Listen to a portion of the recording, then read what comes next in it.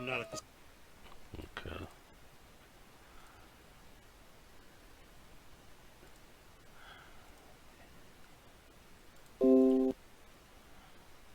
Make sure my notifications is going. Okay, it just went live all of a sudden. How you doing, King One? It's Batman Pacino. Yeah, my notifications is working. How you doing, Ashley Reed? 10. Let's get it. Let's go. Let the intro play. And we're on.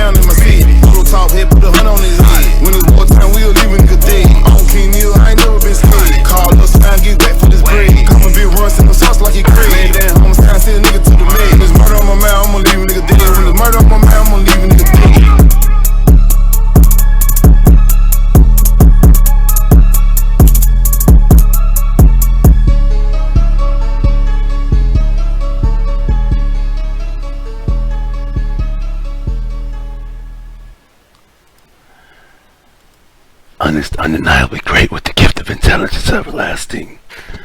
Professionally accountant currency and numerous options. I am Batman Pacino. And it is I.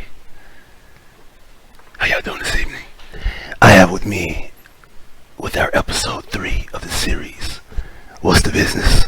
With my good friend Spencer, the Hoe-Ly. Holy Ghost. How you doing, Spencer? Yo! What's up? Great.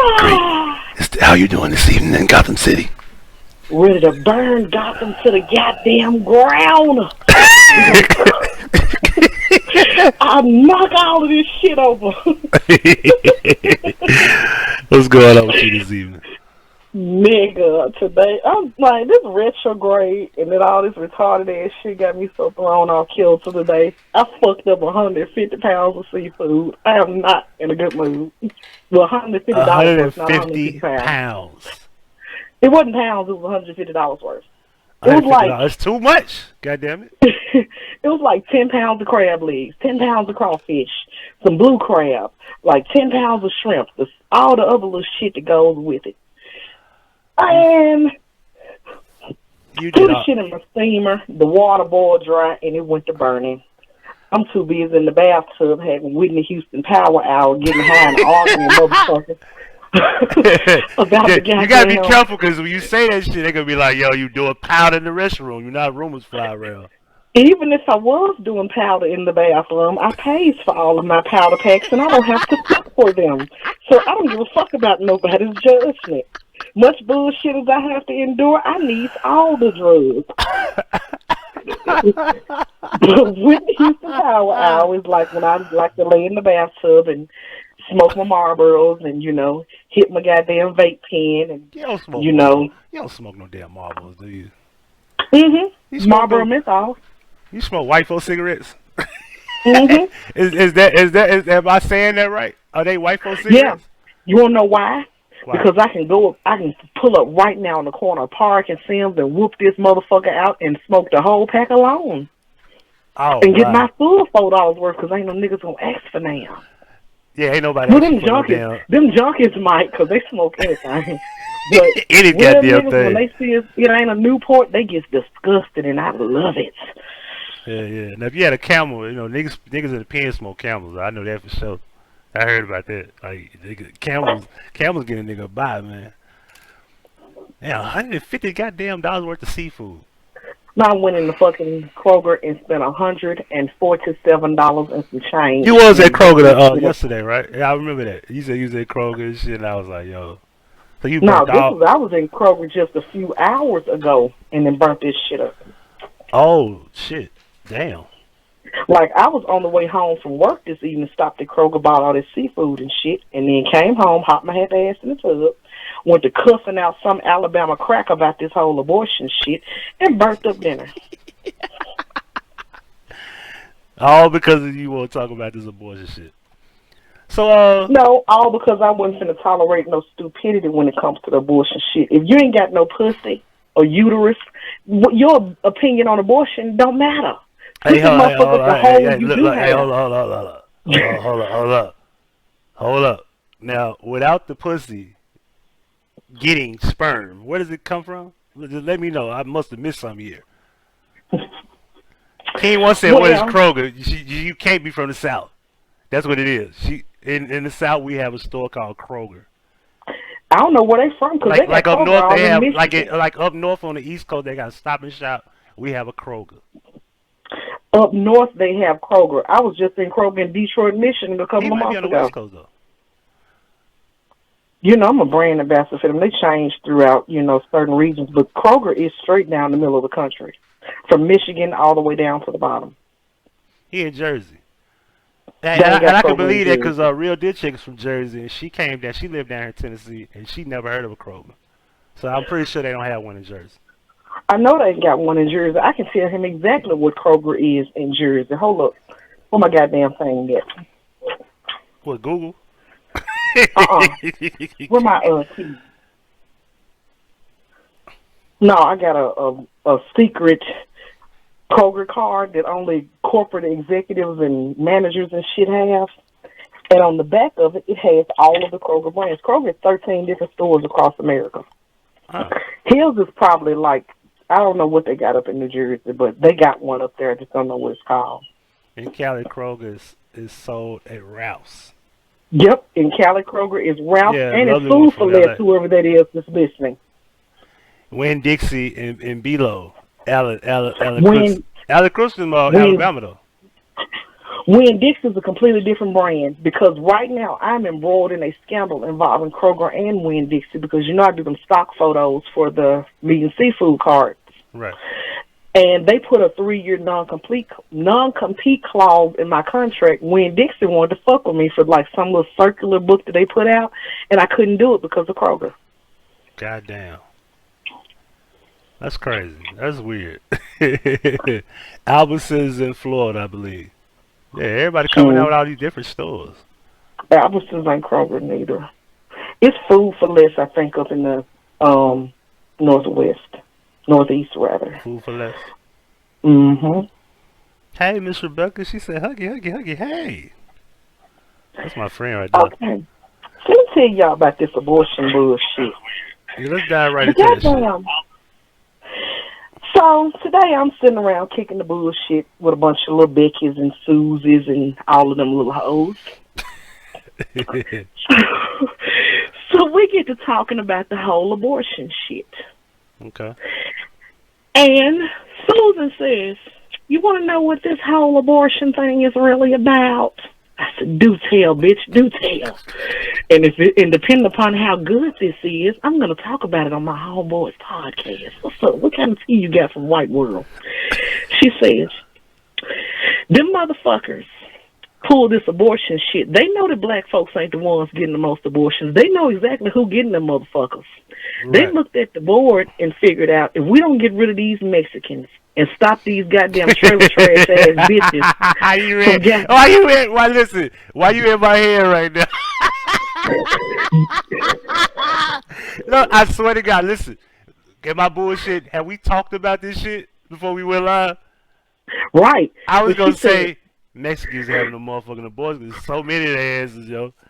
It's so many of them. She said that them motherfucking, she says, them goddamn daddies and uncles and husbands of ours looked on the board and saw they was goddamn in the goddamn trail and the rest of them and decided to change the rules to the game. They know what the fuck they're doing. They trying to throw the Mexicans' ass back over the wall, and they trying to stop everybody from having abortions because the fastest group of people having abortions ain't ghetto black women because y'all can't afford them. I said, bitch, who is y'all? I can afford a goddamn abortion. Let a nigga nut up in me. We going down there. We gonna be there making the coffee when them bitches get there. She said, no, you're not getting it. Y'all, I mean black folks. Poor black folks can't afford $1,500 for an abortion to take a road trip to the next state. That's their goddamn daughters throwing them pussies around at college getting all them fucking abortions and shit. They know what the fuck they doing. Getting drunk with them frat motherfuckers and shit. Yep, and she said... trying to be in a sorority in most cases. Hi, Chris. So she said... Get out the chat. I'm looking at... Okay. She said, the law gonna be like it is until the numbers come up. She said, because if you think about it, we didn't hear shit about no abortion, so they come out with that study talking about versus at the 30 whatever year low. She said, because Pecker Woods is trailing. They had to figure out something to boost them goddamn numbers, so that means ain't nobody gonna get no abortions. We're going to boost our little numbers just because poor white trash, them fuckers breathe way faster than y'all. They sitting out there, they smoking milk, chewing tobacco, and fucking each other if they had to. I was fucking done. Then like said, I'm going to tell you what's going to stop it. They played the right game in the wrong fucking places. When them goddamn backwoods ass bitches get done fucking all them damn hick ass niggas out there and have them goddamn half-breed babies, they gonna wish they would have. It's gonna be a whole lot of mugshot shit going on, huh? Right. She says they wanna boost their numbers, but they don't wanna thin the goddamn blood. So when they notice a trend of interracial fuckings around and can't nobody abort them goddamn secret nigga babies, they gonna reverse this shit. I said, Miss Cindy, what is wrong with you? She said, what's wrong with you? You act like you don't know how the shit is played. Right. I'm like, damn. I wanna make sure you hear Gala said only doctors will be convicted for up to 99 years. So technically they putting all the responsibility in doctors' hands. What do you think about that?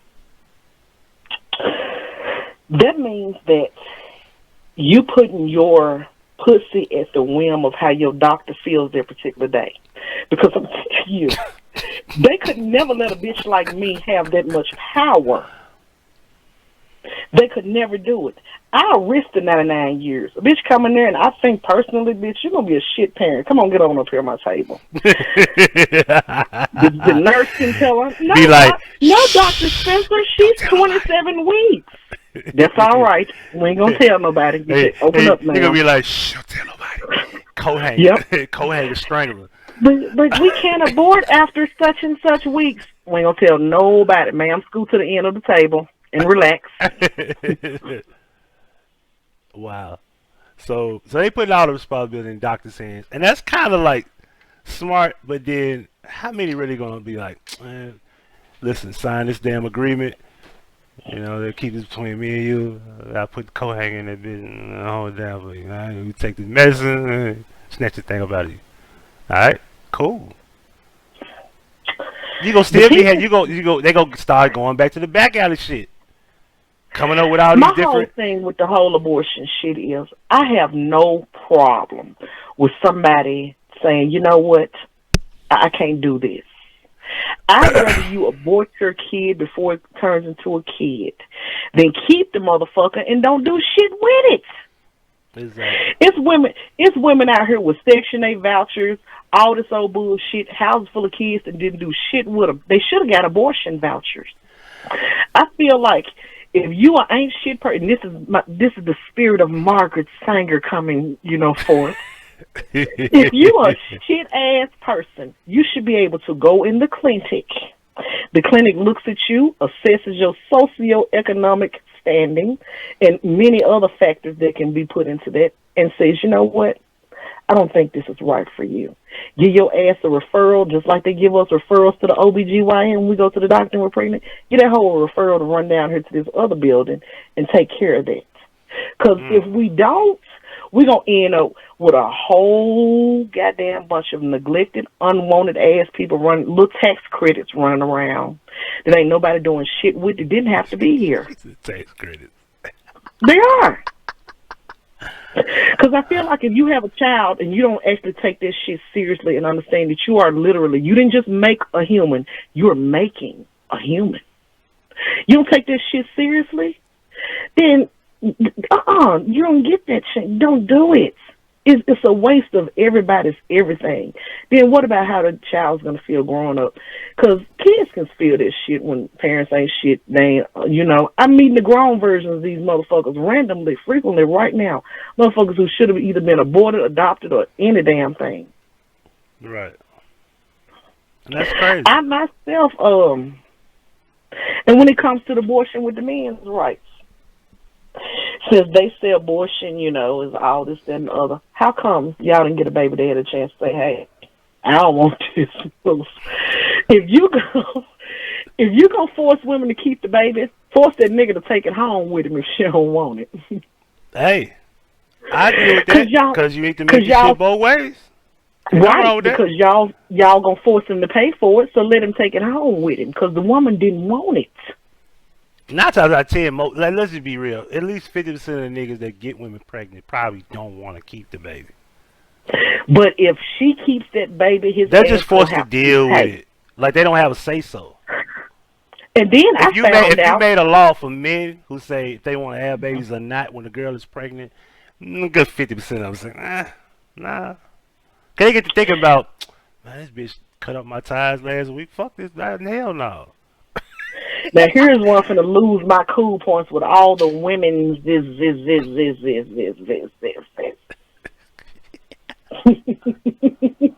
Come on with it. If a nigga tell you he don't want the baby, what the fuck is you gonna keep it for? You don't want it. You gonna bring a whole human on the planet that you don't want to fuck with just to spite some goddamn nigga, really? Right. This is why abortion should not be outlawed for shit just like that. I have seen bitches. The nigga got a woman or he break up with her, then here she go with that bullshit. And in the end, nobody realistically wants the damn kid, but through casual observation, niggas who get stuck with kids usually still end up being better parents than bitches that had the damn kids just to spite somebody. Exactly. Or for whatever reason. Lose my women's card again. And I'm going to say it loud for everybody in the back and the folks who's going to come in late. Single fathers make way better parents than single mammies. You got a point. Because of one reason and one reason only, the double standard that you spoke on. The same double standard that allows us to be able to go down there with an unwanted child, and the government will support our decision 100%. That man, he don't have that luxury.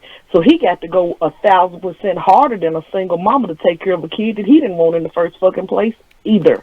Because if he drops the ball at any given time, his ass going to jail. He a deadbeat. He ain't shit. Also, he went down there and got some food stamps. Whole ass nigga can't even feed his baby. Went down there and got a welfare check. All of those stupid ass shit.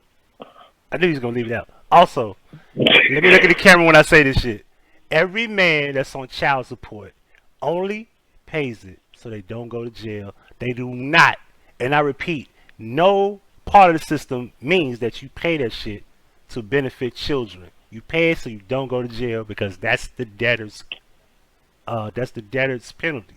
You don't pay that shit, you go to jail. It's the only debt that gets your ass locked up if you don't pay it. Correct or wrong? Right or wrong? Right. Absolutely. Tell you something else I don't like about the child support system. I think that just like government assistance has caps to it of what they will give you, the federal government has caps to how much of our own money that they will give us for our children for tax credits and shit. There should be some sort of cap with child support. This shit shouldn't be based on income. They should have some sort of model that says it costs X amount of dollars a month to take care of a child in a reasonable condition. And that's all your motherfucking ass getting. I don't care if the dad is a millionaire and your ass work at Burger King. You ain't getting but $800, bitch. That's enough to buy this kid some food, some clothes, pay for daycare, and weekend Chuck E. Cheese and goddamn bouncer house visits. That's all you getting. And if you want this kid to have more than that, go get it from somewhere else. You're not finna get it from them. It is not fair that niggas will go out here and these hoes want $10,000, $15,000, $25,000 a month in child support just because he got a better job than he does or he's living a different lifestyle. This shit ain't affecting the kid none. Kids ain't that crucial. Your kid gonna pay the same school tuition and daycare bill as a fucking kid's parent who might, if the mayor's kid go there, the mayor got to pay the same fucking daycare bill as you do. So why the fuck you gonna get $1,000 a month in child support from this nigga when you don't need but $350? Right. But you want all his money because he ain't finna be flexing with his bitch and blah, blah, blah. Did he send the check for the kids' daycare and the shoes and shit? That's what matters. You know what I think they should also do? They should come up with like a set amount. I think it's ridiculous because they feel like based on the income of a guy is how much they should pay. I sat back and watched my shit be. It started out $250 and then it ended up being $280, and then it went up to like $295. And I was like telling the lady, the little bullshit ass attorneys they have, I said, y'all just being funny, just putting this shit at $295. Like y'all just doing that on purpose, like y'all trying to be cute. So this the thing, right?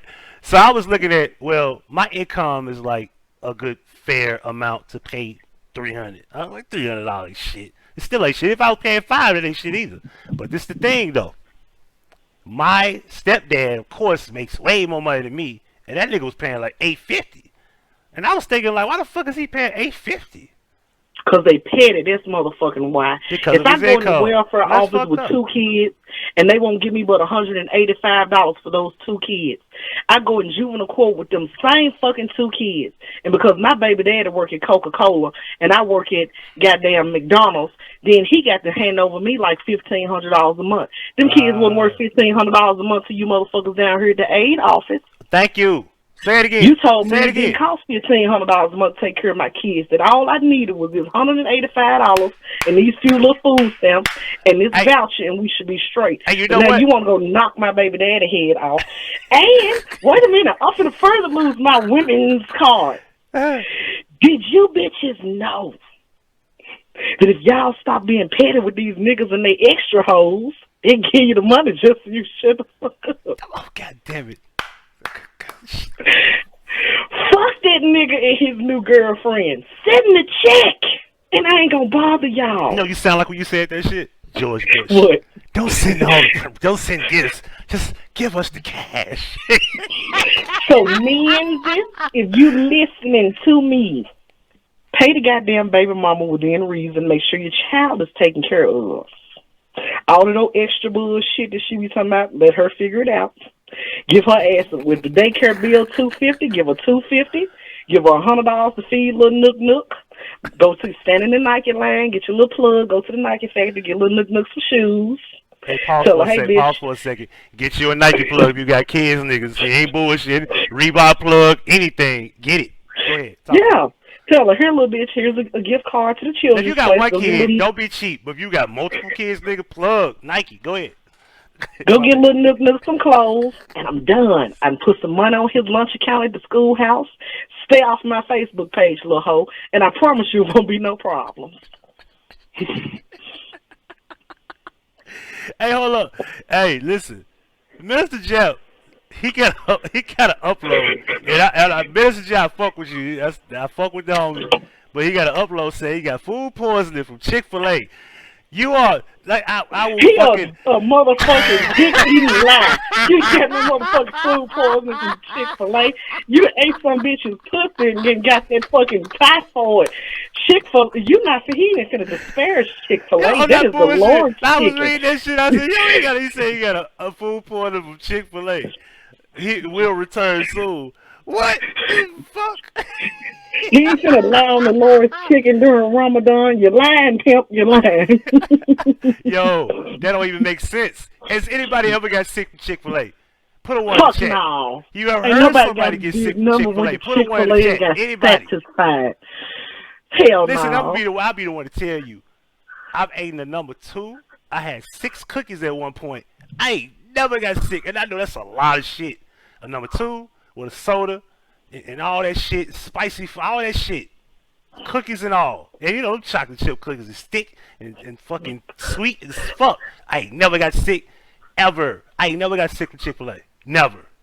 Would you believe that I've only eaten at Chick-fil-A probably 3 times in creation, and I was not impressed, and that's why I ain't giving back. And every time I went, it was at the behest of someone else saying, "Oh, you're just being a hater. Chick-fil-A is fine." We get up there, this shit just is mediocre as fuck. Man, look here. Listen, you only been there 3 times. Seriously? Yeah, As a good friend of mine, I would like to pick you up in the morning, and we're going to have breakfast at Chick-fil-A. That's fine too. When we leave that bad boy, I'm still not going to be impressed. Okay, well, never But mind. I'm not going to turn down a free breakfast period ever. Never mind. But my guy, Minister, just said he had food poisoning. Maybe he's joking. He probably bullshit. But he said he had food poisoning from Chick-fil-A. I just saw that shit come across. I said, nigga, please. He a fat ass lie, and Jap, you a fat ass lie. You ain't got no food poisoning from Chick-fil-A. Stop that. You ain't finna get no check. Let it go. Hey, boy, look, on the real though. So, man, this abortion shit. Oh yeah, don't leave this out. Them Christian motherfucker. What you got to say about that? You know I'm gonna let you go. You and your motherfucking guards, you Christian folks. Mind your own pussies and then let me worry about mine. I don't need you and your God and your Jesus cock checking me about what I decide to do with my pussy, what went in it, and what's gonna come out of it. Fuck it. That I believe that's what's wrong with a whole lot of the world, and especially religion. You're too busy cock checking folks. They cock checking the sissies. They cock checking the women. They cock checking every motherfucking body, but who need to be cock checking? This some goddamn preachers and priests that's fucking all the goddamn cheering in the whole first 3 rows of the church. And the little boys. I said the cheerings. Yeah, you gotta say the boys everybody. specifically. Listen, how often? Let's be real here. Listen, how often do you hear preachers fucking the little girls? Well, see, usually this is how it goes.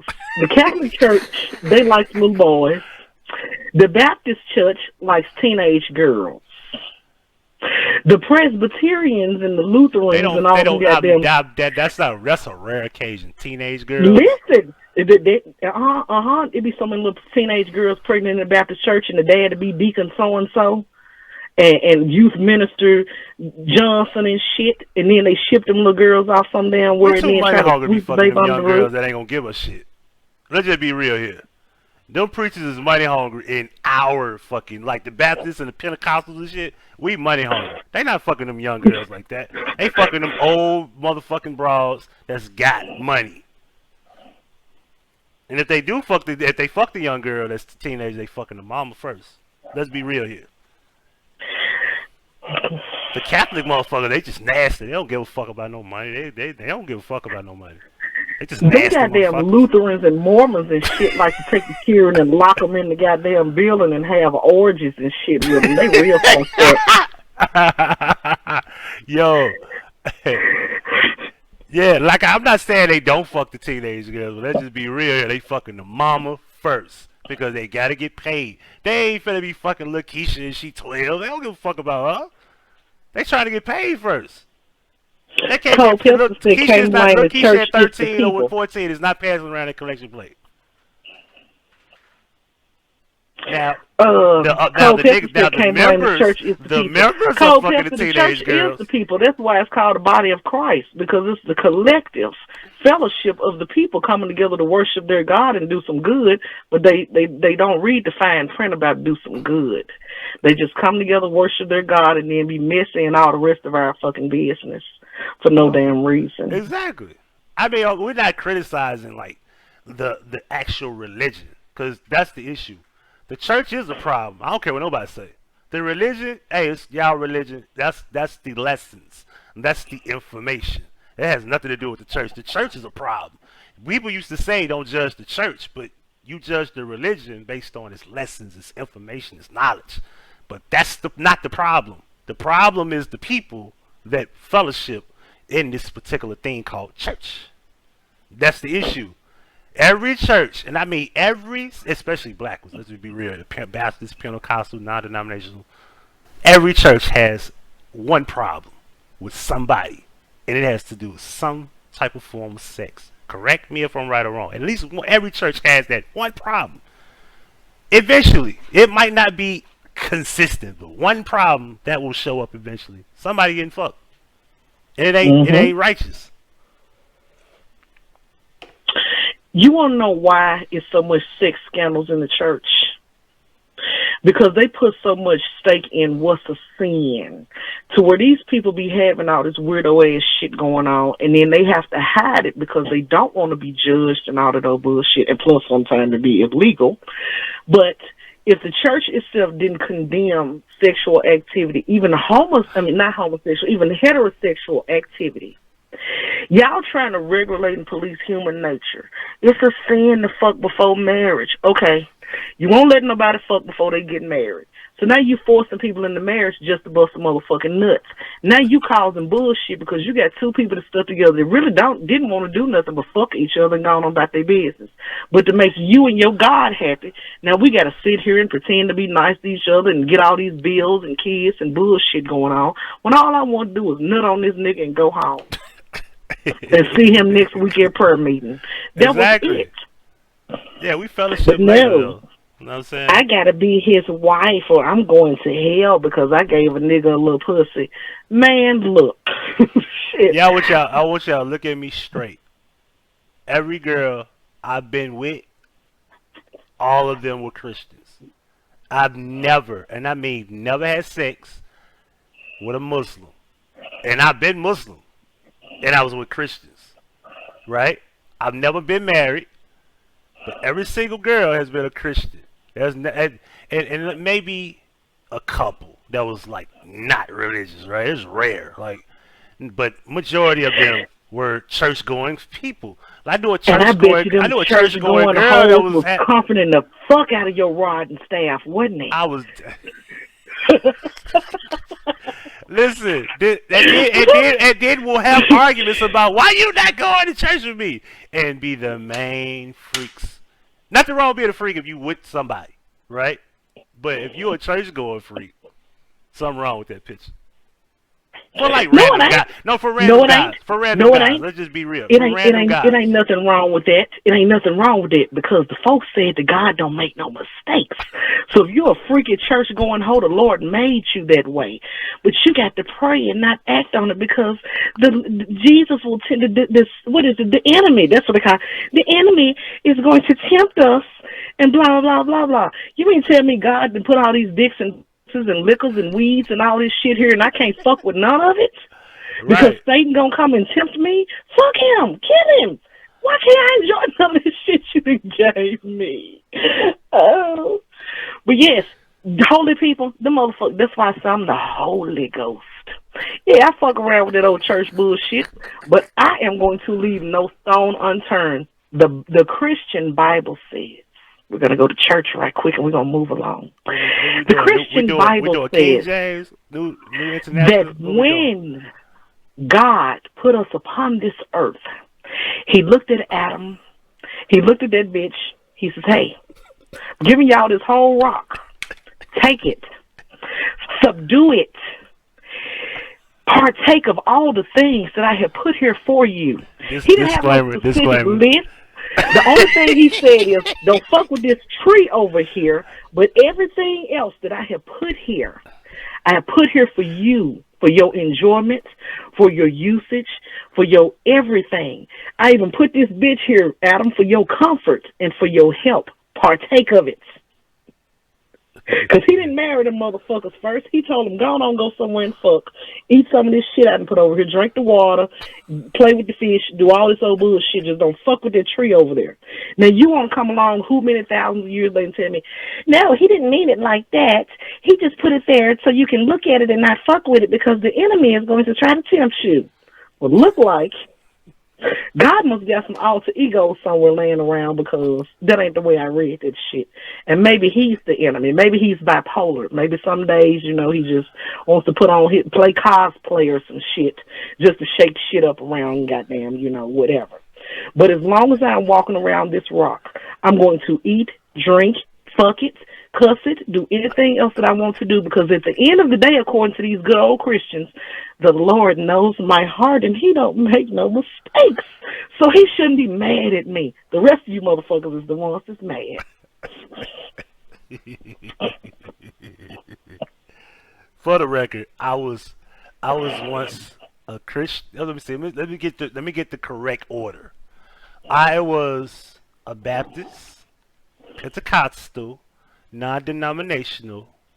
I once became an atheist, and then I became quote unquote Hebrew Israelite.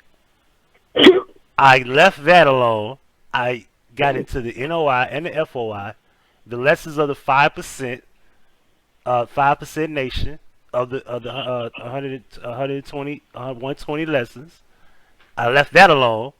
I got involved with Islam by way of the nigga, just stop. Let me talk my shit. Hold on. Because I don't want nobody questioning this no more. Because I mentioned it, but Il is new, so he doesn't really know. So let me make it clear to people who don't know, because there's people who don't really know the story. So I became Muslim by way of Sunni, by the way of the, Sunni is the ones who follow the Sunnah of the Prophet Muhammad, the people who follow ways, examples, or whatever.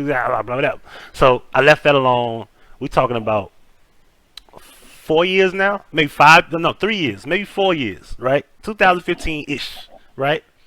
There's a video on my Throwback channel where I explain in detail. It's the one where I have the glasses on. The only video I got with the glasses on, that's the video. I'll share it one day on the fucking upload. I'll probably bring it here or some shit one day. But anywho, my thing nigga, is you've been everything but a Jehovah's Witness and a goddamn sunchild. What the fuck? I terrorized the hell out of Jehovah's Witnesses.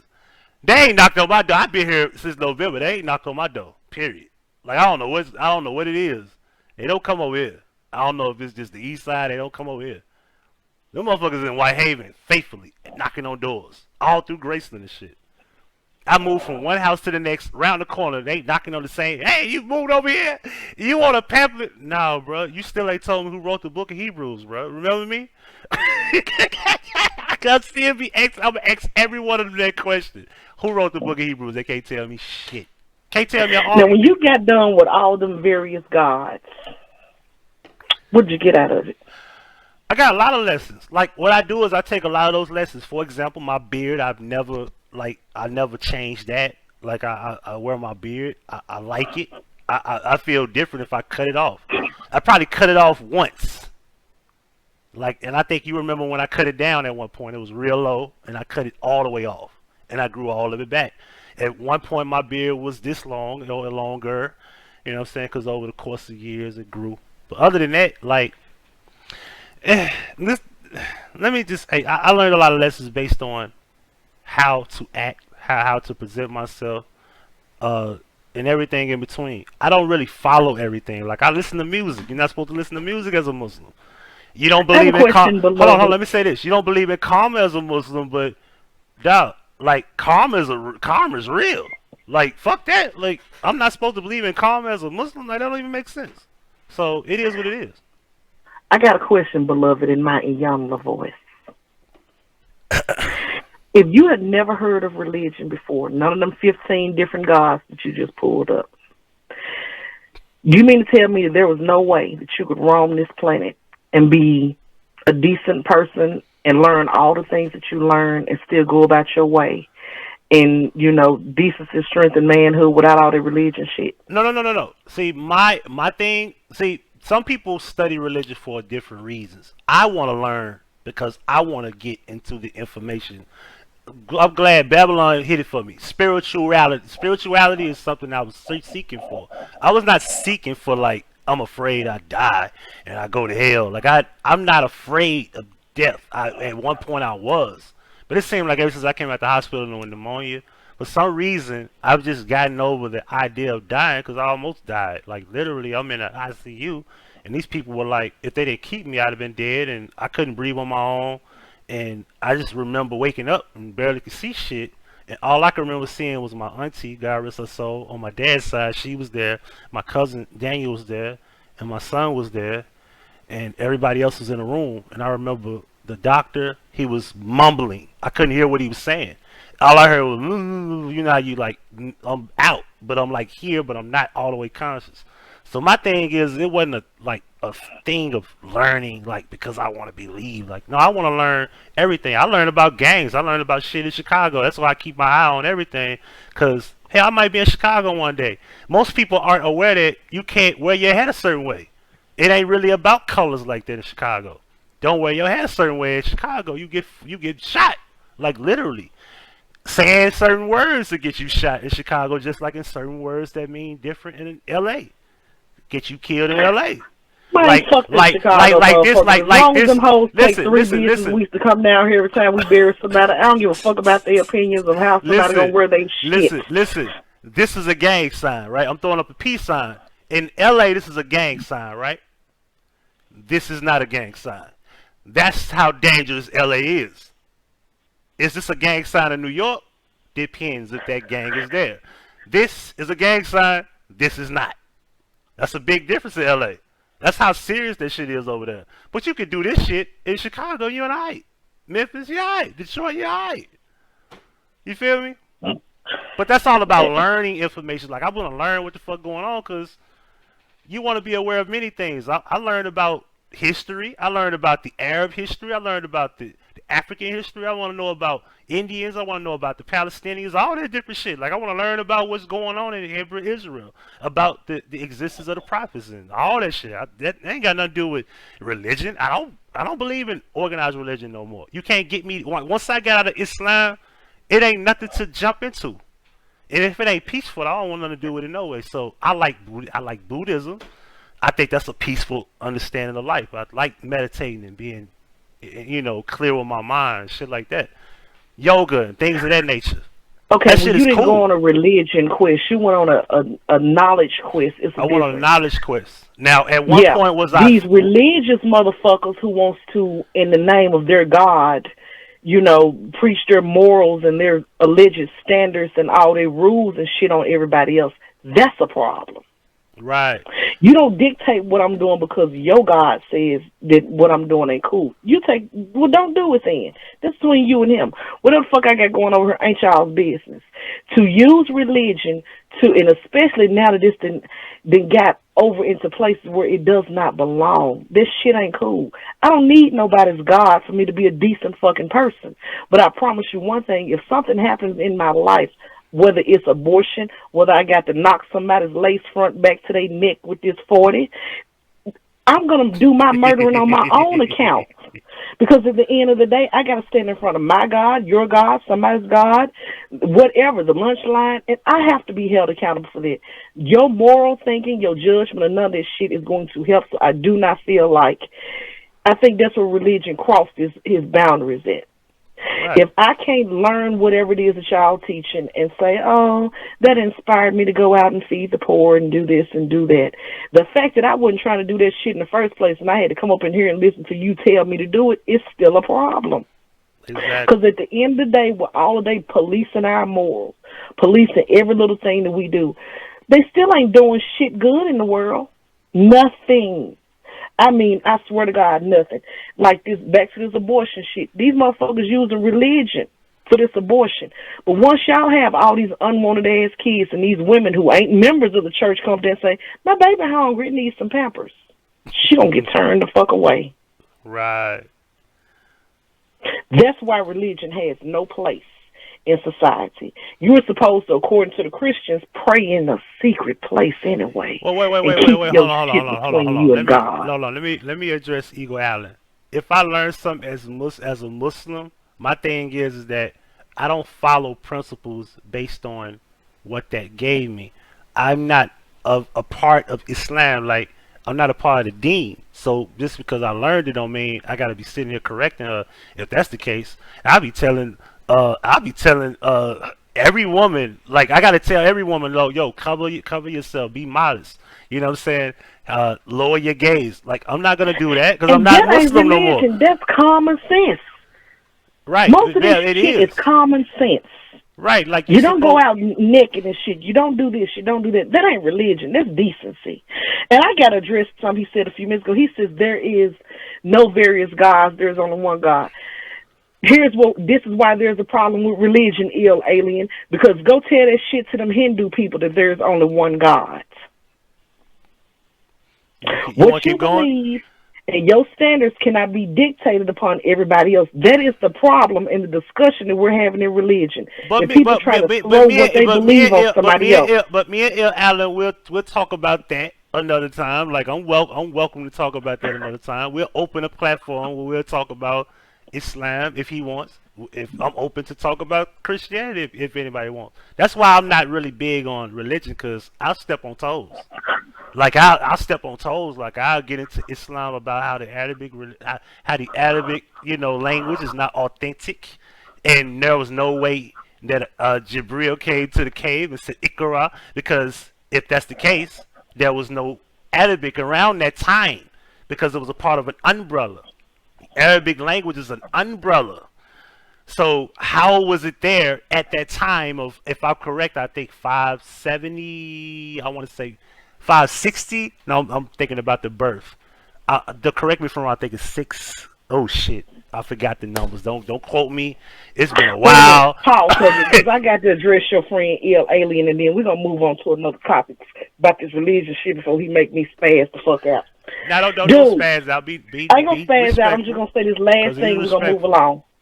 Dude, there is not a single morning of the 49 almost years that I have walked around this earth that I have gotten up and says, you know, I need instruction, direction, all of that stuff from the church to go out here, not walk around naked, not mistreat anyone, not rob, not steal, not kill, not judge my fellow neighbor because he got a husband, not worry about what this woman is doing with her uterus over here because that ain't my business. 16. Not dictate who's over here drinking liquor, who's over here listening to music, who's over here doing anything. When I walk outside of my house every day, I walk out in confidence. I'm covered. I'm behaving myself accordingly, and I'm treating people accordingly. I'm not judging anyone because they believe in a different God. I'm not judging anyone for their personal beliefs or their behavior. I go out every day and I meet people on an even playing field. And I say, today, I'm going to be nice to you. You be nice to me. I'm not going to hurt you. You're not going to hurt me. We're going to move around. The rest of that shit, that religion, and I don't care what religion it is, whether it's Christianity and any of those other things that he named, they are dictating parts of our lives that is nobody's business but the person who is doing that. You're not going to tell me I'm going to hell because I like weed, Hennessy, and fucking niggas that I'm not married to. That's not your place to call. Worry about where you're going with whatever God you believe in and live your life accordingly.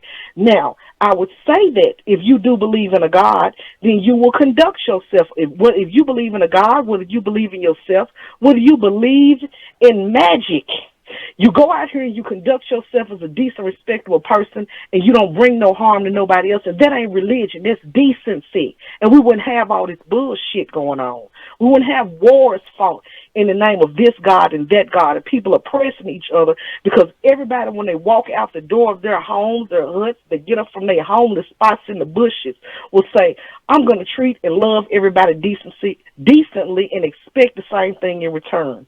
I say this all the time, and I'm going to, if you can put it on my headstone when I die, if religion is the only thing that's making you be a decent, respectable person and carry yourself with some decorum, that shit ain't working. It ain't fucking working at all. Because last time I checked, the religious people ain't really the ones out here causing all the the heathens. Because, you know, all of us heathens, we're going to hell. Us heathens ain't the one out here milling in other folks' business, starting all the bullshit. It's your Christian folks, or your Muslim people, or your Hindu people, or your Mormons, or whoever the fuck you people wants to, whatever God and text that you want. It's y'all that's the problem. Heathens like to participate in debauchery and stay in their own fucking lane. Y'all are the ones who is putting y'all morals and what y'all think and what y'all God think on the rest of us. I will say this. One thing I learned about Muslims, right, is that they are more so to themselves, actually. Now, this other breed of these quote unquote other, you know, types of, you know, versions of Islam, because if we want to get technical, the true actual followings of Islam is based on Quran and Sunnah, right? Which is of the Hadiths, right? And everything that you learn for all the examples, right? But a lot of those people don't run around here, like they'll approach you, but it's not like you know how we was in high school and the people approach you about the military and they want you to come to the Air Force, come to the Navy, come to the Marine. Like, it's not like that. So they approach you in a certain way. Now, the thing I learned about Islam is that Muslims do not throw themselves on the public. They're more so to themselves. Like, I'm living proof that I walk around with a beard and I don't get approached that much about, are you Muslim? I don't.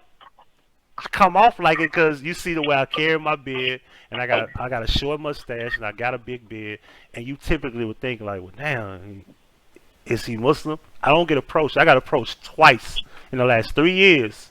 Am I Muslim? People see my little room over there and ask me all the time, what the fuck going on in here? What do you believe in? I believe y'all full of shit and don't leave me alone. That's what I believe in. I believe you motherfuckers. That's the chakra lounge. The chakra lounge. Everybody say like, damn, what God you in here praising? Whatever God I'm in here praising between me and them. What do you believe in? I believe y'all full of shit with this religion bullshit, and I believe I need to get the fuck away from y'all as well. It was 6'10", by the way. I was close. I thought it was 6'12", 6'13". I was thinking about the birth of the prophet, which is like 5 something or whatever, 570-ish. But it was 6'10", and I was like, around that time, if he came to Muhammad and told him to recite in Arabic, that's bull, because the Arabic language wasn't even authentic back then. It was a part of an umbrella of the Asiatic language.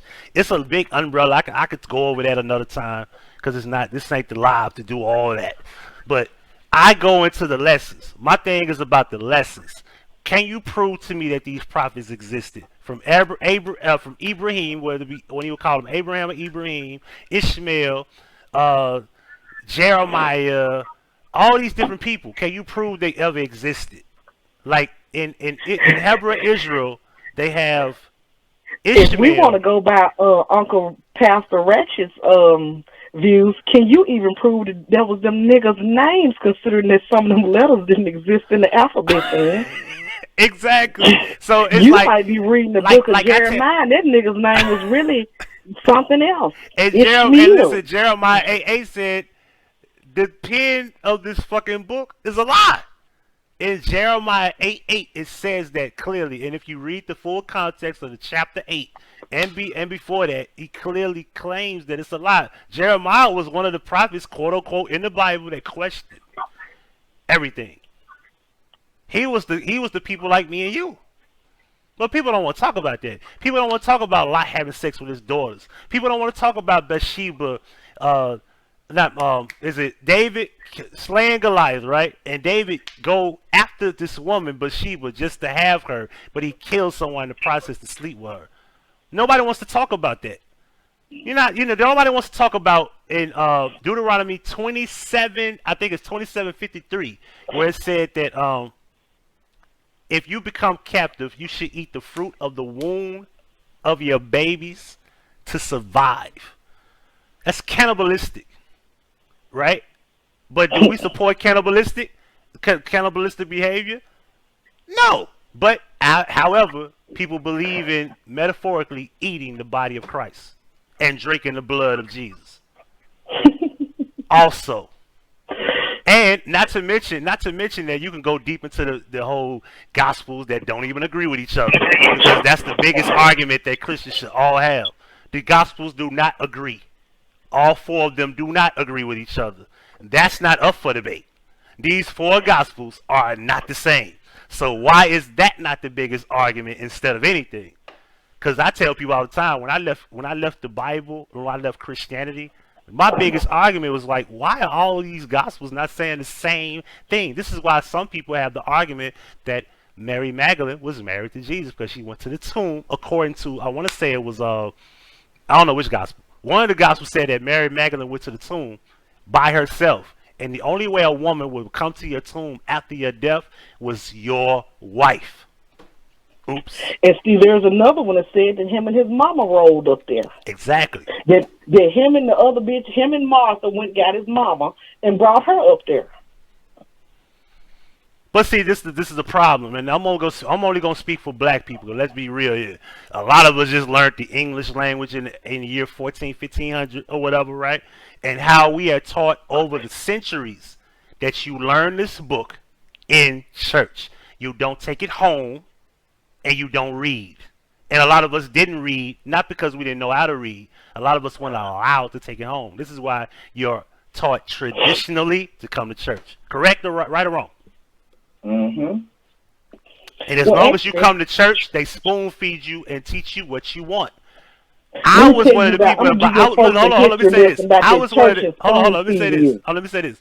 I was the one in Bible study, and I was the one that caught the verse where it said that Lot was seduced by his daughters to procreate. Mm-hmm. And they said, you shouldn't be reading it. I was like, why not? It's in here. You want to know why not? I'm going to give you a history lesson about the Negro church, since this used to be my world. Back in the day, when they first started letting niggas hold church, niggas could not congregate without a white man being up in there overseeing the thing. And them first black preachers back during slavery on the plantation was not allowed to teach nothing out of that book other than what the motherfuckers told them to. And he wasn't the one who was reading. It was the white man who stood up and read the scripture and shit. The head slave, all he did was they sung them old, I know the Lord, he heard my cry. All them old slavery ass, moaning ass songs. If you think about every song that they sing in the Baptist church during devotion, it's some old woe is me ass, Lord come save me shit.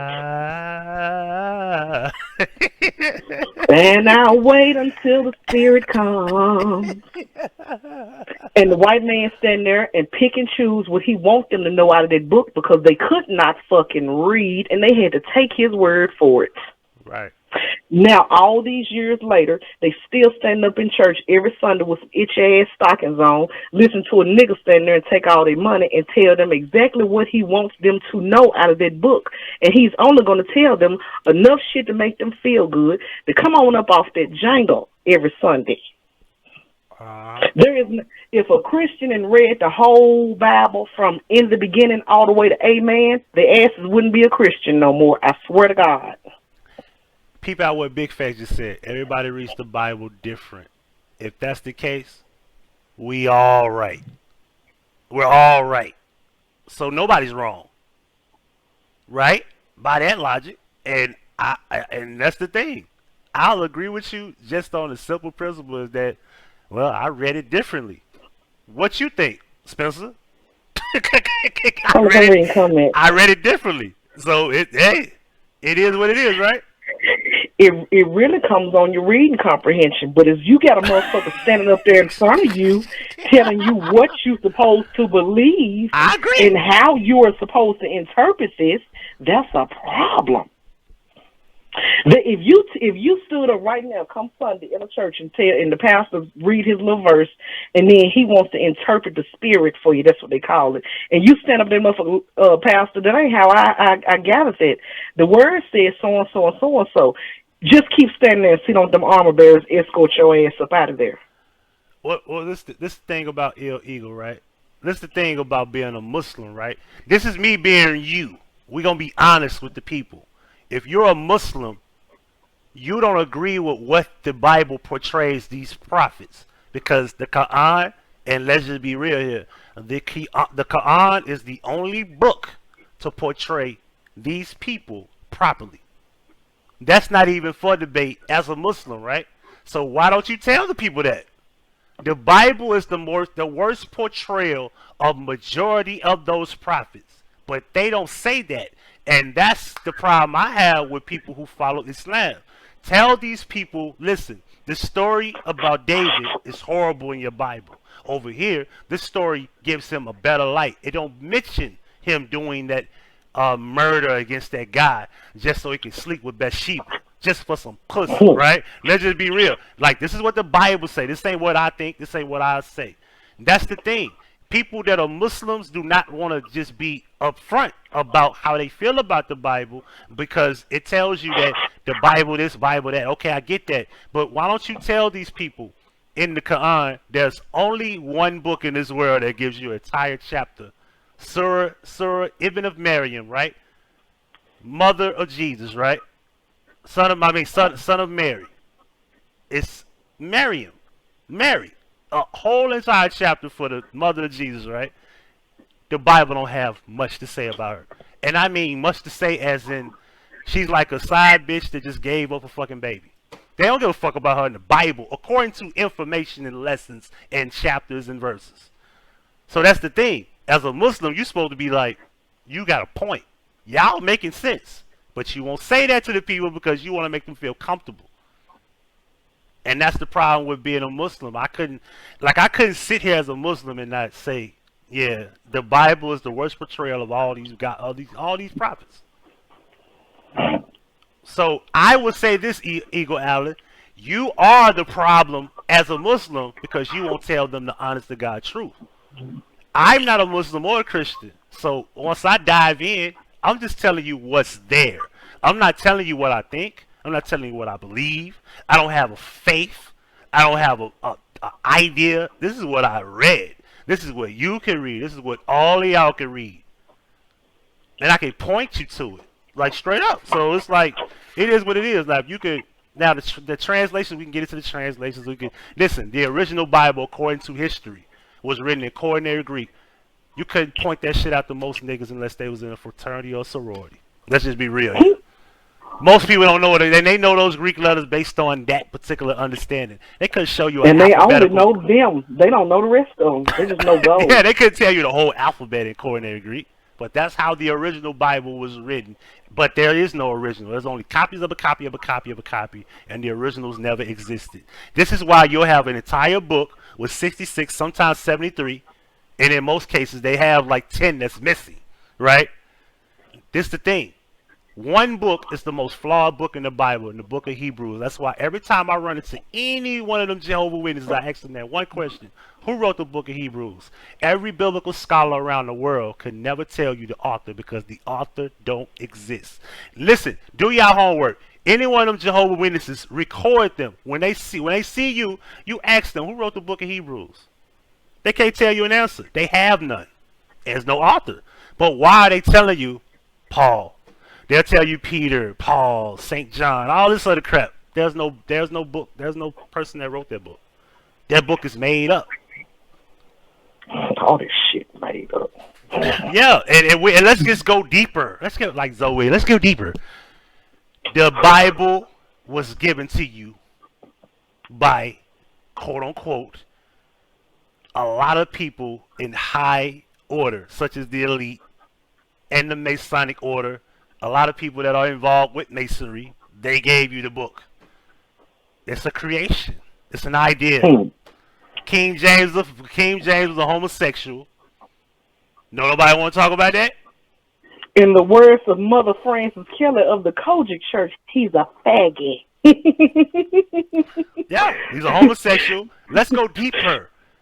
Paul, Saul of Tarsus, was a bounty Drunk hunter. ass, went to jail, did some fuck shit and changed his He name. was a bounty hunter of Christians. This ain't up for debate.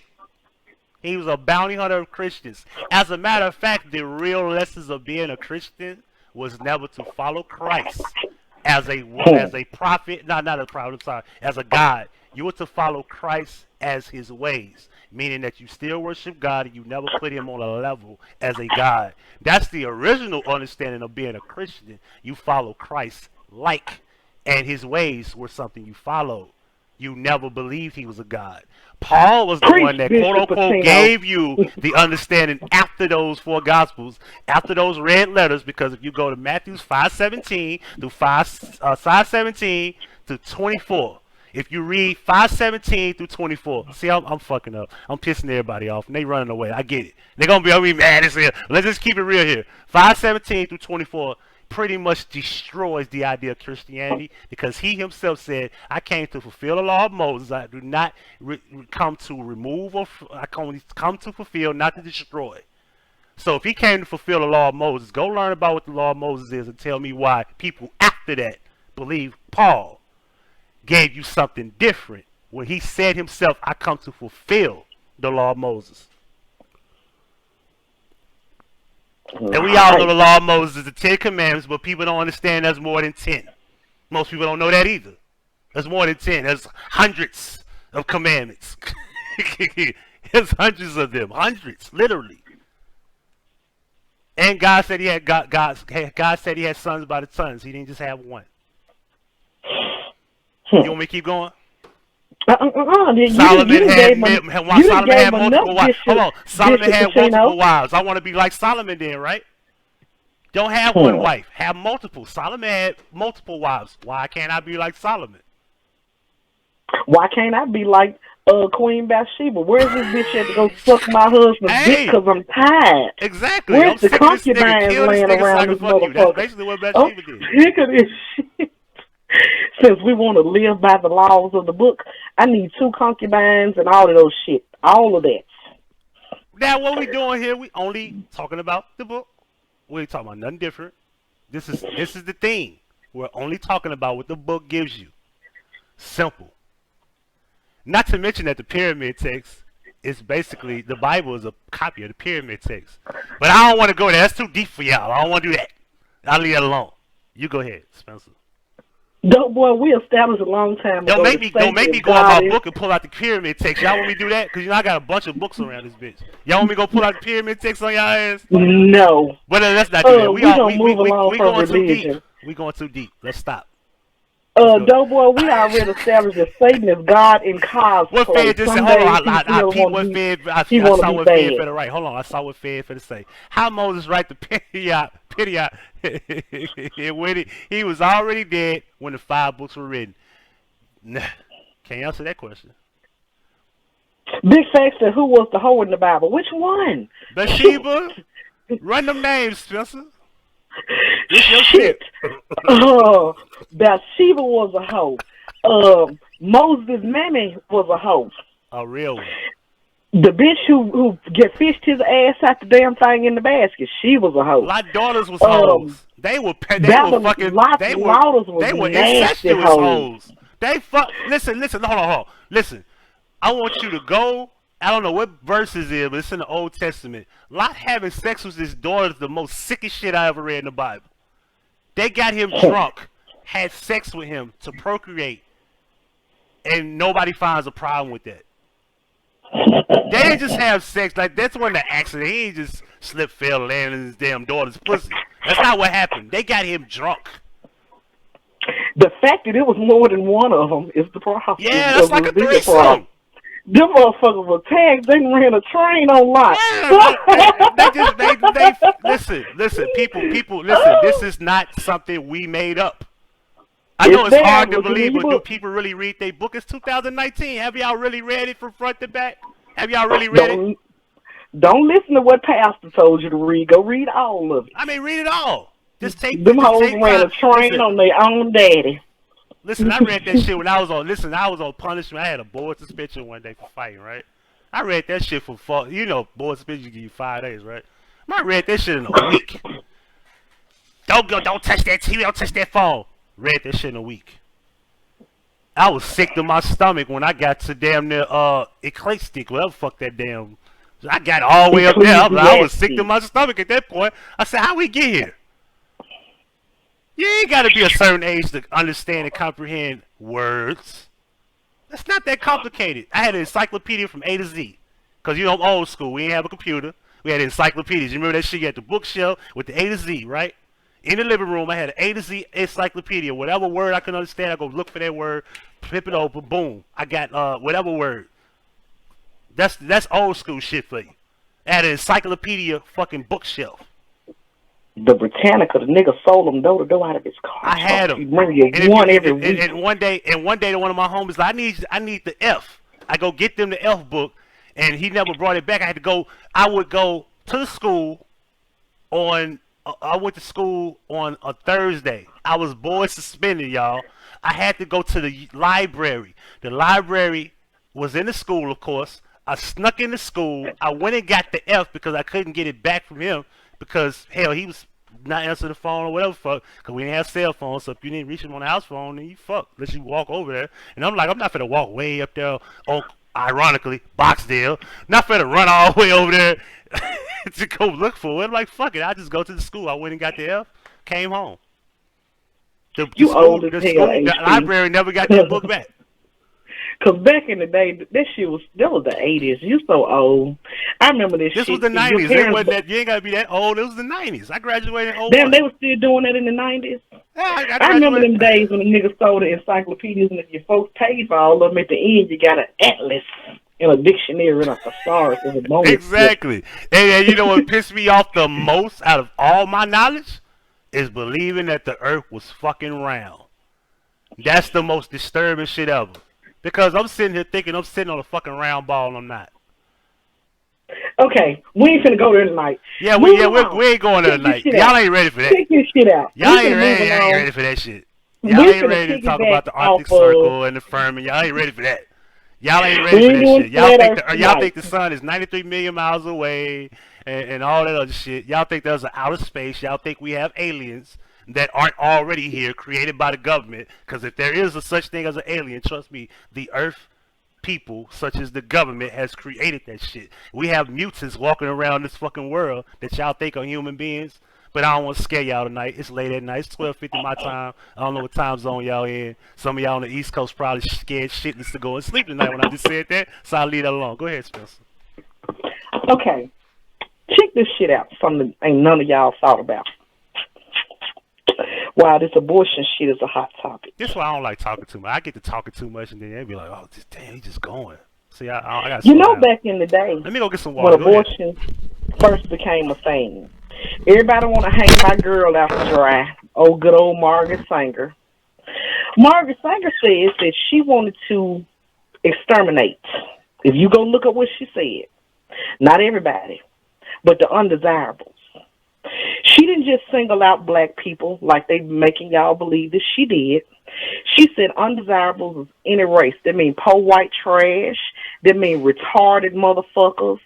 That mean people who just intellectually and financially would offer nothing to a child. They asses the ones that need sterilization and abortion. And I'm going to forever ride for that woman's cause because she is right. And this is why she is right.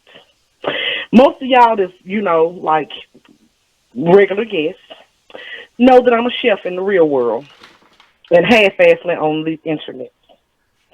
Years ago, when I first became a chef, one of my first clients he's no longer there, but at the time he was the head of the American Psychiatric Association, meaning he was the top psychiatrist in the entire United States of America.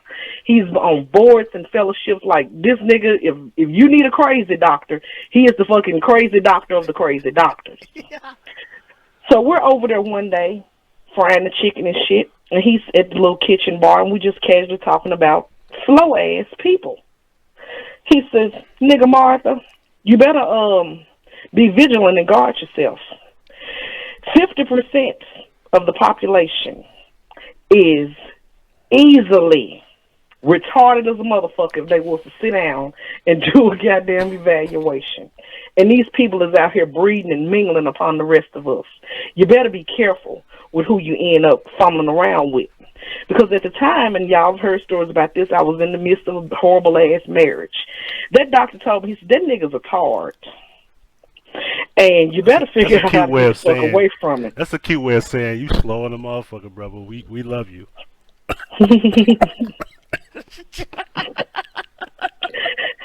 So, as I've moved along, the past 8-9 years of my life since Dr. O told me that shit, and I've just been casually observing, and I slowly found out this nigga is right. We do not want to allow these people to outlaw abortions because we think we got some shit on our hands. Wait until these motherfucking retarded motherfuckers that we allowing to fuck. Because there used to be a day in the time when you couldn't fuck the tards. Now, these families will let the tard fuck, get pregnant, have 4 kids just so they ask and get their little Section 8 voucher and get the fuck up out of here. Because we sick of taking care of your slow ass. Then, coupled with that, this one really finna push a button. We got a whole generation of 50 through 70-year-old people roaming around this motherfucker that smoked crack, made all these goddamn crack babies, who are now making another generation of folks who, and ain't all of them slow. They got all them fucking drugs in their system down to their DNA. They growing up eating garbage. They eating the lead paint chips out the window. The water in the neighborhood got who the fuck knows what in it. They done went to special ed. They done in out of jail. And now these motherfuckers finna be loose in the streets fucking, and they can't get rid of the babies. And the rest of us are the ones who are going to have to take care of these people and their children. The good old abortion people conveniently forgot about old slow coach here who got a 4th grade education finna be out here fucking while you're trying to take abortions away. It ain't, just think about this. If we go through any federal housing project in America, like the census does, and do IQ tests, shit, the what they call it, the score for your IQ to not be retarded is really 70, somewhere thereabouts. If we go through most public housing projects right now in the United States of America, we'll go through 10 buildings and have to add up the total and do averages and carry the one before we'll get to 70. And by then, we done went through 200 people. Let me be the one to tell you, I'm not that special. I think my shit was like 100. Like it was like right at 100 something. And most people would look at me like I'm smart as hell. Like, yo, that's like average. Like, I think that's average or close to average or something. Like, it's like along the line of average. Like, I ain't that fucking smart, but I'd be damn if I'm at a 10 or some shit like that. I mean, goddamn. Okay. Yo, retardism is classified as an IQ score below 70. In most states in America, if you commit a crime, all you got to do is get your lawyer to prove that you slow coach. Exactly. And they is not going to prosecute you because they say that retarded motherfuckers is not responsible for their actions. But you going to let these motherfuckers fuck and not sterilize them, and then we can't even get the baby up out of there afterwards? Come on now. You know that if we see this shit every day, a girl somewhere is wrong in every neighborhood is clearly slow. And she got at least 6 kids, 4 baby daddies, and everybody just standing around like this shit is cool. Them the motherfuckers who need abortions. There was no way in fuck nobody who cannot wash their own ass without being reminded should be allowed to fuck, number one. And if you did let them fuck, you should have sterilized them. If we got to spay and neuter the dogs, spay and neuter some of these fucking slow ass people that can't read. They can't do shit for themselves or their children. That's who abortions are for. Why they tell me, oh, y'all just going to use abortions for birth control. Certain people need to use abortions for birth control. We need to sterilize the tards. We need to sterilize the fucking undesirables, because these are the people who do not need to be reproducing. I swear to God, they don't. This motherfucker said, stop trying to take my future baby mama. I'm not dealing with you, D-Money, tonight. No, not tonight. Yeah, I know what he talking about. Dude, He talking about. I know what he talking about. That's an inside joke. hold on. Babylon is falling. That's another thing I want to touch I ain't on. gonna criminalize Most abortion of the like that. world is then lost their motherfucking minds about this late term abortion shit. There's not a doctor in the universe that's gonna kill a full term newborn baby just because some woman don't want the child. A late term abortion is specifically and only in instances where they stick that ultrasound in you and say, "Oh shit, look, I ain't got but a half a head and 4 legs, ma'am. We're gonna have to terminate your pregnancy." Right. It's only for when a woman is pregnant and the child ain't gonna live no fucking way, or if she earlier in the pregnancy and she about to die. Their first duty is to save a living, breathing, already born human, according to the Hippocratic Oath. There is nowhere in the Hippocratic Oath that says that we have to save an unborn person, because until you take a first breath outside of this fucking womb, you ain't alive. And I don't give a fuck who does not agree with this. A baby inside of a woman is not an independent living being if they can't take that baby out of that woman and it still lives outside of her body. Therefore, any late-term abortion will only be for a kid that cannot live outside of its mother's body, or it's fucked up, or it's going to fuck her up, or something like that. We ain't got to worry about Saturday saying, "Shit, I'm 8 months pregnant. This nigga finna come back from Afghanistan. I got to get rid of this fucking baby today." And trot her ass on down to the abortion clinic. It'll never fucking happen. So stop running around acting like they in New York. They really letting bitches go to the 38th week and saying, "Oh, bitch, you want an abortion? Hop on up and scoot on down to the end of the table." You can be at the club before. Stand next to Keisha, baby daddy. Keisha, baby. What's it? Keisha, baby. What's his name? Keisha. Not Keisha, baby baby. daddy. But Keisha. Yeah, stand next to Keisha right quick. We got her in line right now. Right. Yeah. But yeah, that's the thing. So I mean, hey, I had to look into that shit. You actually got a point, because I was like, why the fuck they doing that? Like the fucking heart? No. That's another thing about this heartbeat shit.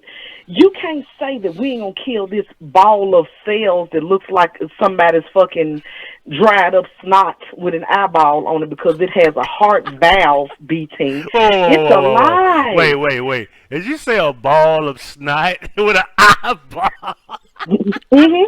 You mean to tell me it's the blob? Remember the blob? Mhm. It's the blob Mhm. with an eyeball. Okay, they're saying that showing my you can age get now. an abortion Goddamn, the after blob. 6 to 8 weeks of pregnancy. Most women don't even find out they're pregnant until then. That's first of all. Second of all, is 6 to 8 weeks of pregnancy. The baby ain't got a whole heart. All it has is a heart valve that's going to mold into a heart later on. But you can't say that this ball of cells, like I said, ball of snot with a heart valve, because the heart valve is the one that has to get all the nutrients from the placenta to the thing to make it grow. You can't say that this thing is alive inside of me and it has rights. But my grandmama laying over here, her heart's still beating on its own, but she brain dead because she stroked out when y'all took her to surgery, and we got to unplug her and let her go because her brain ain't there and she's dead. Wow. God damn. See, this is why I fuck with you. You had that's an excellent fucking point. You made it. Damn, that was genius. Your IQ level got to be 130 or some shit. It actually is. Like you fucking around. Damn, so you smarter than me? The fuck? We gotta argue about that shit. I just asked a jackass. Yeah. But yeah, you grandmama ass, she got rights too. Don't fuck with my grandmama. Her heartbeat. This gives credence to Jahai McMath. This is a perfect example. Them motherfuckers wanted that lady to unplug her that child. girl they still got that girl? No, they unplugged her on my birthday. Damn, they did this year. The fuck took them? You made Jahai McMath's family I'm finna said throw up. because You mean of tell me all this religious time that girl reasons, still been on the fucking machine? 5 years they unplugged her on my birthday this past summer. Oh my fucking goodness. 5 years? Mm-hmm.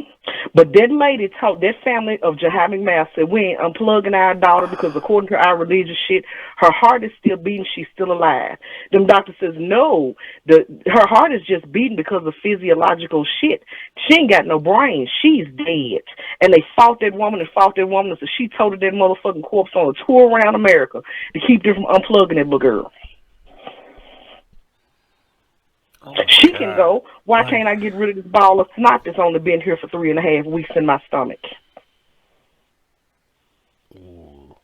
It ain't even I got a remember that brain group. yet. I remember I got kicked out of the group because I was like, I said, y'all understand that if the brain doesn't work, the body has no use.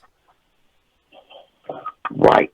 I said the And machine in would the not case make the of a brain baby work. in utero, Yeah, babies in utero do not have brains. you kill As the head, the until rest will follow. Period. babies in utero don't have brains. At the stage when abortions right now are still legal, that child is not even a child. It is not even as big as your pinky finger. It is literally a ball of snot with a heart valve attached to the placenta. If that placenta detaches, there will be no more baby. 5 years. I thought I don't know That why baby because realistically I was just up thinking that into a they eventually certain will wake up in a year or two. Like they just really wouldn't do this shit all the way up to that's sick. Not saying it's sick, cause I understand. I listen. I can't really judge them, cause God forbid this is my kid, right? I probably be like holding on, but there's got to be a level of, but like you got to be able to like that's another thing I learned as a Muslim, right? Is that you praise the good and the bad, right? hold on, wait a minute. I got to address a comment. Uncle Feds used to use protection, and they're supposed to solve everything with unwanted pregnancies, right? I mean, yeah. Listen, honestly, yes. But who the fuck wants to use protection? And I'm looking at the That camera ain't when I even say this that, it shit. ain't even a I want ain't to. using protection. Let's What get about all the our people that paperwork. Let's get all cannot our use paperwork. I'm not protection? using protection. I'm not doing What it. about the people that can't use protection? I don't got What that. about the Listen, people who are allergic to latex and that shit'll kill them if a rubber gets near them? What about the women who can't take birth there's control because options. them There's hormones fucking options. them up? There's What options. option is there? What option? Come on with the What's option. that Give me shit one. called? What's that shit that you put in a woman? What's that thing called? Help me out. That thing you put in you. It's A a diaphragm? no. That's a thing that keep you from getting pregnant. What's that shit called? An IUD. IUD. Yeah. Okay. An IUD. Listen. IUD Hold has on. Hold on. horm. Hold on. Listen. Let me break down the options first. IUD. Mhm. Spermicide. Mhm. Uh, birth control pills. And I don't want to Mhm. hear that bullshit about I can't take them because it make me gain weight. A fucking baby will too, motherfucker. What the fuck are you talking about? Okay. I'm gonna give you a personal You life work. Listen. lesson right You now. listen. Hold on. Let me say this too. Take some birth control, fix your diet, and trust me, you won't gain weight. If you be on birth control, of course it's gonna add, but that's based on your diet, meaning what you eat, not necessarily how healthy you eat. It's what you eat. If you eat steak and fucking cheeseburgers every fucking day, you taking birth control pills, you're gonna add weight by default. Okay, check this out. Go Three of ahead. the things that you just named contain hormones. Right? Every woman cannot take some foreign hormones being injected into their bodies, and that will kill them. But also, sometimes, in the same token, a pregnancy will kill them. And I'm going to use that word that Chris couldn't pronounce the other night. I love you, see murder. Anecdotal evidence. Right now, I'm not supposed to have children, period. When I was 15 years old, first trip to the OBGYN, they told him they says she cannot take birth control because of the estrogen and the hormones in it will give her blood clots. She'll end up with all sorts of strokes, DVTs, pulmonary embolisms, all sorts of shit. So they stopped me from getting birth control, the shit in your arm, the shit up your pussy, any of that, because this shit will literally kill me. When I got pregnant with my first child, the same shit happened. Because the person who said I'm not a doctor, but I slept at a Holiday Inn last night, baby, I slept at the Embassy Suites. I don't do Holiday Inn. I'm a classy bitch. Talk that shit. When a woman becomes pregnant, your blood volume sometimes doubles and triples all the way up until the day that you give birth to accommodate that new pattern that you have sucking the life force out of you. Some of us women walking around here already having coagulation issues. That's my big doctor word for the day. If you have hypercoagulation issues, your baby will kill you because when it thickens your blood up, it's the viscosity, another big word for you good folks. It's too much for you, to overload your system and you'll stroke out. So what you end up with is a woman who's sitting up pregnant that couldn't take birth control. Now she's stuck on bed rest for 8, 6, 7, 9 months because you don't want her to stroke the fuck out. Now, when we come to stroke the fuck out, why y'all think birth control is the answer? Right there in my room, and Huggie will tell you because he had to participate in the nigga mitzvah, I have a 13-year-old son in my room that is right now permanently disabled because I stroked out when I was pregnant with him because I couldn't have took all that bullshit because it would have killed me too. Just the fact that I was pregnant, and when they found that I was pregnant, they said, Miss Spencer, even though that wasn't my name at the time, this is not healthy. And if this progresses too far along, you're putting your life and this child's life is in danger. When I finally went in labor with that boy at 22 weeks, they was trying to abort him the week before that, telling me, you're going to have another stroke if you don't get this baby out. But at the time, because at the stage in my life, I wanted to listen to everybody else about God said that that's murder, you going to hell. Fuck the fact I got other kids at the house that I need to be around and be alive for them. I made the decision to lay there and stroke out again rather than them take that boy up out of me, and both of us wouldn't have had to deal with this. I wouldn't have had to suffer through no strokes and shit. I wouldn't have ended up with a child that is sitting up in the hospital for the first 19 months of his life, hooked to USB cables, HDMI cords, all sorts of chargers and wires and shit, because he was fucked up, and he's going to be fucked up for the rest of his life.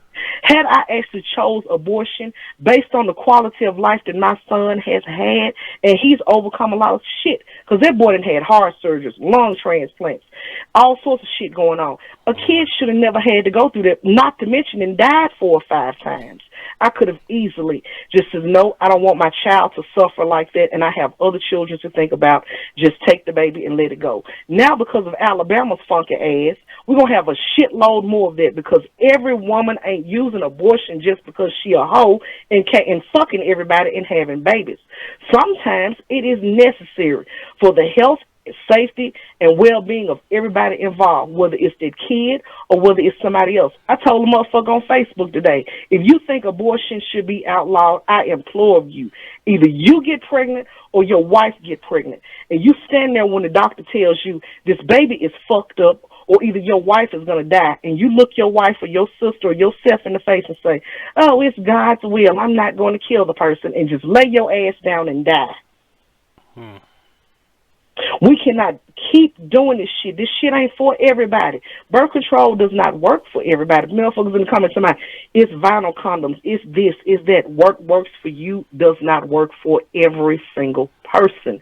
And while somebody said they got lambskin condoms.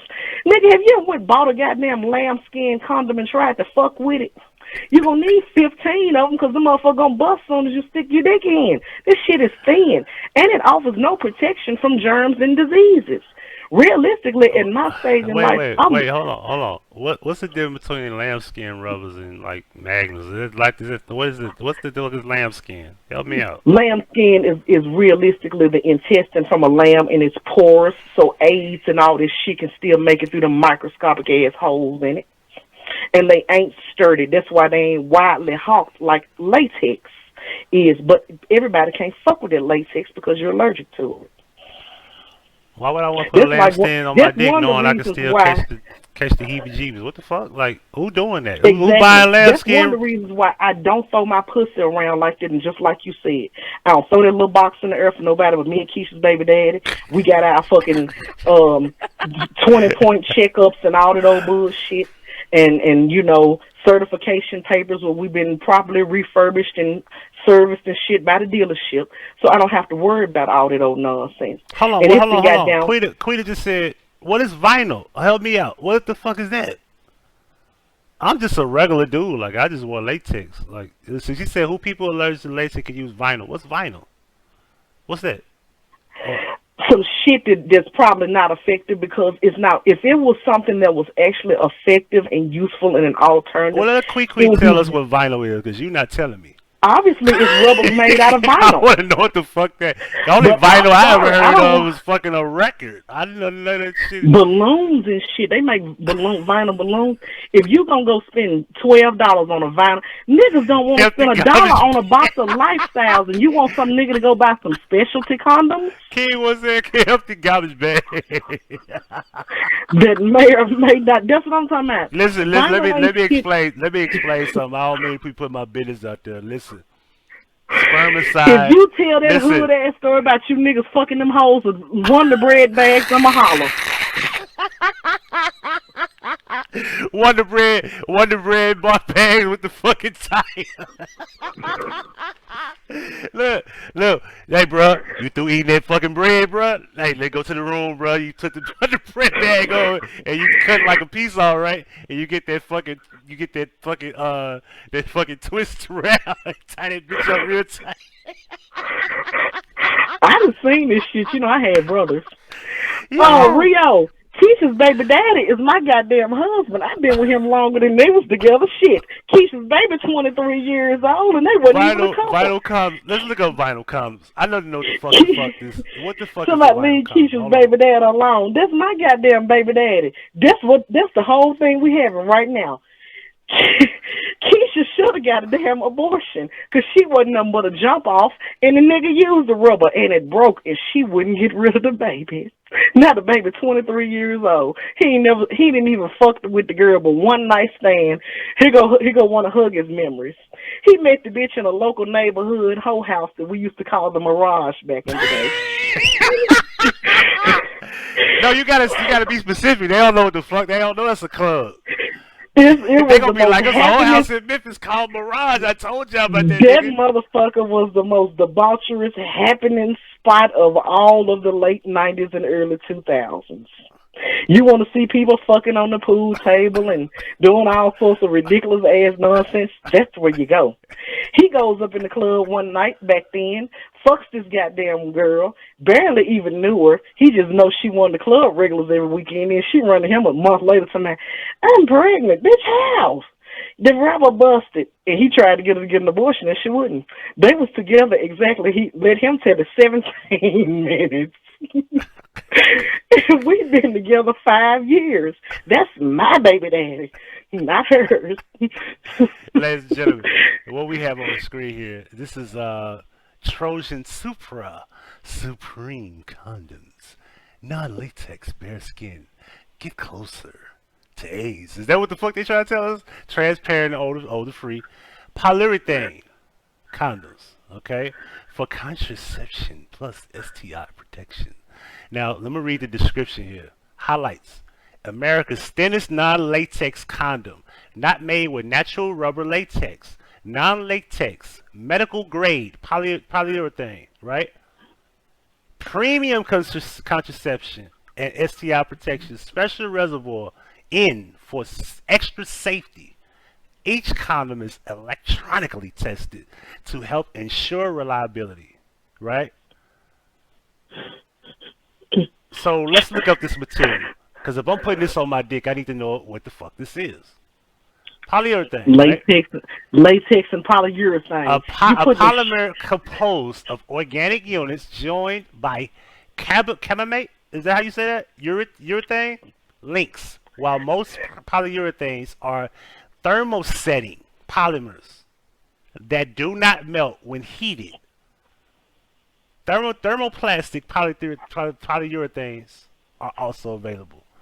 So basically, let's look at that. I just ran into the fucking question that people asking.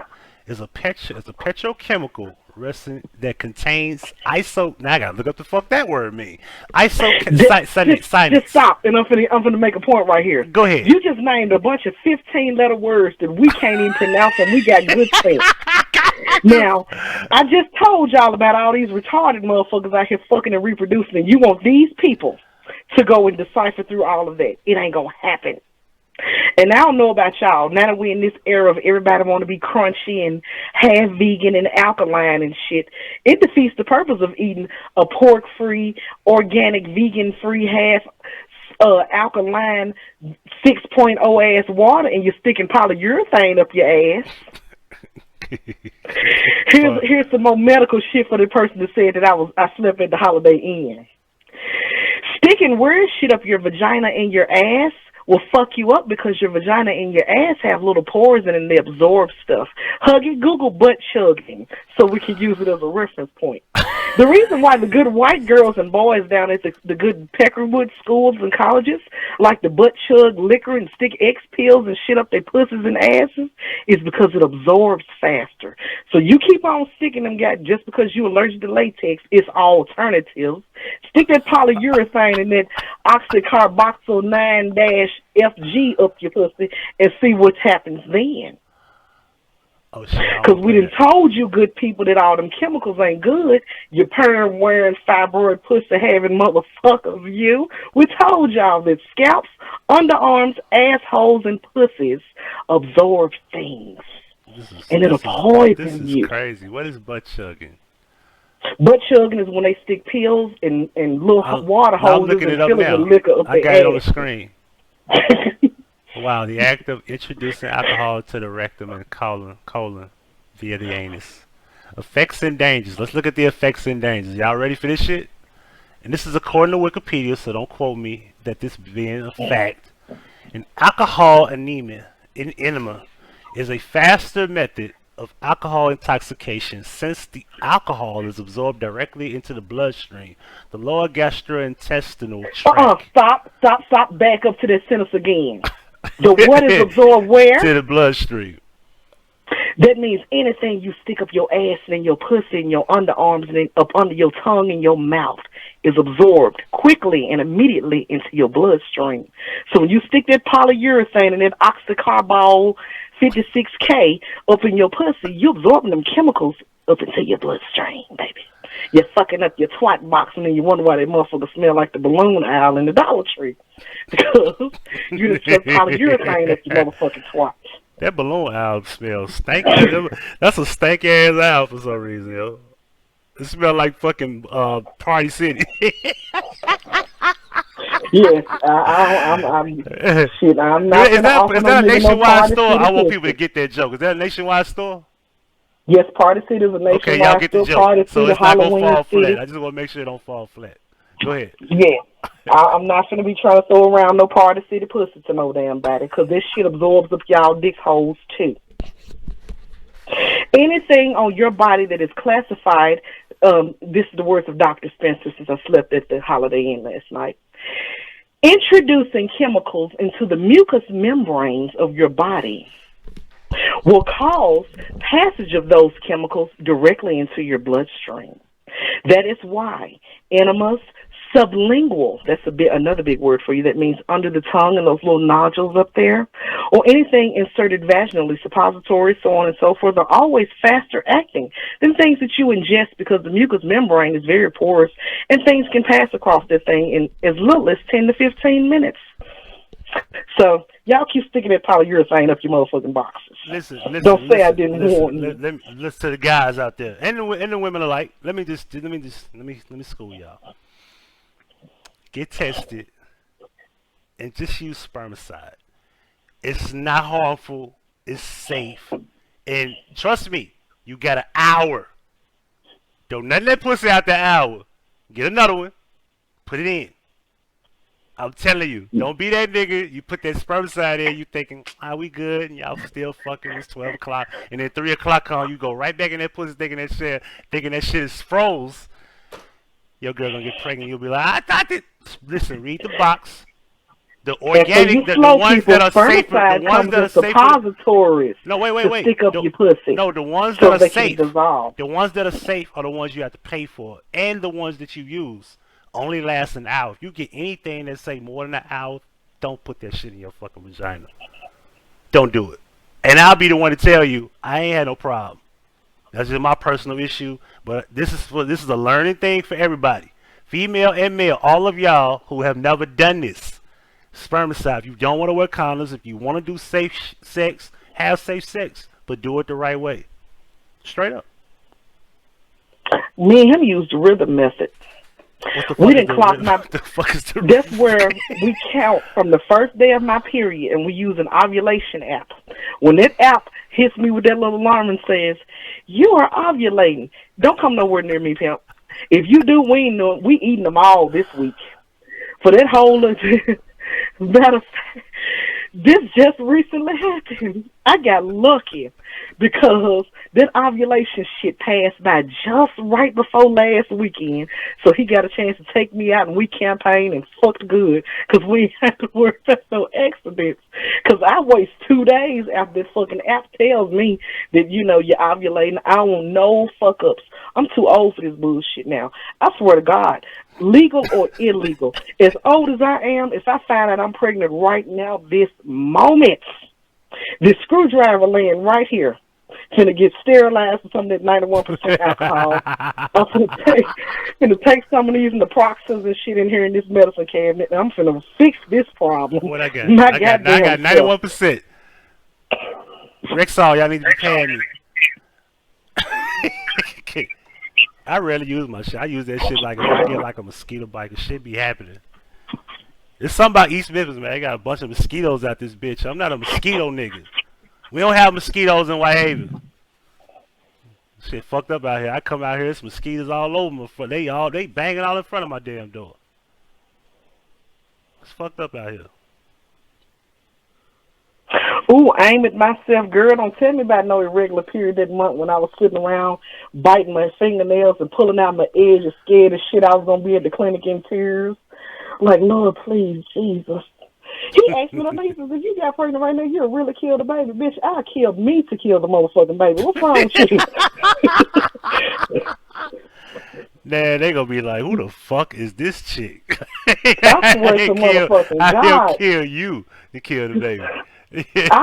I'll break me to get this motherfucker. I don't even want to do this no more. He be like, Allahu Akbar! I swear to God. Chop the head off. I will fucking amputate the whole lower half of my body. I gotta chop that out. I'm gonna get flagged for that line. What's that Japanese shit? What is that shit called? Where they fucking gut themselves for some sort of honor shit in Japan. I would do that to make sure. When I tell you everything that they say don't do while you're pregnant, this shit gonna get done 4 times just the first day. I ain't having no more fucking kids. Abortion be damned. What about my mouth? What about my mouth? Damn, Hatch, you looking at my mouth? Everybody got quiet.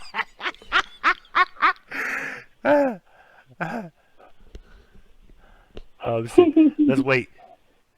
That awkward silence. Look, even Spencer's like, oh shit. What she somebody asked about your mouth? I had to look down and come like, what the fuck is that? Yes, that's the way to go. Right there. That would solve all this abortion shit. Just eat them bitches. Can't nobody on this thing that's listening to my voice tell me that you can't feel when you about to shoot that fucking juice. When you know that shit is coming, stop 4 strokes before that hop up and skeet that shit all over anywhere, just not up in me. Every man know when he about to nut. I know what I'm about to nut. I know what I'm about to nut about 10 minutes in. When I know, like if I've nut in 10 minutes, I know before the 10-minute mark, I know, yeah, it's about that time. Maybe about 10 minutes later, I know when it's coming. Fucking holler. Even if I had to eat that motherfucker, I know when it's about to nut. I got a dismount so cold, I can feel that shit. Oh, you getting in my mouth today. Look at really. So I see what Hatch doing. Hatch over there trying to get up bed in. Let me stop. I'm gonna get in trouble. Let me stop. I will suck your shit too right when I feel it coming up your balls. What? And hop off that motherfucker like Bruce Jenner before the sex change. America. That's when I used to love my Wheaties. I don't know what happened. Anyway, Seriously, he got a line called Hot Snot Anywhere But In It. Man, I'm gonna kiss you and Hot beat your snot. ass. You Yo, can't take Hot listen, that's Snot some with you. crazy shit. Yo, you need to trademark that shit. Hot snot, that's a trademark right there. I ain't never heard that one. That's gotta be some crazy shit. Keep that hot snot shit to your goddamn self. By the time my baby girl gets grown, I will have been somebody's mama my entire fucking adult life. I'm sick of this shit at this point. I told my grown kids, I said, don't be in no rush to run out here and get settled down with somebody's ugly ass daughter or trifling ass son and reproduce. We don't like people like that in our family. The less people that we have, the more money that we can stretch on the people we got. Just imagine the vacations that we would have between it being 6 of us versus the 6 of us and all y'all kids and the nigga and the bitch and all that old bullshit, plus whatever extra accents that I might have. Just keep it like it is. And we can ball out just our little small contained unit. I don't give no fuck. My bloodline ain't gonna go on no damn way. I ain't carrying on no family names.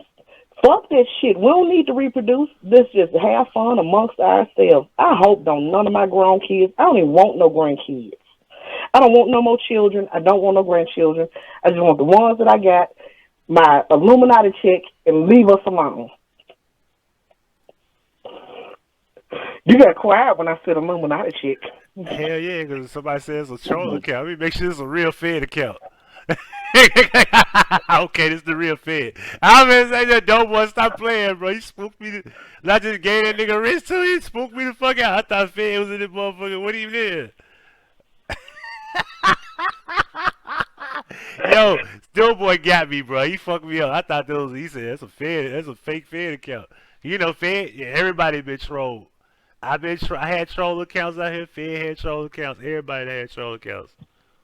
Dude, have you ever thought about doing a highlight reel show? You remember that time we was on live and we had the videos going and that nigga called in and stuck his balls in the camera and went to holler, nigga. Yeah, look, I delete that shit so quick. That was my first time doing a hangout. Along my own shit. Listen, let's tell that story. Listen. One day, our first live, long time, they had to be, October 2017, right? This motherfucking white dude was literally coming on the live. And that's when you put the link in the room. So everybody had full access to come on. Fed had been a victim of this crazy shit thousands of times. White dude came on there and was literally showing his dick and his balls. And he had like pins. What the fuck he had like? What that shit that you stick on the clothes hanger? What that shit is called? The wooden little clothespin. He had clothespins on his nuts, yo. And he was like, nigga. I was like, what the fuck is this going on right now? And we couldn't stop this shit. We kept fucking cutting him out. He kept coming back with different accounts. Nigga. I was like, what the fuck is going on? So we had to just stop the fucking live, and I said, you know what? We can't just get a link out. That's why now we do private fucking hangout links. Like, you can't get that shit to everybody no more, yo. That was the first. That shit was so sick. Cause that's a way of getting them flagged. Like they flag you for nudity and get your whole channel took. That shit happened like that, just like that. In a matter of seconds, your whole channel be gone. I'm still waiting on YouTube. Look, you know I'm still waiting on YouTube to give me a decision on this damn copyright, right? They taking forever and the shit pissing me off. I don't understand the whole copyright ass bullshit because I feel like they picking and choosing who they want to pick on. Because I've watched people YouTube that clearly they ain't had no disclaimers up there about that USD shit that y'all always say. That was clearly posting somebody else's copyrighted shit, music included, and they still there. The videos are still there. No. This how it works. YouTube has copyright infringement, and then they'll block the copyright if they don't want the copyright to be used at all. In most cases, the copyright infringement is okay. They'll put ads on your video and make sure that you don't get paid for it, and they'll get paid for that particular upload if the views go up. The copyright strike is someone who claims to own the copyright to something. They strike you, and then you have the right to countersuit or just take it like a fucking, like just take it. I'm the one that's saying, no bitch, you got me fucked up. You don't own shit. You don't own this. I got rights to use your shit because it's fair use. It's fucking, you know, it was only 4 minutes, whatever. I countered it. And at that point, she has to take me to court or have legal documentation that she's taking me to court. And if she don't take me to court or have any type of documentation that she's taking me to court, then they should throw the copyright out. Period. Ain't no debating that. Now, the fact that she responded so fast within the same day we had a discussion, because we had a discussion live. I think you've seen that, right? Unfortunately. We can say her name. Fuck it. Mona Simone, right? Mona Simone filed a copyright strike against her. You know who that is, don't you? You know who that is now, don't you? Listen. Call that bitch Lazarus. She rose from the dead. She rose from the dead and fucked up. Because you know the thing about it is, you filed that copyright strike against me. I can lose my channel, but by countering it, and you can lose your channel by filing one, because it's false to do that. Because what you're doing is you're making YouTube work, unnecessary means of fucking bullshit time, wasting time, all this shit just because you claim somebody took your material when you don't even have a trademark to your shit. Number one, just because a person got your name in the title, don't mean that you can file a copyright strike. The problem with this is that she claimed I was bullying her, right? But let's just say I was. You don't file a copyright strike because you being bullied. You can't take someone to court over a copyright claim and then claim I was bullied. They don't give a fuck about you being bullied. They don't give a fuck about you being slapped. We give a fuck about, is this material yours and do you own it? Do you own a LLC, a trademark? Is this your patent? We don't give a fuck about he slapped shit out of you last week. We don't give a fuck about that. This is copyright court. You understand? You can't take a criminal charge to civil court. You can't take a civil charge to criminal court unless it's a criminal case. You feel I don't me? even know why y'all be stressed out about this copyright shit anyway. Lazarus and 89% of the rest of these motherfucking YouTubers ain't got the money to even start a court case to fight no damn body. Well, no. See, I need for you to understand the situation was she filed a copyright strike against me, and what happens is I can't go live for 90 days. The reason I'm able to go live for 90 days now is because they give you one strike as a warning. But what happens is this is a sign that you're attacking my channel, meaning that you want to shut me up. And I said, no, fuck that, countersuit. So now she has to take me to court. And if she don't take me to court, they'll remove this crime. That's what happened. Lazarus ain't got the money to take you to court, so you ain't got to worry about it. Well, she can have the money, but she got to be able to prove her point. Like, she got to go get a power of attorney. You got to be able to do that. That's why I was telling her on the phone call. We had a phone call and everything on the live. And I told her, I said, she's talking about, well, you take me to court, you tell me, no, you have to take me to court. I'm countering you. You filed a copyright strike. I didn't file one against you. I did a 4-minute fucking video of a video telling her basically to take a vacation and go chill.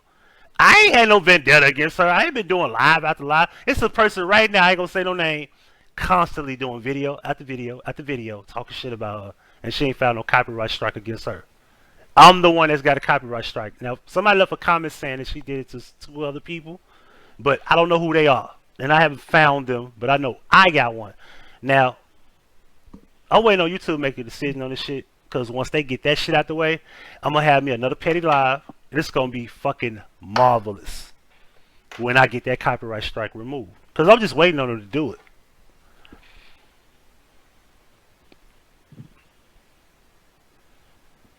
Somebody please tell DC.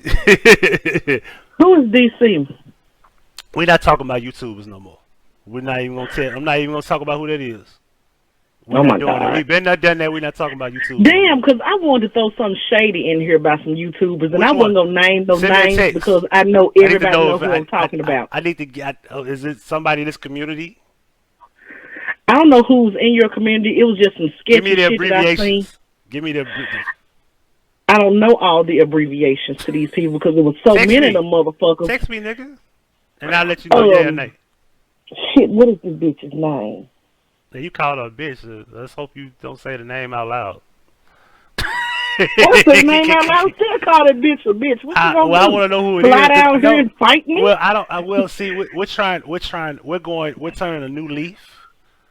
I don't necessarily remember the names because all these weirdo ass names, but the situation was text it big. to me though. I want to because I want you to be free to tell me. Text me what it is. I don't know because I can't tell you the names without coming out of here and go back through my history to tell you whose channel all this shit was on. But those of you who are real good YouTubers can remember about 2 weeks ago There was a whole gaggle of motherfuckers, Lazarus included, that tried to fucking drag the wino girl. Wino girl. Tasha K. Oh, Tasha. Oh, yeah, okay. The shit went on for 8 hours on one hoe's channel, 4-5 hours on another hoe's channel, trying to make Tasha K and some other girl argue back and forth. And the whole time I'm sitting here intermittently watching shit, I'm like, do these hoes have jobs? Well, be careful, be careful, because I fuck with some of these girls in this circle. You fuck with them bitches. I fuck with some of these girls in this circle. Please don't say no names. Hold on. I don't know 6 or 7 like of them I fuck with real tough. But I don't fuck with Tasha K. I'm going to say this disclaimer. But I don't got no problem with them if they fuck with Tasha K. And hold on, let me make this clear. It's people that fuck with Tasha K that I fuck with, and it's people that fuck with Lovely T that I fuck with, but it's people that I fuck with that don't like Mona, and nobody likes Mona. Okay, check this shit out. I don't know who you fuck with, and I don't know who you don't fuck with. I fuck with but them. Listen to me clearly if y'all listen to my voice and listen to this show. Disclaimer. Huggie love you. Disclaimer. If y'all get mad at this man because of some shit that I'm fixing to say, y'all some weak ass bitches and y'all deserve everything come about. I love y'all. About y'all. Now, you motherfuckers set up for 8 hours one night. Whoever that is, I love you. Trying to pit two women against each other when there's enough cash out, Patreon donations on the whole of YouTube for everybody to be happy. You didn't get no extra views. You didn't get no extra shit. You spent 8 hours of your life where you could have had a hustle. You could have built a website. You could have sold some pussy. You could have went in the back and sucked a dick. You could have roasted a turkey. You could have got down on the carpet with some tweezers and picked lint up out that motherfucker like the Asians pick rice. But you took time out of your busy day to build a whole panel to start some messy bullshit over a woman who's still over there putting it in her motherfucking bag with 6-digit fucking subscribers, and you hoes can't even bust out the 4 digits. Don't you feel stupid? I got a good friend that's got 5 digits. Don't you feel just a little bit stupid that you took a whole work shift to fuck with that woman and she on there somewhere rubbing her pregnant belly and ain't giving a fuck about none of it. Disclaimer. I look at it like when it comes to the YouTube community, and I'm going to talk about you in your face.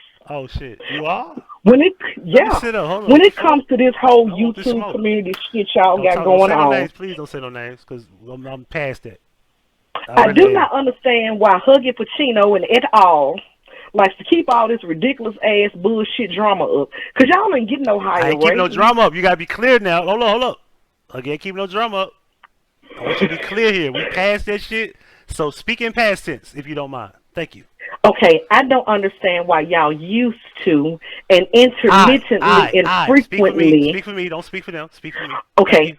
I don't understand why you specifically, since I got to address specifically you. Thank you. Why you feeding into this bullshit? Past tense. Don't you? Past tense. Okay. Why were you feeding into their bullshit? Don't you get a nice, rowdy crowd on your own without feeding into other folks' nonsense? And then the fact that y'all likes to play in each other's real world lives, and then you wonder why I don't want my own channel. I don't. No. Okay, you don't. But the fact that motherfuckers on YouTube likes to play people's real world lives does not sit well with me at all, and y'all wonder why I don't want a fucking channel. Because I'm gonna tell you right now, I fry chicken for a living right now, but I used to bust motherfucking heads. And if somebody play with my real world life over some shit I said over YouTube that they don't like, they ass better pack their shit and move to the other side of Huggie's flat earth behind that motherfucking ice wall before I get there, because you have me completely fucked up. You mean the hidden continents? There ain't nothing that is said on YouTube. You mean the hidden continents? On the other side of a goddamn computer that will piss somebody off enough to fuck with them in the real world. This shit, little game playing and shit, this shit went on too far and it stayed too long.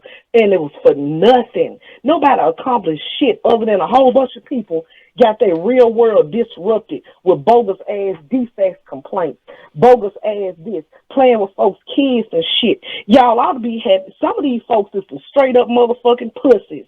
Because if you call defects to my house or lie on me and said I did some bullshit in the real world, fuck this internet shit. I'm coming to see you. Well, that I ain't finna threaten no motherfucker about I'm flying across country. I'm gonna do this. I'm gonna make a live. No, bitch, I'm gonna be at your house in the morning time, and we gonna see about what's really good. Since you thought you could play with me in the real world over some funky ass words, now let's have some words. We right here with it. Everybody is grown as shit. And y'all motherfuckers sit up here on the goddamn internet where you can easily block them hoes, log off, or mind your fucking business. But y'all wants to play in other folks because somebody said something that you didn't like. Half of the YouTubers in the YouTube community, disclaimer, Huggie don't read this is specifically me. disclaimer. And 99.2% of the Kanika community, all y'all some lame, weak-ass, messy-ass motherfuckers that obviously have no lives, that y'all have hours to sit up and keep this shit going. I'm a goddamn entrepreneur and own 2 LLCs, and I barely have the time to fuck with Huggy unless I ain't got shit else better to do with it late at night. But you motherfuckers had hours upon hours to sit up making live after live, showing all these fucking screenshots. Sally said this on this day, and I got the receipts. Your receipts ain't worth no motherfucking money in my Uncle Thaddeus Matthews voice, so them receipts ain't shit. That ain't nothing but a piece of paper, baby, or a screenshot that ain't helping you with nothing. Now, I know all you idiots feel stupid when you could have been using your platform and building your motherfucking views like old Tasha K while y'all fucking with her and getting that fucking bag. Because that bitch made $1 million this year being messy, and you hoes met a negative car title loan trying to fuck with her. Now, don't you feel motherfucking stupid? I love y'all. Once again, ladies, if this is about you, I love y'all. I love y'all dearly. I ain't gonna say y'all names as long as she'll say y'all. We good. Anything else you I want don't to say, even know, Spencer? you know what? I don't even know them hoes' names, and that gives more credence to the fact. I just roasted you bitches, and I don't even know y'all motherfucking names. But guess whose name I do know? The bitch y'all was fucking with that bag that's unconcerned about your hoes. Ha ha. Now, I advise everyone to grow the fuck up. Just grow up. Some of us lived in a day and time when the internet didn't even exist. So I don't understand why, with all of this technology, we can be doing so many different things. We're using it to fuck with each other and drag each other and play in each other's personal lives and talk about who got the kids taken and who smoked meth and who smoked crack and who did this and who did that. And ain't nobody supplying these people's crack habits, their meth habits, taking care of their kids. No, well, Huggy at one time bailed that nigga out of jail whose name I don't know. But there was still some real world ass shit. Other than that, if you ain't got shit popping off like that, then what the fuck is y'all keeping all this shit going for? Jay's Chick Closet, that's my uncle. So you know my mouth is fucked up, just like his, but I don't give a fuck about none of it.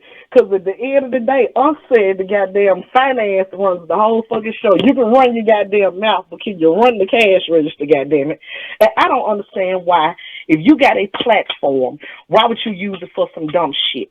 Because even if the people come to your shit for the dumb shit, what you gonna do to make them stay? You can't be messy all the motherfucking time. You got to have some content to keep the people interested. They're going to come for the drama, and they're going to leave shortly thereafter. And then what do you have again? Your lives with 22 motherfucking viewers watching, and you begging for, everybody, my Patreon, my Cash App, my this, that, and the other. The fuck? Hey, that's the thing, though. I tell people, don't throw all your eggs in one basket on YouTube. That's a thing of the past. You can't just throw all your eggs in one basket on YouTube and just roll the dice and just hope I'm gonna get rich or I'm gonna make this an ink. No, you can't trust YouTube. Y'all don't give a fuck how you grow. You can't trust YouTube. It's some motherfuckers right now, left and right, getting demonetized. That white chick, the bikini chick, that white chick, the skinny, real skinny chick with the fucked up body, but she like always modeling and shit. She got demonetized. She 1 million fucking subscribers. She ain't making no more money on YouTube. Nothing.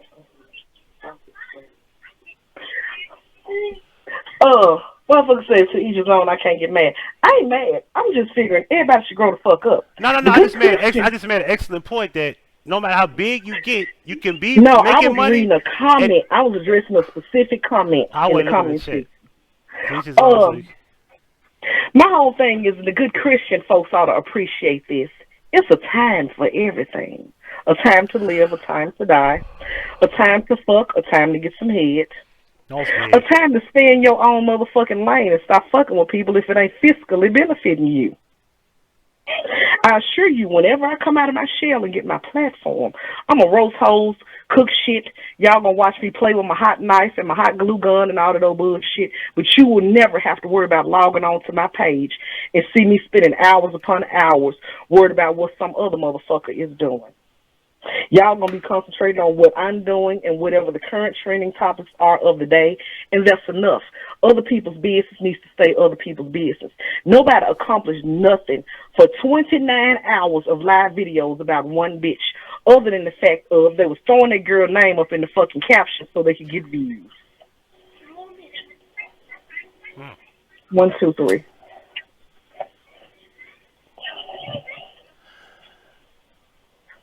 Well, I'll just speak for me. Do you mind? I am in no way taking ownership of coming for or coming at no one first. I was always replying. I picked on P. Rico from Chicago, Illinois. I'll take ownership of that, and I had no business showing his old videos because I had nothing better to do. But I actually did the right thing, and how it went about, I took responsibility for the fact that I didn't have to do that.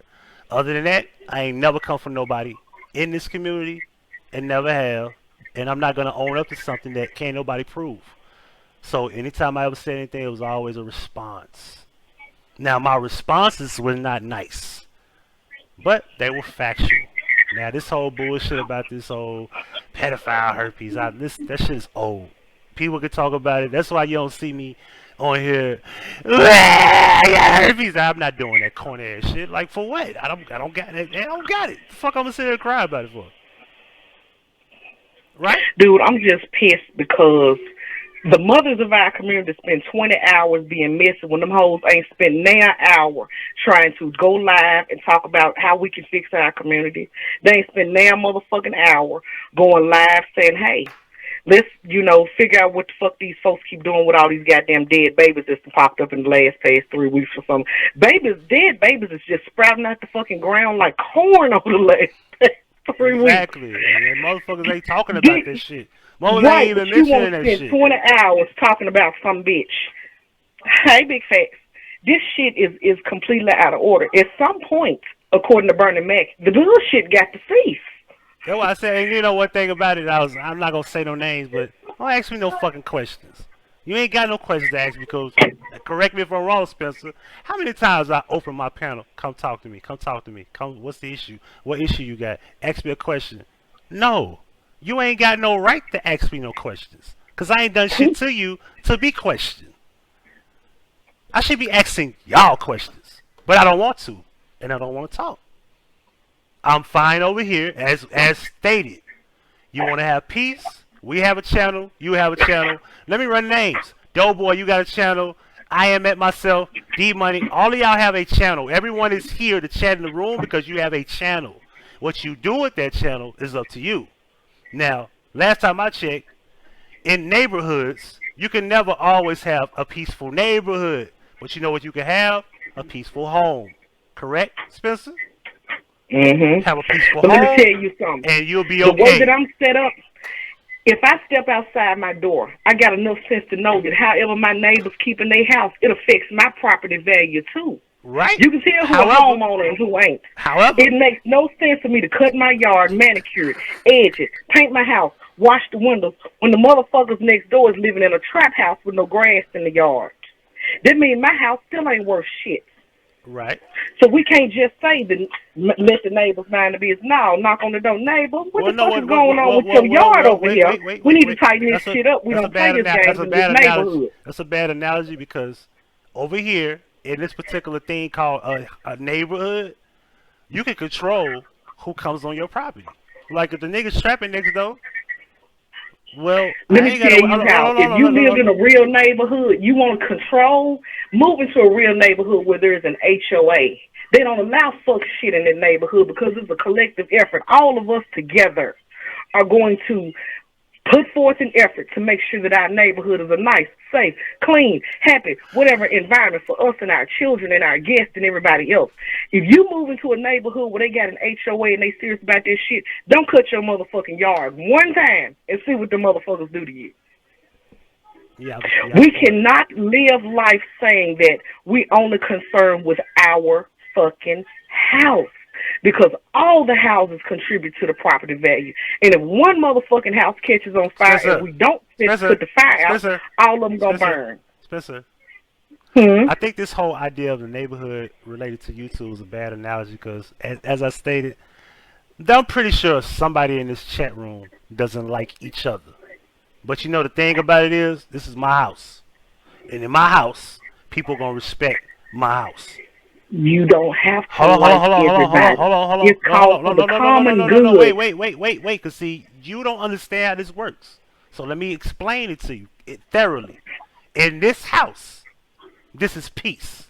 You ever notice that ain't nobody came in here sideways saying nothing stupid, and we ain't had no issue, no trolls, no negative remarks. Everything's good. You know why? Because I can control my environment at the moment, and I got enough people in here. If a nigga get out of line, he'll get cut the fuck up out of here, quick.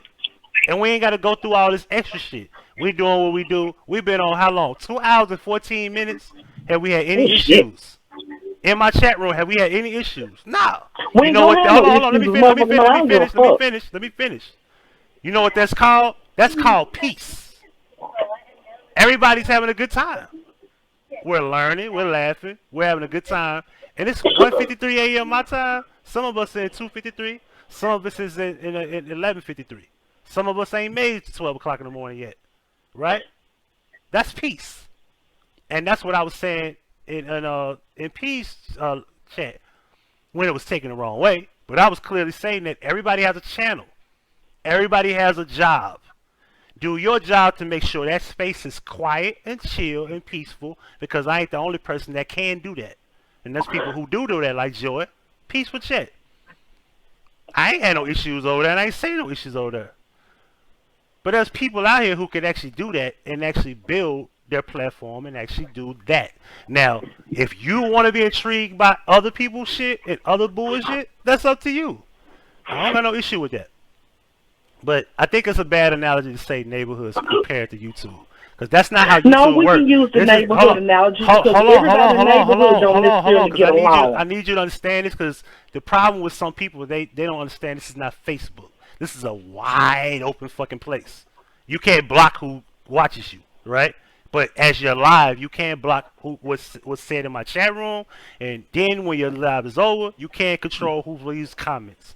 You can control who has the right to say something, who does something. One thing you can't stop, you can't stop dislikes and likes, but you can turn that off too. And somebody can still strike you because they don't like your video. Other than that, you can control pretty much what they do as far as your video being up. But this is a wide open thing. People across the world is going to watch you. This ain't like Facebook where certain people can watch you because you had a list. There's no such thing as a list on YouTube of people that can see this video. I can't stop people from watching this live unless I make it unlisted or make it private. Other than that, people are here to welcome. It's public for the world to come see. Somebody in the UK, shout out to Tasha, is watching this or going to see this later. Somebody from Australia is in the chat room right now. But they're not the only ones from that country that can see this live. So I need you to understand that. That's how this works. So it's a bad analogy in the first place, because just because somebody's house is burning down up the block, don't mean my house is going to burn down. I got my own channel. If you don't take your ass up the block and help them put that fire out, your house will burn down when it's spread. Listen, if their house is on fire, if I choose to help them put it out, I don't have to, because that's their channel. I have my own. I got a responsibility over here. I'm just being straight up. Like, that's how it need to be. Now, if you want to go help them put the fire out, you can. But my house ain't going to burn down because somebody else's channel is burning down, metaphorically, right? That's not how YouTube works. Understand that if a house in your neighborhood catches fire, your house is in danger as well. Logically is what I'm trying to tell you. It's a bad analogy, because if somebody's channel is fucked up, I can't do nothing about their channel being fucked up. If their channel is fucked up, their channel is fucked up. but it don't Well, control see, my channel. Like nobody's gonna judge somebody else's channel because my channel is good. Their channel is fucked up. If their channel got a bunch of bullshit over there and my channel don't, then you can't associate my channel with their channel. I stand alone. I don't have a crew. I don't have a clique. I don't got no posse. None of that shit. And don't nobody take up for me. Don't nobody speak for me. Don't nobody look out for me. Don't nobody take up for me. Don't nobody fight for me. I fight my own battles because I don't want other people feeling like, oh, they saying something on my behalf too. I don't like that either. Now, if I had a team, you would have a point. But I don't have a team because I don't like that. Maybe it's just my female sensitivity. But it actually broke me to sit there and watch them devote so much time to trying to fuck over somebody instead of using their time for something constructive. You got this big ass platform and this is the best you can do with it. Well, yeah. That was my whole issue with that whole fucking thing. We all have platforms, worldwide platforms with Australians and Eritreans and Norwegians watching us. And this is what the fuck you gonna show them? Well, check this out. You know what I said in my last live, and I'm gonna bring that point up. This is why, let me look in the camera when I say this. Let me make sure my chair is all the way up, because I still ain't bought a new executive chair yet. Let me look into the camera when I say this. Let me put the light right there. This is why niggas don't have shit, because we display reality on YouTube. Some people don't want to grow. Some people don't want to be productive, and that's their fault. It's not mine. And if you want to be that way, you can be that way. That's you. Some people like dysfunctional behavior. Will you agree? Right. And I ain't fucking around with it, period. What the fuck did I do with the thing? None of your business. Can I continue? It's just Yeah, niggas doing niggas. It's just niggas doing nigga shit. Niggas doing nigga shit, and nigga shit is going to always be the big thing to watch. Niggas being niggas. And then blame the white man when it's all over with. Doughboy says, stop watching fuck shit and won't exist. Supply and demand, goddammit. They'll stop putting that shit out of motherfuckers. Will stop feeding into it. I don't feed into, what my auntie used to call it, gratuitous nonsense. I don't feed into gratuitous nonsense.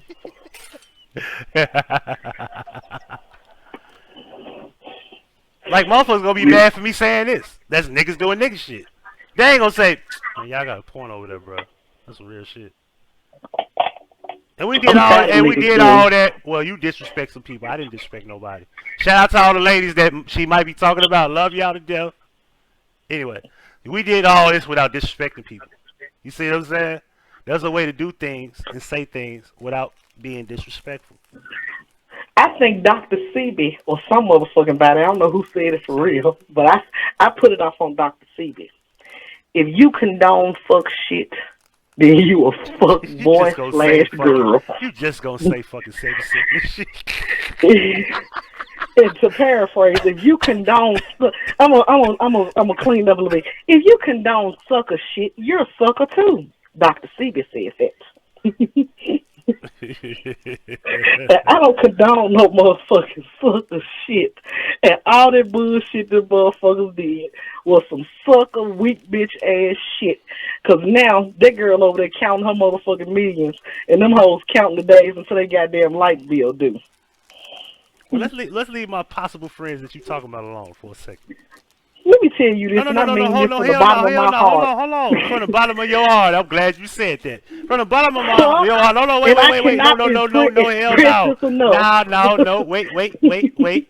From the bottom of your heart, tell me.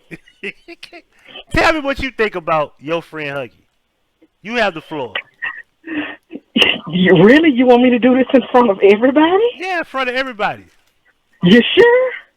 Cause you ain't gonna say nothing fucked up. You love me. You think I ain't gonna say nothing fucked up? No, you can't say nothing fucked up about me. Are you sure I ain't gonna say nothing fucked up? As long as you don't bring up the shit that's very personal. Just tell me what you think about just me. Like, how have I treated you? How have you seen me when it came to me and you? Et cetera. Me and you are cool. But now, when it comes to... That's cool? The fuck? Cool? Me and you cool. The fuck? But That ain't The shit. issue, well, It what the sound like fuck you want I me to just met you do? last week. What the fuck? It ain't like I can say, you know, you my nigga, you my homeboy, you my BFF. What the fuck you I'm want? just cool. The fuck? So check this out. The issue that I have with you So is, basically, I'm just a polar bear. I fucks with you. You like my, you know, little big brother or some shit. Little big brother, the fuck? Yeah, 'cause you younger than me, but you bigger than me. So What the little fuck big that's brother. supposed to mean? Oh, say damn, I'm fat. Really? No, you bigger. I'm You fat and bigger cool. than me, but you younger than me. So you my little I'm big fat brother. and cool, and I'm young. And All right. as your big little sister, I will say that you have the potential to be great with anything, but you let other people who do not fucking matter just throw, and use a Chicago word, let the motherfuckers throw you off your square. And then you in turn feeds into a lot of bullshit, or as Auntie would say, gratuitous nonsense. Past tense. Past tense. You used to feed into a bunch of gratuitous nonsense. And when I was not happy when this shit started spilling over to your private life, because I'm like, you know, if he wouldn't have never just fed into this bullshit, then we wouldn't have these problems in the real world. That's like a 60-40, right? Because the personal. Hold on, let me make this clear, because I don't think you know. This personal shit that's recently coming out has nothing to do with me. None of it is my fault. It was not even their fault, honestly. Somebody brought it, like old girl. Don't say her name, but old girl brought that shit here. I didn't bring that shit here, and they didn't bring that shit here. She brought a narrative, and she's not even in the community. She's not even on YouTube. She brought a narrative. She brought a narrative with this bullshit disease, and she brought the narrative about. Dirty. Are you listening? Okay. God damn it, you fucking up. Yes, I'm listening to you. Okay, she brought the narrative. Some motherfuckers put cheese dip on my goddamn hijab. For keep You got cheese on your hijab. What the fuck? I don't know what the fuck I eat. I don't eat cheese. It's hijab. So I don't know how to what shit come on my goddamn shit. But anyway, what's up, Joy Tina? Let me shout out, because she got a cheese on her hijab right now. D Money, what's good? Realist Hatch, hey. Rich Rio, hey. Tamia, that's I am at myself. That's Tamia. She tried to hide her name and shit, but I know her name. Big Facts, Queen Namaste, hey. Brown Eyed Nurse, Ben in the building. Doughboy. Who else? Doughboy, my new baby daddy. I want my child support. See, we were just talking about this shit. Hey, that shit. Look, You going to jail? Look, Nuck need his money, so you need to be trying to hit my cash out, pimp. Baby I don't want to have to good? go put them white folks on your ass. We gonna work this out and co-parent. See, I can't stand that shit. See, ourselves. there we go. We try to put the white folk on people. What for 1 year? Boom. I ain't gonna put the white folks on. We gonna co-parent properly. What's good? Long as he had a little nook I saw shoes Booz in and here earlier. I daycare don't know if money. he's still here. Booz, what's up, Booz? I'm sorry I couldn't speak to y'all. You know, we be caught up in the conversation. I don't get a chance to really just like when we dialogue, and I just be going and just going. So I really can't speak to everybody. Y'all know how deep this shit get. Like, this is one of the longer episodes. We got a chance to really dive in. We ain't got no time limit. We can be here all goddamn night. You want to do a 10-hour show tonight? 10 hours? Nigga, we trying to, nigga, Fed, the one that's Fed in here. Yo, Fed be doing 8-hour shows, but we got the ability to do 10. We got to do this shit. I did 8.5. We got to go for the record. We got 10. What you think? I'll do it. I'll go as long as I possibly can tonight. Check this shit out. Since you want to go 10 hours, everybody go pee and get you something to eat and get you something to drink and all of those nonsense. And come back, and I'm going to tell y'all some trap stories. Y'all like some of my good trap stories of when I used to be a dope girl and was married to a retarded motherfucker and didn't nobody have the decency to tell me that motherfucker Shout out to was the slow. We love y'all. We love y'all. Y'all just tart. We love y'all though. So go get y'all's refreshments and come on back. She bullshit. We about to end this shit. We gotta say the trap stories for episode 4 and 5 and 6 and 7. And ain't no telling when I'm gonna do 4. I might do 4 without you. Cause listen, okay, this is the thing. Spencer is gonna be here doing the What's the Business series, but the What's the Business series is for y'all. It's for Big Facts. It's for Joy. It's for D Money, Doughboy, Fed, Queen Namaste, Tamia, Ben. It's for y'all. Y'all come here, whatever the fuck you want to talk about, as long as it ain't about these motherfuckers. We talk about what you want to talk about, and we bring it to the table. I chop it up with you, and we just go on with the flow. This is all organic. Everything we doing is just organic. We didn't talk about all this shit. Well, Hush, let me tell him about the time when the husband's grandmama died in a horrible twerking accident. Oh my God! You said twerking accident? Tell this story. The fuck? That's crazy. Okay. When I met Hobo Willie, that's what the family calls him. And that ain't even close to what his real name is. This is some shit I came over one day because I was mad. Hell no. When I first met Hobo Willie, he took me off in the book. Okay, Huggie, I have to tell you about the geographical area of Memphis, Tennessee. There's a little outskirts suburban community called Millington. That's kind of rural. That's where Justin Timberlake from. Mm-hmm. He's not from Memphis. But go ahead. So his grandmammy lived in the weeds and the bushes of Millington. So one day we're driving down the highway, because this issue is literally a highway that goes through Highway 51 North. We're driving down the highway, literally in the middle of nowhere, and this motherfucker says, "Oh shit, I need to go check on my grandmama," and just swerved off the fucking road into the bushes. I reached down up on this seat and grabbed that faucet. I said, "Nigga, I don't know whose grandmama is back here in these motherfucking bushes, but you're going to be laying back here with her if it's any funny shit." Right. So we go down a valley and up a hill and down another valley and up another hill. And way in the back in these fucking weeds and woods is several houses back here. So they hear the truck coming up the little hill, and little ragamuffins just started running everywhere. Baby.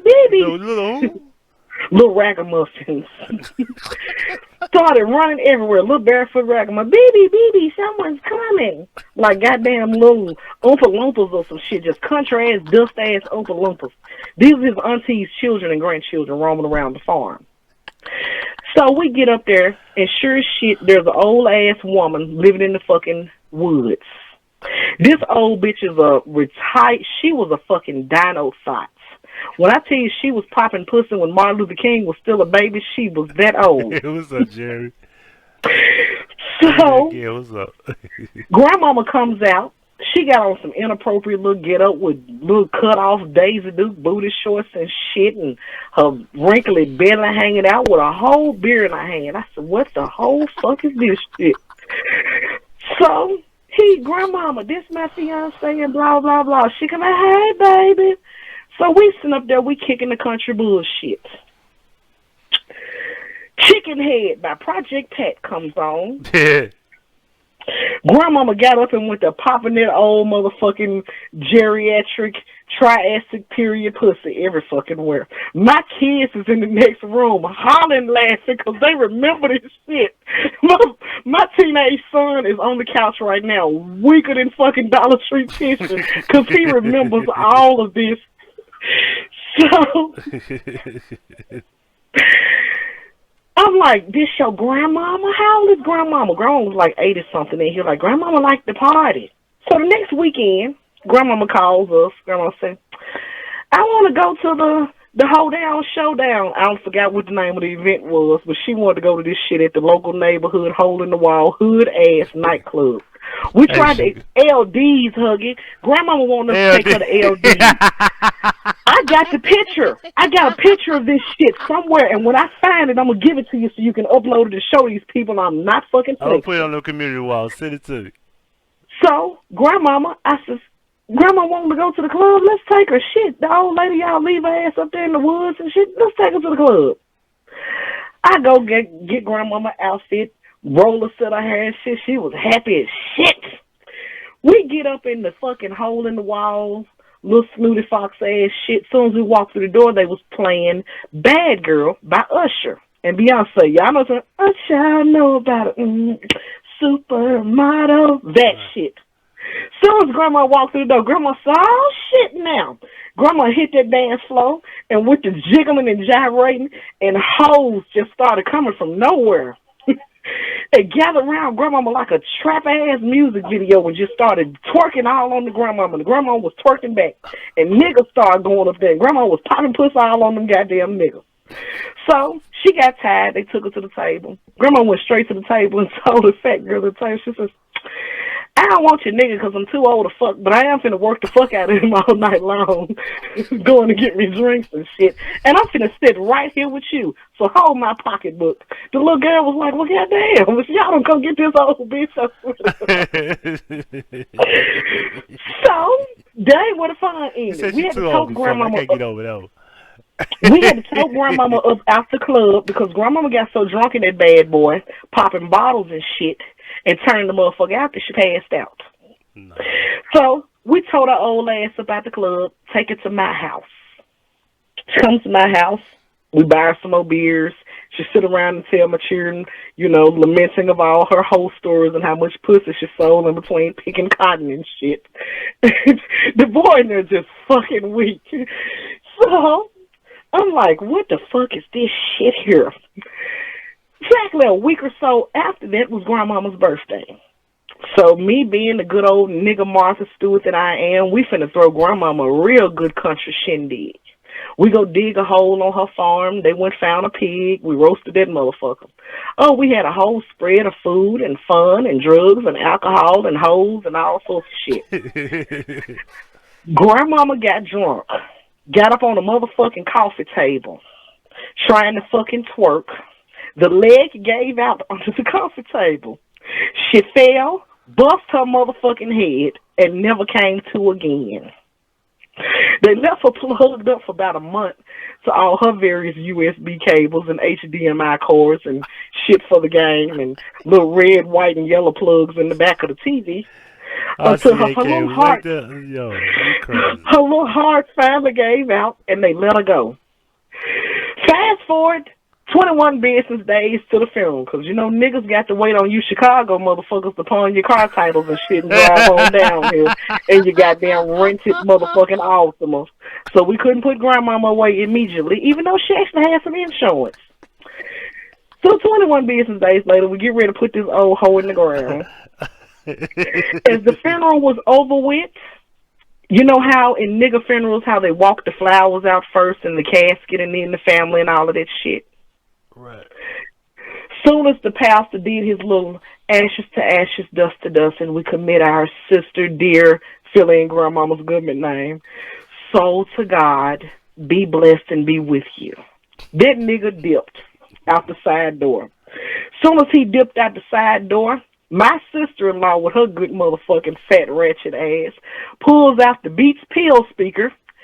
They lined up to tote the flowers out, and guess what song we played for the recessional? And it was not no shit about, I shall wear a crown. No, that ain't what we played for Grandmama. Soon as the girl picked up the first flower, and we got ready to march out the door. Don't stop pumping pussy, let me see you do the round. I wanna rock. And we walked that old bitch out the church to the cemetery to motherfucking Luke Skywalker. We get to the fucking grave. They put that old bitch over in it, and all her granddaughters twerked on the motherfucking thing that you cranked the damn shit down in.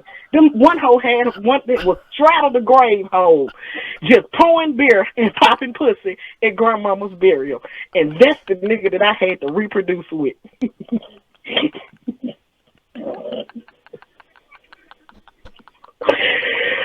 I was so done. I said, them motherfuckers told me we had to send her out how she lived, like a hoe. I'm used to, and then her outfit that she was in the casket, I'm used to Grandmama's been buried in their little church hats and their little pink suits with the little rhinestones and their little pearls and shit. They buried Grandmama in a motherfucking dress they bought out of the City Trends. And if y'all don't know what City Trends is, God. City Trends is the store where all the little thoughts go and buy their little bootleg ass. Basically, they buried that hoe in a Fashion Nova dress. If that'll make anybody feel any better. It's the hood version of Marshalls. It's the hood version of Fashion Nova. Bunch of regular ass sparkling hoe clothes. It's a bootleg rainbow. That's bad. I was so outdone. I have never in my life. But that ain't the best part about grandmama and her horrible twerking shit. Fast forward to the next year, one of the cousins got murdered and a drug deal gone bad. Oh my God. Disclaimer. They treated I don't know if they're gonna watch this. They treated that nigga like the motherfucking hood James Brown. The man got killed in Detroit. They brought his body back to Memphis. Yes, a lot of these motherfuckers watch this. Disclaimer. Disclaimer. Heavy disclaimer. Go ahead. We had a wake that Thursday where he had on a polo outfit with the polo shirt and the jeans and the little polo boots. Because he got killed like not quite springtime. It was still cold outside. Bitch, this nigga can't feel nothing. Why have we changed this motherfucker's clothes for the elements? The Thursday, the nigga had on a polo shirt, some jeans, and some goddamn polo boots. That Friday, when we had him laid out in the church, they had then changed his clothes again. That Saturday, when we took him for the actual funeral, they changed his clothes again. That Monday, when we got together for the private fucking memorial service and burial, they changed his nigga's clothes one more goddamn time. So, I couldn't help myself. I said, why the fuck is y'all changing this nigga's clothes? He didn't even wash his ass and change clothes this many times in real life. Oh, my God. But now this nigga dead and y'all want to change his clothes every 15, 20 minutes? If y'all that fucking gung-ho playing with a fucking stiff body or some clothes, buy your baby doll. Bury this motherfucking man and stop playing goddamn games. Then on top of that, his so-called wife sitting there on the front seat acting all distraught and shit. And three of his hoes, this is pimping here. That dead nigga there, he's my inspiration for living. This nigga had three big bitches come in the same car, walk up to his casket in a united front, hollering and crying and snotting. Them hood motherfuckers put so much shit over in that boy's casket, he looked like the kitchen junk drawer, the one next to the refrigerator. We keep all the screws. You throw all the screws and paper and envelopes. The screws and paper and twist ties from the shit bread that you and don't shit plan in on paying for, the taco sauce and all types of shit. Ketchup packages in Guess it. guess what his motherfucking casket looked like? I shit you not. My HP, that nigga had Hennessy, Ciroc, goddamn weed, a powder pack, some cigarettes, a roll of money, a Jack Purtle's chicken box, a Tyler burger, a motherfucking pack of cigarillos, some keys, a pacifier, a fucking Glade plug-in, 2 incense. That motherfucker had some shit over in that fucking casket. I went up there and said, God damn.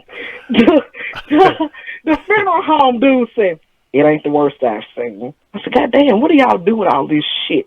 He said, we drink the liquor. Most of them just leave this shit in the box. No. I said, well, get the weed out for me, because I'm not finna let goddamn $300 worth of gas go in the ground with this motherfucker, and I'll see you at the cemetery. When we got Wait a minute, wait. So they don't, no, they drink, they like, man, we gonna take this liquor out. You serious? Mm-hmm. So when we get to the cemetery, Memorial Park, Southwoods, down there off of Horn Lake, they all over there under the tent doing they found a boo-hoo hollering and crying. Little cemetery man said, hey, sis, come here. I need to show you something over here. When I get over there where he was, that nigga stuffed that motherfucking ounce in my purse.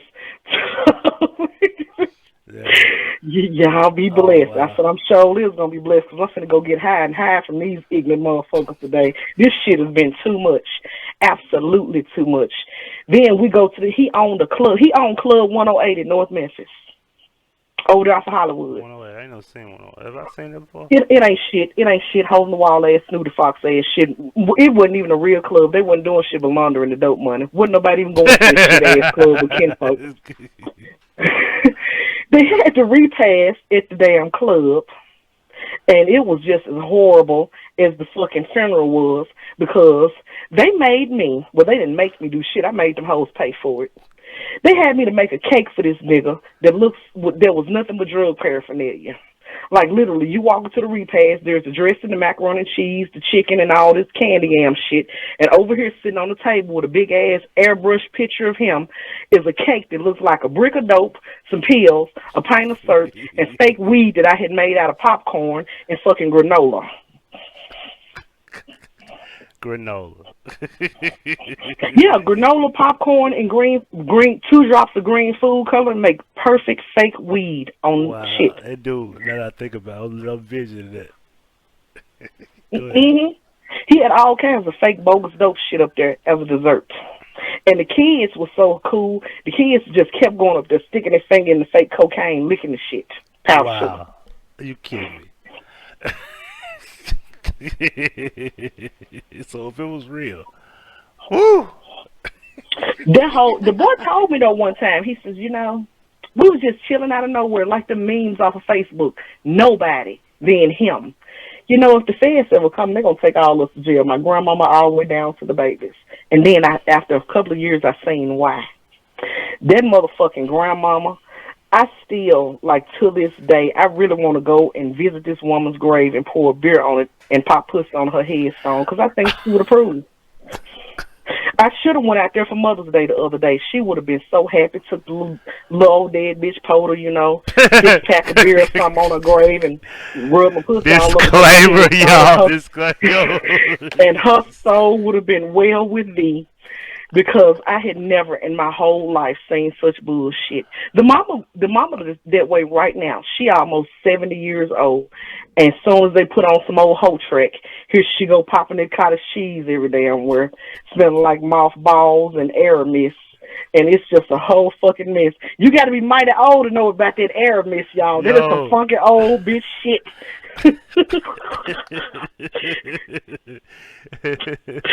Yo. Motherfucker wearing Tussie deodorant and shit. What's that green shit, the aftershave with that shit? Niggas used to wear aftershave. Aquavelva. Yeah, that shit. The niggas used to try to make that shit aftershave and then use it as cologne. I remember that shit. My granddad used to do that cheap ass shit. How the fuck you use that shit in the bottle and then you making it aftershave and use it as cologne, bro? Stop the bullshit. Yo, you gonna twerk? Well, you did say, because they did the same shit. Like you can't say she wouldn't be mad. They twerked that old bitch clean on into the ground. I didn't think that was possible. I don't know why I envisioned them lowering the casket and they twerking. I don't know why I'm envisioning that. You know that little frame that they put on the hole with the straps on it? Yeah, I know. Once she got down in the hole, one of the granddaughters got up and straddled that frame and was pouring beer and getting it on the. I was like, I hope this bitch following this motherfucker. I swear to God. I want to just run up, get a good running start, and just kick her in her goddamn back and see what everybody would say. There's a phenomenon for that. It's called intrusive thoughts. I always have to teach y'all something since I'm such a professor. When you have a thought in your head of doing something fucked up and you know it's fucked up, but you just think about it in a fleeting moment, it's called an intrusive thought. Yeah, exactly. But yes, I had an intrusive thought. I really want to just get a running start and just kick her ass, dead son of a bitch. Bitch, get in that motherfucker with her. You ain't I have many of those, and I'll be like, that's not right. I'll be like, yeah, that's not right. I have them all the time in traffic. Run their asses over. I swear to God, I be wanting to just hit a motherfucker just to see. A motherfucker cut me off, and I was like, I could just shoot your motherfucking tires out right now. You got a fresh ass fucking truck too. It's an H3. Big facts. That bitch whole house smell like motherfucking mothballs, Dorel cigarettes, and bacon grease. Dorel, goddamn. See, you showing your age now. I used to go to the store and get my granddaddy Dorel cigarettes. She smoked green Dorels, her house, and roaches. If you ever been around a nasty motherfucker, you know that roaches actually have a smell to them. Yes. You can tell when somebody got roaches in their shit. The pregnant ones, too. Yes, because that roach shit or whatever that roach DNA is crawling around, that shit leaves an odor in your house. That bitch whole house smell like Dorels, mothballs, motherfucking roaches, and bacon grease or something fried and nasty because she can't cook worth a fuck. Matter of fact, you need my sister-in-law on the fucking show and she'll tell you about the clam chowder. I've never in my life seen anybody make motherfucking dressing and it looked like clam chowder. We was at the Christmas dinner. The sister-in-law that I'm referring to is his half-sister on his daddy's side of the family, not this woman's daughter. They hate this girl and they hate me and her is fucking besties. So she come up from Texas. Me and her ended up looking at the phone. What the fuck is this bullshit, see? She was like, girl, I don't know. I ain't eating none of this shit. Come on, tell somebody to move their car. We're going to go to the buffet. I ain't eating this shit. That girl pulled that foil off the bed. She said, bitch, you have clam chowder at Christmas. I said, what clam chowder? She says, it's a whole goddamn pan of clam chowder right there. I lifted the shit up. I said, I don't know what the fuck this is. Come to find out it was dressing. Yeah. Soupy ass dressing with big chunks of bullshit in it, and it looked just like clam chowder. Oh my God. Me and Sierra swore to God that I think Sierra said, "Oh, we need to run to the dollar store because I can come on my period," and made some motherfuckers move their cars so we can get the fuck away from there. And we never did come back.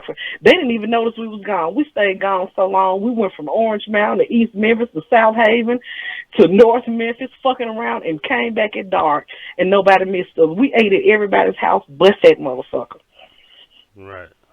My baby right now won't eat over there. My baby's so fucked up. Oh, my baby girl, I can't stand that little motherfucker because she just like me. This motherfucker told the lady to her face, no, she said, you want something to eat? No, thank you. You have roaches in your refrigerator.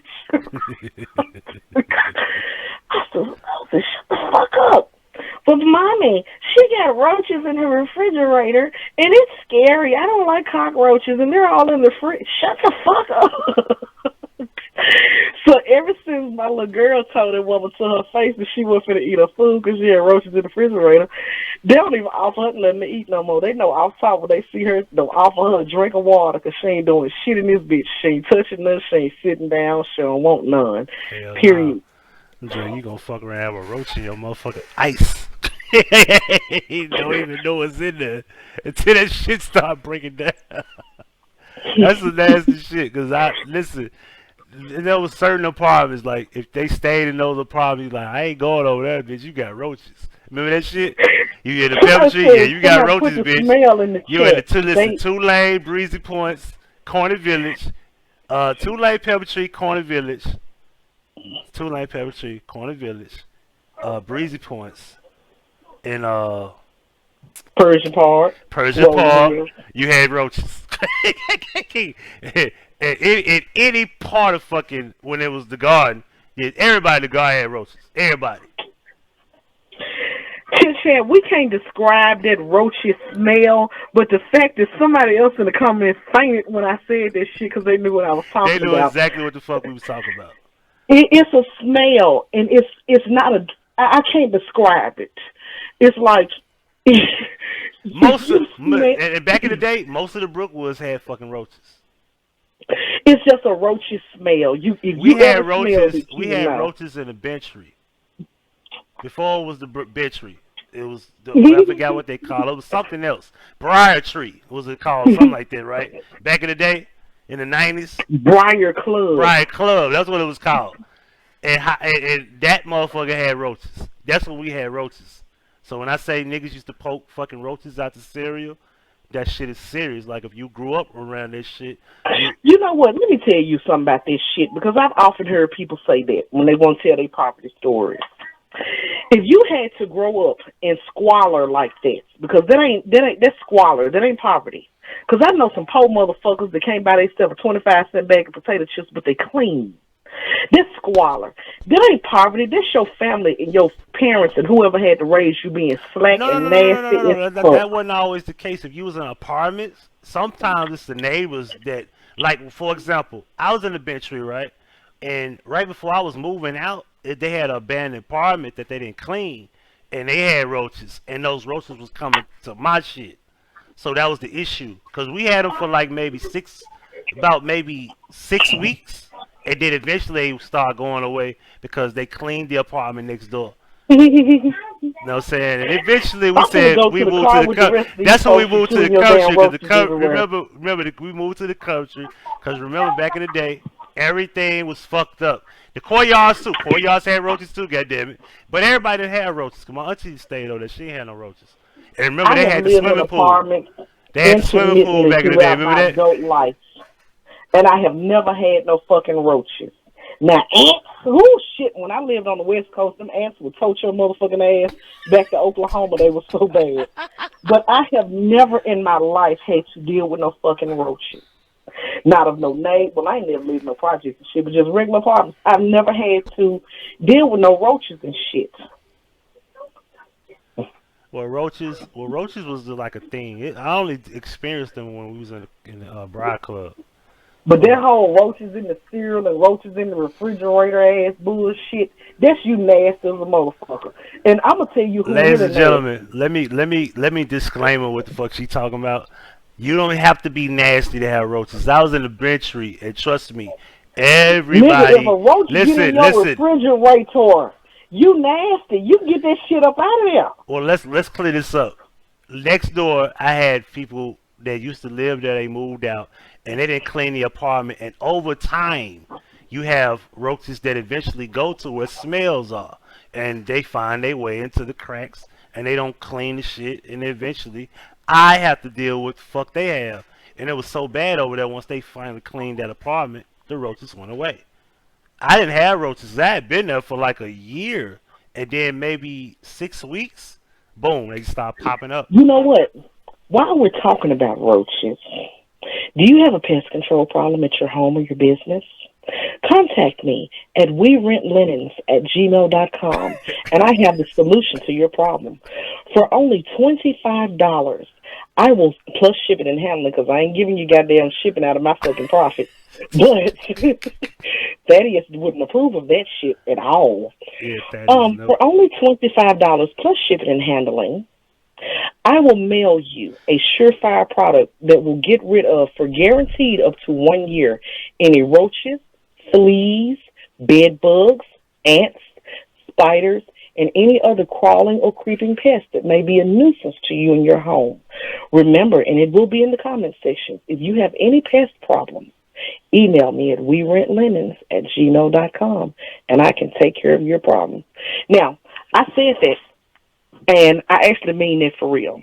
I ran across a product, and that's one of the reasons why I don't have no fucking pest problems. Because before I even move into some shit, I'm going to pre-treat my shit before I put a stitch of anything of mine up in there.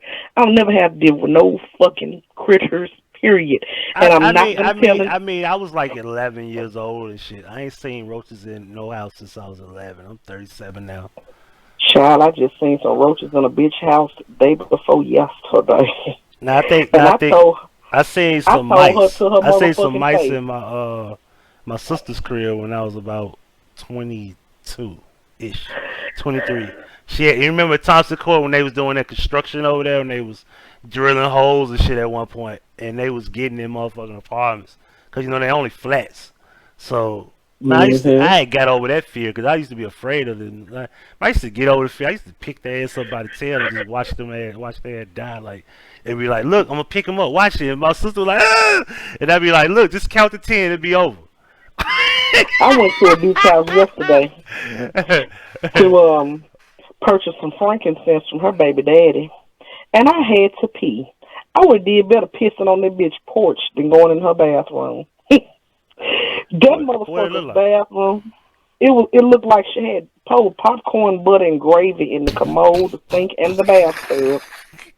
And she had to swirl that shit around there Did in you say layers. popcorn and gravy? That's bad. Popcorn butter, movie Butter theater and gravy. popcorn butter, and gravy. So there's some thick Popcorn, butter, yellow and shit, gravy. some thick brown shit. That's nasty. That, It was in the toilet. It was in the sink. It was on the fucking edges of in the cracks of the tile. that's bad. It was all in the bathtub. Cause I'm a nosy bitch. If I come to piss, I'm gonna hit my little spaceship hover, piss in your toilet, and look in your You toilet. ain't been over here. You ain't been over here. And no, in the same damn time, I fucked around doing my little hover shit. I was looking for some tissue because wasn't none on the roller. Some people trifling and set their tissue roll on the edge of the bathtub. So I pulled the shit down. Like, bitch, ain't got no toilet paper. They wiping the ass. So thankfully, you know, I come all the way. The Bible, the Christian Bible says, "Be ye also ready," because you never know when you might come it or have to go it. So I keep some tissue in my purse. So I did my little business. Then this hoe ain't got no soap to wash your hands. So what's really going on up in this motherfucker? Was she like the public bathroom? The fuck, they don't have fucking So tissue. It's fucking I soap. pull out my trusty hand sanitizer. So when I get ready to turn the doorknob to come out, I guess the roaches had to use the bathroom. The roaches had to pee or something too. Because when I opened the door to come out the shit house, come back in the hallway, it was a whole line of roaches out there waiting to come in. Like we was at the club or some shit. I mean, dead serious. When I opened the fucking bathroom door, I looked upside the wall, and it was literally a line of roaches like cars in a drive-thru. Like, oh shit, it's free. You go, hurry up. It's your turn now. And I opened that door and stepped out. That first little roach scurried up in that motherfucker. I said, "Ooh, let me shut the door and give you some privacy." Oh, my God. I came out. I said, "Nigga, you ain't weighed that motherfucking shit up yet. I got to go." Wow. A line of roaches. The motherfucker was like, "Okay, you done? You finished or you done?" I looked at her They ass like, over there on the couch. who's this bitch coming in our bathroom? Then I walked past the little broad, and I'm going to use one of you good South Memphis words. I ain't walked past the little broad, and she's sitting her ugly ass over there on the couch. Hey, little mama. With 25 you should say little mama. We inches ain't of say broad. somebody. We wasn't saying broad and stuff. We was saying little mama. Yeah, I walked past this broad. She said there was 35 inches of somebody else's hair glued upside the goddamn head and 10 inches of eyelashes. And a negative $2.50 worth of furniture in the motherfucking house. -2. From Renaissance at that. No, her shit looked like she went dumpster diving in Rental Center after they had to repost somebody's shit, but it wasn't no good no more. And the baby is crawling around on the floor, and it's so much debris on the motherfucking floor. I just wanted to just pick up something off the table or off the floor and just yeet that shit and bust that bitch in the head with it. That's why I have to stay away from people, because I be looking at unnecessary trifling shit. I get so mad. Damn, y'all baby immune system got to be strong as shit to be crawling around and all this nonsense. And he ain't sick of nothing. So like, oh, you want to pick him up? No, ma'am. I got a kid at the house that got immune system problems. Keep you and your little booger eater germs to yourself. Straight on this shit. I'm straight on you people. I'm wondering if I need to Lysol myself before I go in my own goddamn house. And I actually have started doing that. I keep a can of Lysol in my truck. If your shit questionable, I'm going to spray the fuck out of myself when I come out of your shit before I even get in my vehicle. I ain't bringing nobody else's fucking heebie-jeebies in my house. If I want some heebie-jeebies, I know where to go get them from. Wow. Ridge Grove. Don't none of you Ridge Grove niggas get in your feelings and come out here trying to fuck with me and Carol. Y'all know y'all with that shit out there in them fucking bushes, so chill out. Hell no. Yeah. It ain't I'm gonna talk about my own nigga when we talk about this shit. It ain't a nigga that come out of Ridge Grove that's worth a plug fucking damn. Ridge Grove's just full of fucking big dick ain't shit niggas. Pause.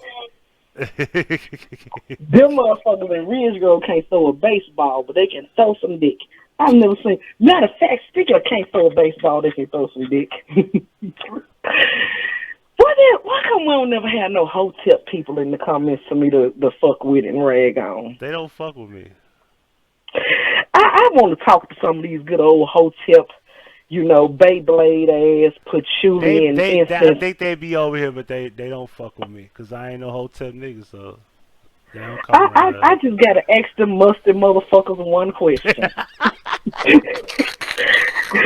Hey, the hotep niggas got natural deodorant, man. Stop it. They got deodorant. Stop it. I refuse to believe that you niggas is the descendants of the people who built civilizations and pyramids and shit. And here it is, modern times, and we got Google, YouTube, all sorts of instructional guides, and you motherfuckers can't build a $5 birdhouse out of the fucking Hobby Lobby. But you want to convince me that building civilizations is in your bloodline? Right.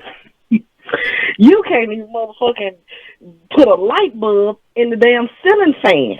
But you come from kings that built pyramids. Nigga, read these directions and put that lamp together. You ain't got to turn but 2 screws. And nigga be sitting there. There's 3 light bulbs in that bitch. You see that ceiling fan? Stop. Go ahead. I'm dead serious. I had a hotel nigga over here one day. Oh, he's so crunchy. Who the fuck is he? Miscellaneous? Nigga, how you just gonna add my hoes out like that? Oh, my bad. Look. My bad. I mean, it ain't like it's hip hop. Nigga, my nigga do listen to these shits. What the fuck? He listen to me? Huh? I'm honored. He listen to me? No, when I be on the panel, I send him the link to the shit. You better quit your. Well, if he I bust your motherfucking. I bust your motherfucking head. I want MISC dot on my shit. Tell him I said what's up. Nigga, I want to talk about the real Yo Gotti story. Like, fuck the bullshit. My main nigga listens to this show, and you just aired my side nigga out. What the fuck is wrong with you? Listen, my bad. I ain't know I was doing nothing wrong. You said... You messy motherfucker, you. Now, I'ma hope he went to sleep and he don't get it on the replay. I didn't know. Listen, my bad. I didn't know what the fuck just happened here. Y'all, I'm finna kill this motherfucker. I swear to God. But I had this crunchy ass hotel nigga over here, and he's so, it became it this and so that, and I'm a king and I'm a this and I'm a that. Okay, put this goddamn lamp together I just got from Amazon, man. King. He never could figure it out. And all he had to do was screw the pole to the goddamn base and put the shade up there and put the goddamn thing in it. That motherfucker assembled my lamp upside motherfucking down. And I just stared at him. I said, and your ancestors built the pyramid and this is what the fuck I get? He was so fucking mad. They built the pyramid, can't put fucking lamp together. You the motherfucker, you the father of civilization, but your ass can't fill out a goddamn application to get a damn apartment. I don't believe you. I got a whole... listen, if a nigga can't... But then, you know the funny thing about shit put together? They give you instructions. Niggas can't read. Niggas can't follow directions and shit. I'm going to tell you how trifling instructions come out. If you can't read, they give you picture diagrams to follow with arrows pointing to the shit. And it'll tell you, put this here. If you can't read, most cheap-ass little bullshit come with little stickers on it. Stick A to B and attach it to C and use screw E. Here, and here. Simple shit. Like, it's not even complicated. Nigga, you I couldn't put my whole weight bitch together. That shit took a while, but it's common sense. Just read. Listen. Cooking is simple. All you gotta do is pay attention, follow directions, get you some measuring cups if you can't eye shit. Cause sometimes real people that really professionals, they eyeball shit. So if you can't eyeball shit, just get measuring cups. It's okay. That's my biggest problem. People ask for recipes. I don't know how much of that shit I put in there. You should have been watching. I put 4 shakes of the shit in there. Well, how much is 4? Bitch, 4 shakes. Count the motherfuckers. Shake. 4. There's 1, 2, 3, 4. You know how to count, right? You don't know how to count. You need to be cooking. That's right. How much flour did you put in there, bitch? A handful. Do you see me stick my hand in the fucking thing and put a handful in there? Well, is it a handful? It's a handful. True story. My cousin was like, listen, hold on, say this. My cousin wanted me to make some banana pudding. I said, bro, I don't make banana pudding. Like, bro, you ain't my bitch. He started laughing. I said, how you do it? I said, bro, you get you 4 eggs, get you 4 eggs, get you 4 tablespoons of flour, get you some vitamin D milk, and get some butter, because you're going to need half a stick of butter, which should be 4 tablespoons. It should be. How am I supposed to know? I said, bro, Just get the butter. There's The shit fucking said on the pieces of paper. When you open it, it's gonna tell you how much. But I told you half. It should. If you get anything more than 8 fucking tablespoons of stick, you doing the wrong shit. Just get some regular fucking packs. They don't give a fuck what it is. He still fucked it up. I was like, bro, you just cut. Listen, crumb cookies at the bottom. Bananas. Why you being a jackass? You know he's slow. Why you just intend to mind give him a goddamn box of Jello mix and a cup of milk and move along? Listen, most niggas just don't have patience. If you wanna know how to cook, it takes patience to read and be able to, like, I'm gonna get this right. Follow directions. It was simple shit. It ain't like I'm telling a nigga how to make meatloaf. You didn't know 40% of the population has a reading level below the 6th grade. I found it out casually. I know motherfuckers that's dumb as hell know how to cook. What's your point? Yeah, because cooking ain't a science, but I'm saying just in general, reading-wise, 40% of the population has a reading level below the 6th grade because, especially if they're between the ages of, say, 30 and 45, because there was a generation where they let motherfuckers be 19 years old in the 7th grade. Yeah. They better educate themselves because, shit, you don't know how to cook. Something wrong with you. It's not complicated though. Just cooking is not really hard. I started about doing like cooking shit. I was like, man, I'm not doing that shit. Like, Chris be cooking though. Shout out to Chris. Chris be cooking his ass off. What you mean, That's my guy. I know Chris does cook his ass off, but he didn't pull out a couple of things that I was disappointed in that I wanted to just tell him. Matter of fact, I hope he might have probably medicated in sleep. She's Chef Boyard fucking Spencer. What you can say it, you might well say it, you might well tell us what it was that disappointed you. You said it already. Let's get it. He made some cabbage that I felt like he had let go a little bit too long, cause I'm finna make everybody in the chat mad.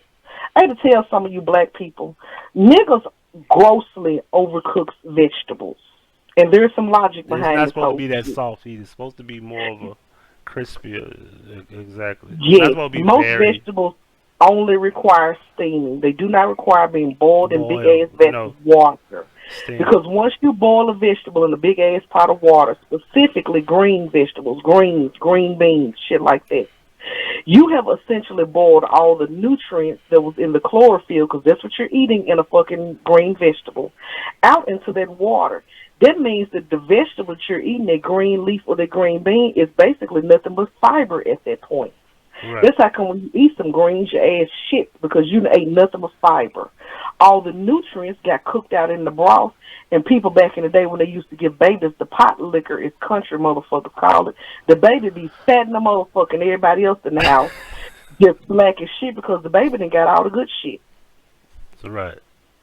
Greens themselves, actual turnip greens, don't require any vegetable, period. Most vegetables don't require no longer than 10 minutes to cook if they're fresh vegetables. 30 minutes if it's something like a bean or a legume or something. If it's dried and has to be soaked, then that's a problem. That's where that long ass shit comes in it. But just everyday fresh vegetables, this shit is grossly overcooked. Niggas will fuck up a candy yam so bad. I looked at some candy yams in the restaurant the other day and I almost cried. Like, what the fuck is this shit? Chunk, what the fuck is candy this? Yams look like sweet potato pie without the candy crust. Yams look like orange mashed potatoes with no crust.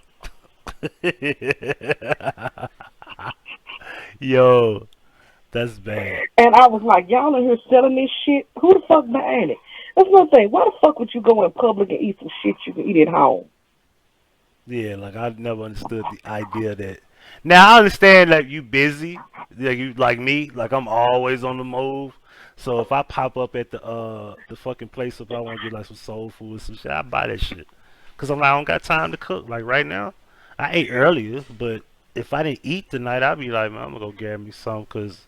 But then I already ate, so I'm good. But this the thing. I don't mind getting the shit that I can cook at home. Any motherfucker that goes in a restaurant and orders chitlins need their motherfucking head. Yeah, like if you buy shit like the fuck, like fuck out of here. Who sells that shit though? I don't know, but one of my hoes came here the other day. He a truck driver. He lives on the eastern seaboard. He came sliding through here. Jay, I think that was night before last. I can't remember. But he came sliding through here, and this nigga went to China Inn. And of all the shit on the menu at China Inn, I posted just the picture I posted on Facebook. You seen it. Let me look. Hold on. Remember when I posted the shit on Facebook and I said the truck driver might as well eat ass because look at his... Oh, that shit. That was supposed to be chitlins? No, that was a place full of neck bones, chitlins, hog maws, and pig feet. And I looked at him. I said, what the fuck is wrong with you? Just write it. What the fuck is wrong with you? Why don't you eat this shit in a restaurant? You just paid these folks $12 for $1.53 worth of fucking animal scraps. What the fuck is wrong with you? Let me go back to that shit.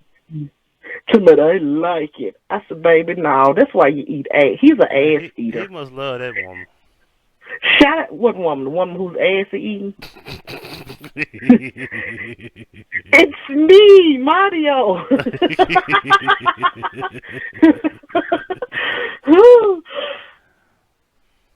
Hold on, I'm looking for the damn profile. I gotta find the profile first.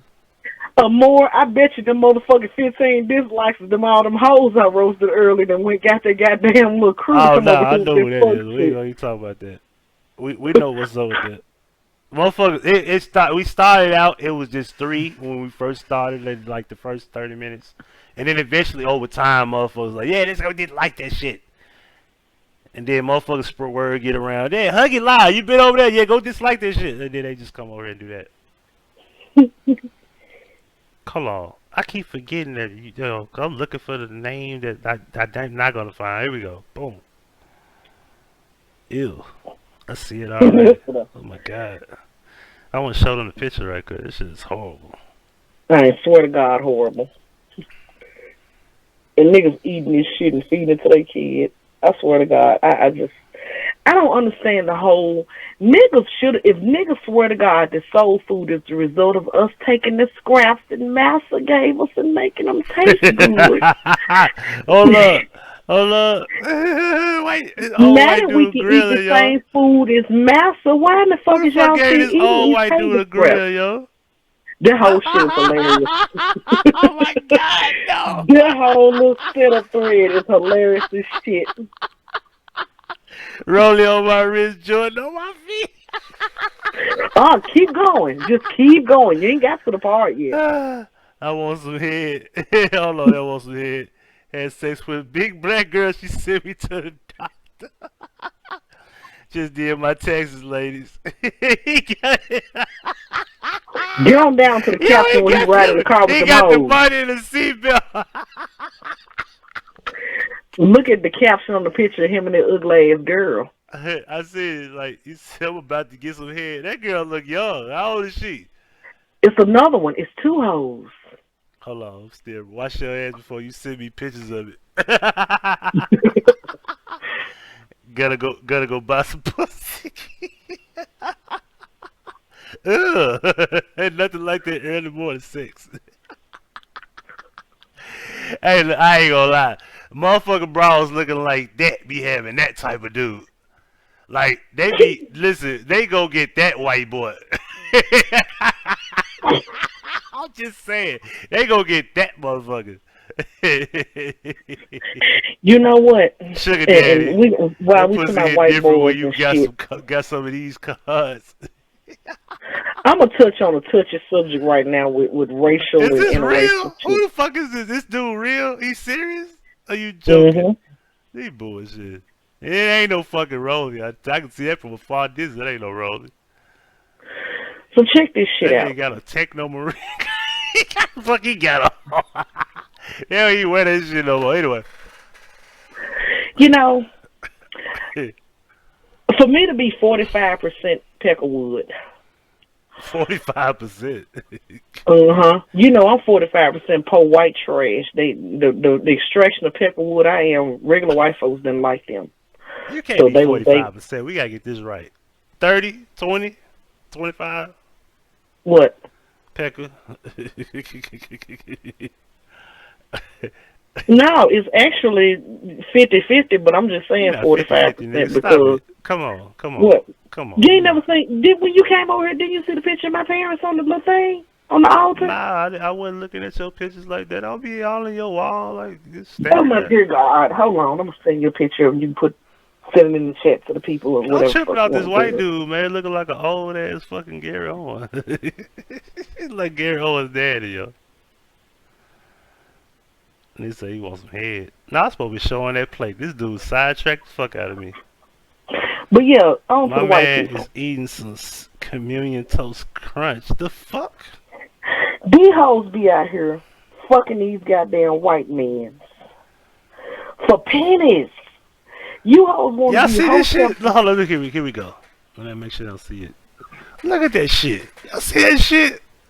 You said this plate is got chitlins, or what else?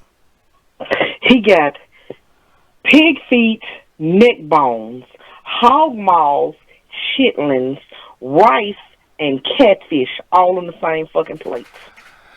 And the only thing that look good is the catfish, and it's all the way off the camera, and I don't know why. And it was, and it because I was trying to show the nasty shit. That catfish wasn't all that neither. It was soggy. I hate wet ass fish. But I sent you a picture of my parents so you can peruse. I don't understand how these hoes can act like, oh, we hate white people so much. Then you go out here This your and mama? let Todd, don't me and her look alike? This my mama and my daddy. Mama look good. Nigga. I'm just saying. Anyway, let me stop. Go ahead.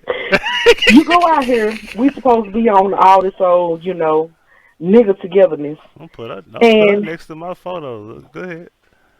you gonna let, Cody's dad nut on you for $45? You gonna let motherfucking Connor's grandpa skeet on your face so you can get a couple of bundles of shit? Connor, Bitch, that's if a you gonna name niggas don't have. You know a nigga named Connor? mm-mm. Yeah, that's one name. Connor. If you gonna fuck a white man, fuck a goddamn white man that's actually gonna get you some shit other than some superficial bullshit. These motherfuckers know that they can come straight to the trap and smoke what? Big question. Everything. Sister, do you smoke? Smoke what? Like Cat Williams say, everything. Everything. Oh, never mind. I see the little icon now finally. Yes, I do. You want to donate to the fund, baby? Hit my cash app at Zen Events. Capital Z, capital E. And I will do it for ya. Well, yeah, these motherfuckers go out here letting these motherfucking white folks nut and skeet and do all this fucked up ass shit to them for pennies on the damn dollar. Meanwhile, Becky come snatch up one of y'all motherfucking ass. She coming out that whole fuck a bag. She coming out with luggage, designer luggage on wheels.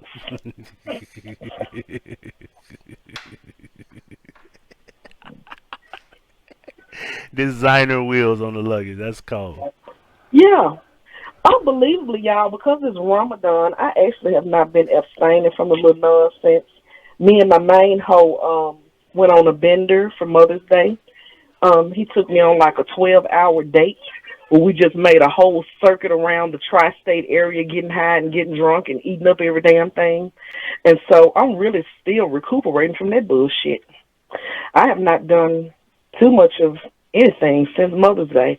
Shit, I slept all day Monday and part of the day Tuesday. I had personally to myself an entire half ounce of weed and a whole 3/5 of Coa tequila. I did it. I don't want to see no more fucking intoxicants for 3 business days.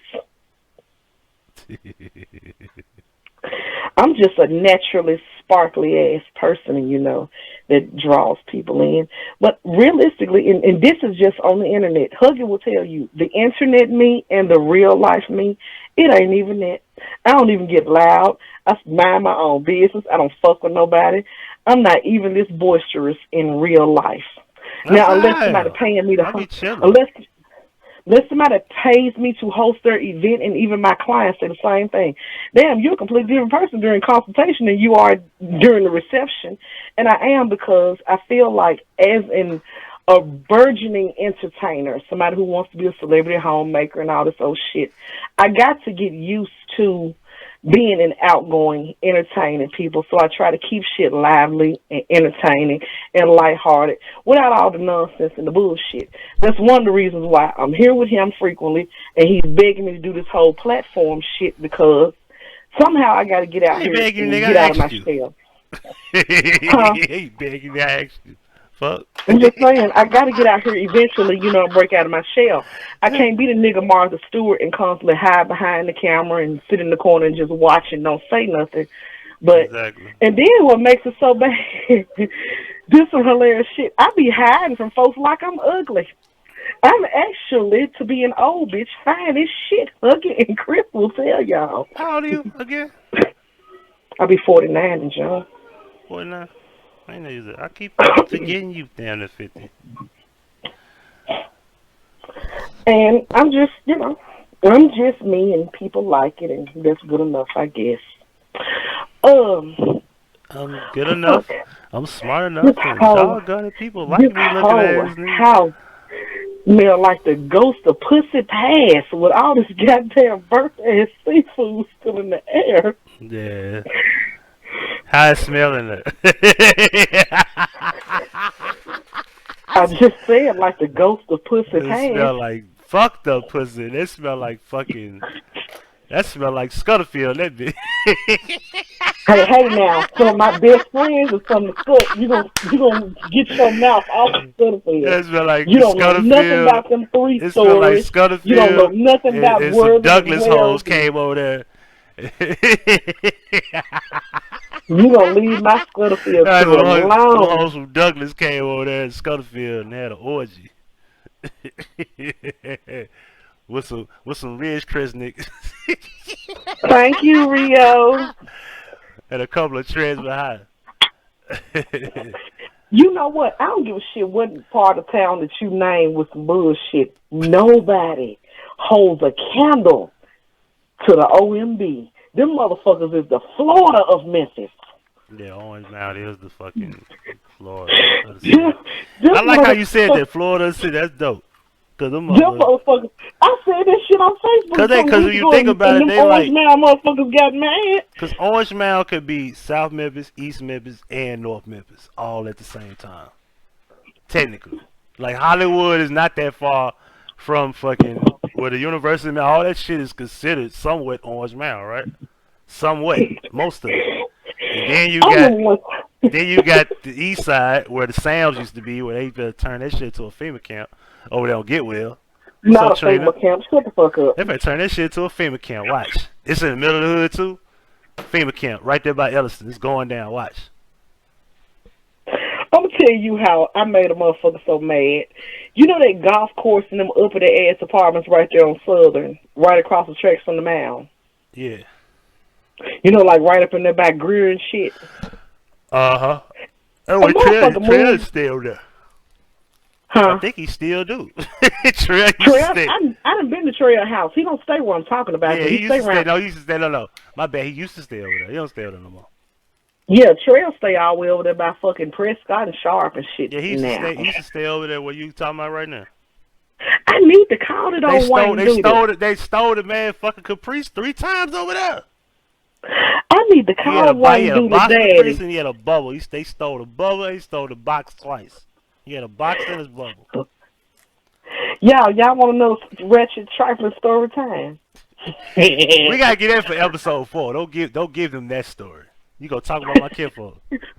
Yeah, but those motherfuckers stayed in them goddamn towers. They thought they was just so uppity. Bitch, you live next to the train tracks across from the ghetto. You live in Orange Mound. You over here paying $1,000 a month to live in a penthouse Garten project apartments.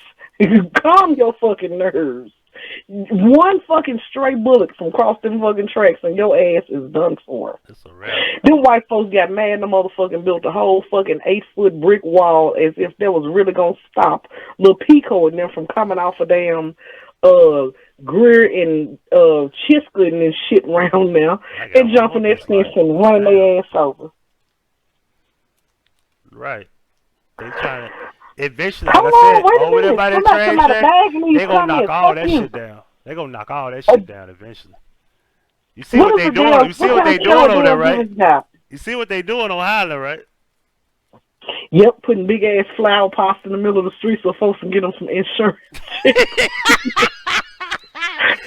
Look, they build them high rise over there. They go. The next thing you know, they gonna go down. They said, let's go down Southern. Let's tear this shit down. We sick of these niggas, and they gonna get them out the way. They doing it right now. They already got an apartments up right there where Foot Home used to be at already.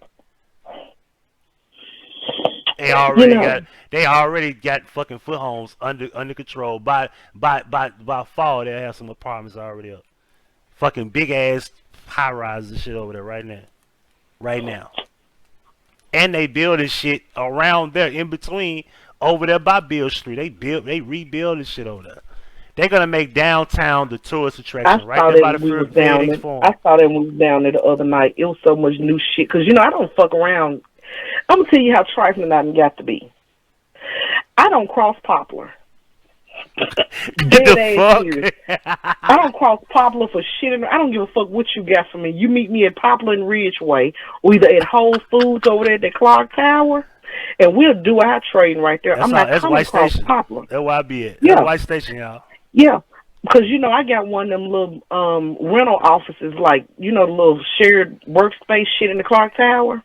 Yeah. That's where I meet my clients and shit at. I don't come across Poplar for nothing. I don't give a fuck what it is. I used to be where the white folks used to be at. Where no niggas over there back in the day. So it's literally been White like Station for a reason. Yep. It's been like 4 or 5 months since I've been in downtown Memphis until this past weekend. Me and him slid down there for the little bar crawl, Memphis and May shit. And so much shit had changed, I couldn't believe it. Even in the hood so much, because we drove through the city slow, puffing and I forgot. Just Dixie Home was another motherfucker that had roaches. Who did? Dixie Home had roaches too. Forgot about their ass. Nigga, the roaches had leases in Dixie Home. They had their own motherfucking vouchers in that motherfucker. Yeah, they used to be the shit. You see what they got over there now? And her village, they had a roach in the fucking running the place and was the fucking office manager. They were so infested and nasty.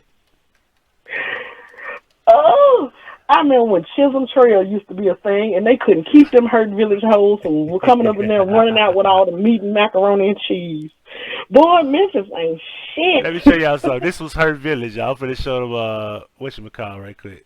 You got a picture of it? Now I got the video. I think they ain't got no damn pic. It's all pixelated. This is Hurt Village. You remember 3 6 Mafia had that song with High Boys and Big Time? Not only do I remember, Her Village ain't been up since then. I was in the video to that shit. I'm one of them bitches out there that was stomping the pimp. At? One of them hoes that was stomping the pimp when he fell on the ground. I gotta find out where you at. Go to the video. Nigga, this Hurt Village right here. It ain't even open no more. Where you say it again? I'm trying to remember where they was stomping the dude. I ain't seen this shit in a long time. Okay, there's in the video, you're going to show the dumpster on fire and the firemen and shit out there. Okay. Then there's going to be a pimp and 3 hoes. I am one of the hoes that is kicking the pimp when he falls to the ground. Okay, help me out. Who was rapping, though? Because I see the part with the fireman. That's BG and Lil Wayne. Because that's BG. And I remember they had the blue flag. But see, I understand New Orleans is a thing. They don't care about banging. But the fact that Wayne just had the blue flag on is like, fuck me. I don't know. Yeah. I can't tell you who was actually rapping because when you're doing those, when you're on a video shoot set. I see exactly what you're talking about. That's the boom box. But you said the pimp, though. So hold on. Let me see the pimp, though. Okay, I think this is it. That juvenile part, that's turn. Okay, here go the pimp. I think this is that's Bird, man. It might be Jew's part. Lady bitch, I'm sorry because I know I was wrong, but she came into a club, so I thought it was wrong. Now I thought it was wrong. I think it's his part. This is from the box. A nigga been holding this video for a long fucking time, yo. On the jukebox? Yeah, they recorded from the jukebox because apparently they don't even have. Lord, that motherfucker. Oh. And it's like the idea of the video was like corny as shit. Like it didn't make no sense. Like Cause I'm gonna tell you the trifling shit.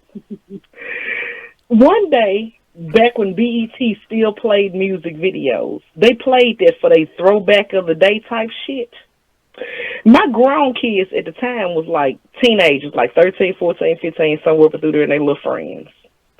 So they sitting up, and my oldest son, he just came. He's like, "My mama in that video."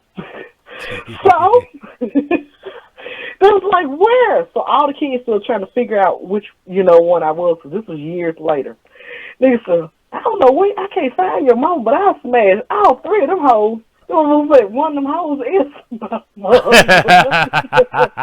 He was like, "Nigga, I'll gun your mama down." He was like, "Shit, I'll still." When he was like, "Man, I would have gunned your mama down. Shit, I'll still gun your mama down." And right then, I walked in the room like, "You'll do what?" And they all started laughing. Did you find the little part? I'm still looking for the part where they would beat down the pimp. You might well play the whole fucking video then. Okay, I got it. Now, who's supposed to be you? Because it's a dude. Why the fuck he got a green-ass outfit? Why y'all throwing money at him? Like I said, the concept of the video is stupid. Because the concept of the video was he was supposed to ran up on us and wanted his money, and then he was talking shit to us. So we were like, "Nigga, take this fuck-ass pen," and went to kicking the shit out of his motherfucking ass. So which one is you? Because there was so many motherfuckers, we can't even tell. Nigga, it ain't but three hoes right there stomping the pimp. You know what the fuck I look like. And you done seen pictures of me from 25 years ago. How you don't ask me which one is me? How the fuck I'm supposed to know? It's like 5 of y'all asses. It's not 3. And one motherfucker, okay, let me see. The short motherfucker. Let's see, who the short motherfuckers? That's not you. She too tall. The short motherfucker gotta be the one that's right here. This gotta be you. So I don't think you seeing it in live real time. That's got to be you right here. Let's zoom this shit. Hold on. I'm finna put it on live in real time. I gotta cut the damn volume. You have brown and white on, like a brown, black, and white on. This got to be you right here. Echoing this shit. Where is that? Cause I'm looking at the thing. I got it on freeze right now. It's on Turk part. It was Turk would start rapping. I'll freeze it. Cause all I'm seeing on the thing is the chat. Let me run it back. Yo, Cause it's got like chops and shit. Yeah, I think you like it's like a 10-second delay on your watch. Okay, here we go. The dude ain't failed yet, and somebody just pushed him. And I know that's not you, cause that girl is a little bit tall. She got long legs, and that's not you. The girl that's you, it's gotta be the one on the left. You gotta be the one on the left. You gotta be. She the shortest one. It's gotta be you. Correct? There's a couple of other bootleg ass Memphis rappers videos that I'm in from 20 years ago. I'm gonna tell y'all a big ass secret, and some people actually know this. And you've never questioned me of why in the fuck do I know all the fucking D-list bootleg entertainers in town? Because I am the great value Amber Rose. I just didn't fuck them niggas, not all of them anyway. Oh, well, you want Amber Rose, then Amber Rose fucking. No, I just danced in their videos. All I did was dance in their videos, sang a few hooks, did a few ad-libs, little shit like that. But I ain't fucked with two of them. But I ain't even fucked them. What's up? In relationships and shit, so that doesn't necessarily count. But there's several videos. I'm in a 8-Ball and MJG video. Was it Space Age Pimpin', wasn't it? Sure was. Let me go. I remember your ass there. Let me go. I'm gonna find you in that. I'm gonna find you in Space Age Pimpin'. Hold on. I could have been in that video, but they were like, "Man, you too young." I'm like, fuck out I here, was man. in Stay Fly. Oh, you gotta stay fly. Because you know, YouTube so petty. These little videos will get me fucking copyright. Just playing the video with no audio will get me copyright infringement. But I don't think they really tripping on that. Skulls Bucket, Orange Mountain, niggas, Tom, and the Project Players in them. I was in one of their videos. That girl right there. This girl right here is she friends with me now. I did her Texas. Her name is her last name Randall. She's not related to my people, but her last name Randall. She live in Texas. She used to live here. I was in Tila, shown off. Yeah, everybody was in Tila shit. See, See, back when I was a young, Let me see. back when I was a young hoe, I was a majorette all through high school and college, so you can imagine what my legs and thighs and shit look like. Fantastic, this freak that shit passed. You made a nigga laugh, I had to get you. And when I saw that ass pass, I had to hit you. You're making me fight against my will. What must I do? Would you feel for me? Yeah, if my life in danger too. You can steal for me? Yeah, if that shit belongs to you. Then feel for me. Yeah, if the way you act is true, who knows? Let me stop before I get copyright for it. Lexus Doze, you be closing when you want up one of the chosen, hosing, different places, different cases. Got me tired Now, like she as looks. for my ad-lib credit, G, you ain't got to be constantly trying to shoot that P, claiming that you ain't heard of me, keeping it real. Let me know how you feel when we communicate. Let me stop. cause my shit real delayed, so I ain't gonna see it for a minute.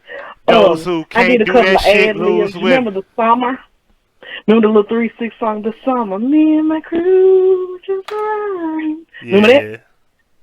I'm the I don't know a lot of rappers. I don't know a lot of rappers. I know a lot of rappers from everywhere else than here. I don't know that many. Okay, niggas, man. remember in the summer when he said he was scoping out a bitch with some weave and a sexy switch? Can I get your number? I got a man. Well, I'm a holler bitch. Oh, hit that nigga. Yeah. Let me see. Who was that? I'm trying to think. Who was that? 3-6 Mafia and Juice in them in the summer. That's real old. We talking about like 1994 shit. Okay. No, I remember the beat, but I can't remember the lyrics and shit. And I used to listen to Mr. Style like 1,000 times in a row. And of course, I all remember in y'all the know summer living the like Destiny. Everybody in town ain't gonna never that let was me live down. that was Juicy J part. And I'm telling you, it ain't a soul in Memphis that know how me we and do know it in him. the time. What? Okay, yeah. I'm trying Just to gonna remember let the me lyrics. forget that I was gonna call his mama up, cause bitch, that's a no. Call your mama up. That was you. I'm gonna call your mama up, bitch. That's a no. Cause everybody was like, let us find out this you that was cooking collard greens, cornbread, and chitlins and shit for the nigga. I'm like, I did, but I'm gonna call your mama up, bitch. That's a no. No. Don't get personal. I'll never let go. I did some ad libs for some Like, do you understand? ass nigga the other night. Listen real close to the lyrics. You think a nigga get away with that and go platinum now? Hell no. No.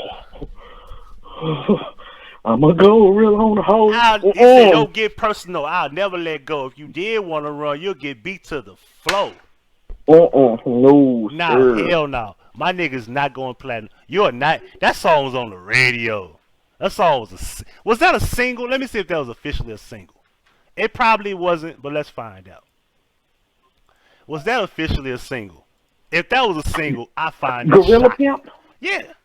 I mean, just because they played it on was. the radio don't mean it was a single. Let's find out. Yeah, it was. And I can't think of the one that came behind. Chicken Head. Chicken Head was the first one, and Gorilla Pimp was the second. No, Gorilla off Pimp of was not a Mr. Don't single. Play. It wasn't officially a single. Life We Live was only two singles. Life We Live and Chicken Head. But they did play Gorilla Pimp on the radio. But it got radio play. It got that got radio play. Ooh, nothing. And what was the other song that got radio play? Because they weren't singles officially.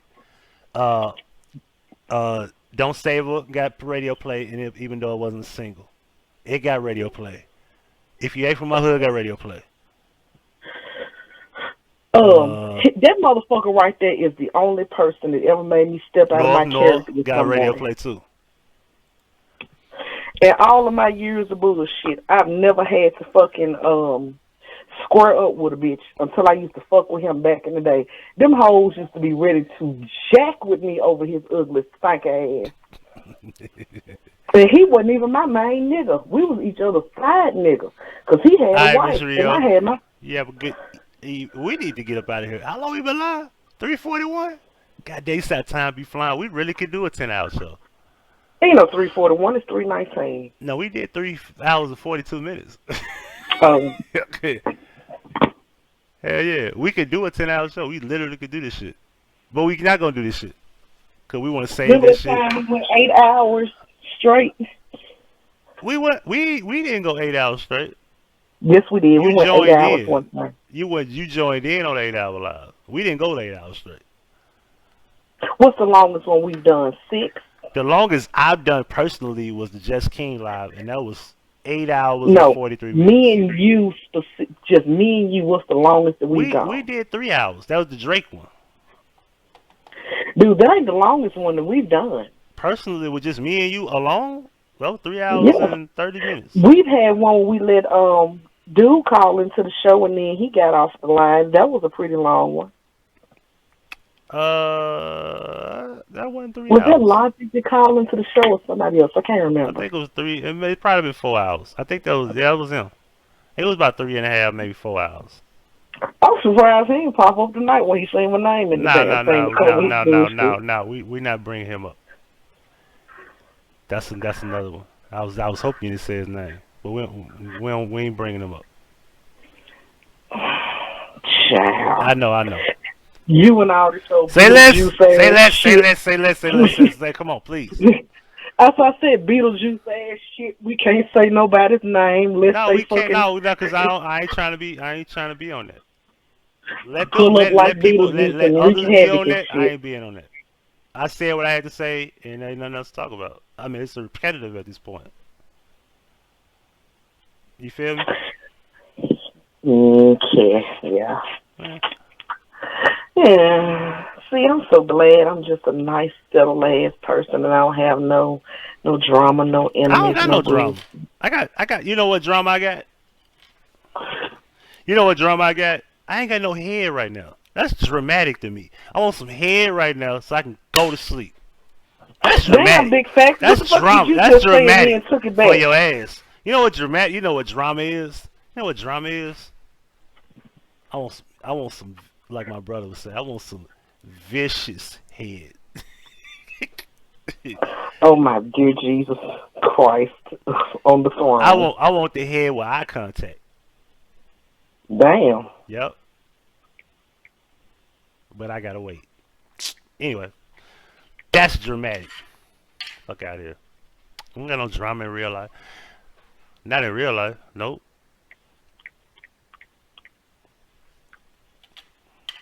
What you think, Spence? I don't know. I don't have the problems. I have no shortage of hoes lining up to, come have lunch at the Y.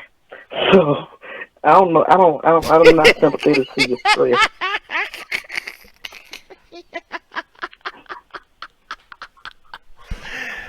Ladies and gentlemen. Ladies and gentlemen. Thank y'all for coming out tonight. You could have been anywhere, but you're here with me. I appreciate that. And my guy in the background, as you see, that is Cash Ginobili. Yeah, this the dude. Well, he didn't. He the one that took Shaq Lizzy Chain when he got punched in the face. Let me make sure I scroll this up so y'all can see my dude. So don't y'all like how I got the background where I could see? I told y'all how y'all work this thing. It's just layers. I could just pull this all the way up on the grid and then boom, it just overshadows everything, right? He's like a little ass like Soldier Boy, but I do gangster than a motherfucker. I run up on this nigga thinking he on some South shit. you crazy as hell. Anyway, Betty Cash Ginobili. Make sure y'all hit him up on Twitter, IG. You know what I'm saying? Shout out to Concrete Cartel. R.I.P. to Rich Lord. Man, anything else? We can't say anything else. We don't want to talk about nothing else. We gotta do that for episode 4, right? Yeah, let's do that. In the meantime, I'm gonna leave y'all with Big Motor. What was the other one I was gonna play with? Big Motor Relapse featuring Bread Gang, Tavo, and OG Ronnie. Shout out to Bread Gang. 100 what the round, fuck 100 is round, an 100 round. OG Ronnie? I don't know. It's a thoroughbred gangster nigga. That's all I know. With a name like OG Ronnie? Trust me. I mean, these the new niggas. You know what I'm saying? Jesus Christ. These not the old niggas. These the new niggas. I do got one last thing to say before we go about these niggas and this shit. Hold on, let's come back over here. Let's put the screen back over here. At some So, point in talk to us, time, you Spencer. have to understand that your big break ain't gonna never come. I'm so sick of going singing hooks and doing ad libs and shit for 45, 59-year-old niggas with grandbabies running around the motherfucking house. And this nigga got a whole fucking $10,000 worth of studio equipment, but the damn baby ain't got a car seat, and ain't nobody buying the motherfucking CDs. Cause don't nobody buy These, CDs no more like these that. old ass niggas needs to let that shit go. If you ain't blew up with your rap career by the time you turn 30, go get your forklift license and let them motherfuckers have that shit. Go get a forklift license, your CDL, an LLC, open your car wash or wing spot or something. Ain't nobody listening to that shit, Kingpin Skinny Pimp. Ain't nobody coming to your motherfucking birthday party to listen to no songs that you recorded back in 19 fucking disclaimer. 92. Hey, Skinny. I did not know she was going. Skinny, listen, Skinny. Disclaimer, and my homie. he most definitely my brother, homie. So, and we working on some projects, but disclaimer. See, I ain't know you was gonna say. I guess you got me back, right? Cause I said MISD and C dot that shit. I guess you got me back on that one. Why you get quiet? Hello? Hello? Did she disappear? Did she hang up on me? She hung up. What the fuck? What just happened? Yeah, I think she got upset. I think. Oh, 4 hours. Let's call it back. I think that's a 4-hour time mark. Give me a second, y'all. Out there. Hold on. How do I call back without the funny shit? Oh, there she go. 4 Welcome. hours. I will not state my name. To accept, press 1. Was that the 4-hour time mark? Let me find out you hung me up because I said them niggas No. names. I was worried. I thought you hung up. So that's the 4-hour Nah. time mark, wasn't it? I guess so. What'd your phone say? 4 hours, right? Because we was on the phone before we started, and we already been live 3 hours and 50 minutes and counting at the moment. That had to be because we started 11:25. All right, so for the record, let's disclaimer this shit. Skinny Pimp and my guy, and we supposed to be working on some shit. Him and my brother. So disclaimer, Skinny. All right, go ahead. I ain't disclaiming shit. Nigga, go fill out them Social Security papers and sit your old ass down Well, somewhere. Skinny don't have to shit. rap though. Skinny got property and shit. Dude, it ain't a single person in this city in the last 30 years that I've heard say, "Hey, man, I ain't throwing that motherfucking Skinny."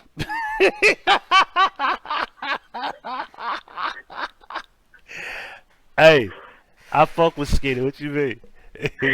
I feel like this. If you done been reduced to performing in bowling alleys and holding the wall juke joints, Oh, go man. get you a warehouse job. They'll let you be the supervisor. Well, I'm dead. The only one who actually, really too old to be fucking around, but still got a little buzz. And he ain't getting buzz because of his music. He getting buzz because that motherfucker is a arrogant, ridiculous, entertaining powderhead. Who we talking about? You know who the fuck we talking about. Now you ain't got a disclaimer on him. I know You know, Fly, you don't. Fly don't give a fuck. You playing so Beetlejuice and shit. Fly, So Fly we don't give a can't fuck. name You names. can say his Fly be like, Fly- some motherfucker was talking about me on this other nigga, Huggie Pacino, whatever the fuck. Hey, but I don't give a fuck. And be snouting while you saying that shit. You don't give a fuck. That motherfucker still singing "Nobody Needs Nobody" because Without he ain't Gangsta got Black. shit else. They talk about He ain't fuck got- Gangsta Black. Ain't got shit else to do. That motherfucker making buzz off entertaining controversy. But I often wonder, do these niggas don't want to let the ghosts go when it comes to this rap shit when they get old? Because when they was little boys, maybe their uncles and daddies had dreams of being bootleg barcades or some shit. So it's just in their spirits to just hold on till they can't no more. I mean, I'm an artist too, so I respect the creative arts. But at some point, you have to be able to evolve to keep up with the times. Don't nobody want to see your old ass jumping around on the fucking stage in the damn hole in the wall little shack where we go grab some wings and a couple of beers and play pool. Because that's what these niggas is doing shows at now. Random hole in the wall pool halls in Oklahoma. My boo too, notwithstanding. Good old Project Pat. This nigga is literally performing in motherfucking Ohio bowling alleys. When you are fucking on the fucking billboard at the county fair, you done fell from grace, my nigga. Let that shit go. Hey, speaking of, what the fuck is that shit over there? What the fuck is that shit over there, East Memphis, out here where I'm at? What the fuck is that over there by the mall? What is that? You talking about Hickory's Mall parking lot? What the fuck is that? The shit that they'll have Tommy Wright III's name on headline. This heavy disclaimer. Tommy Wright.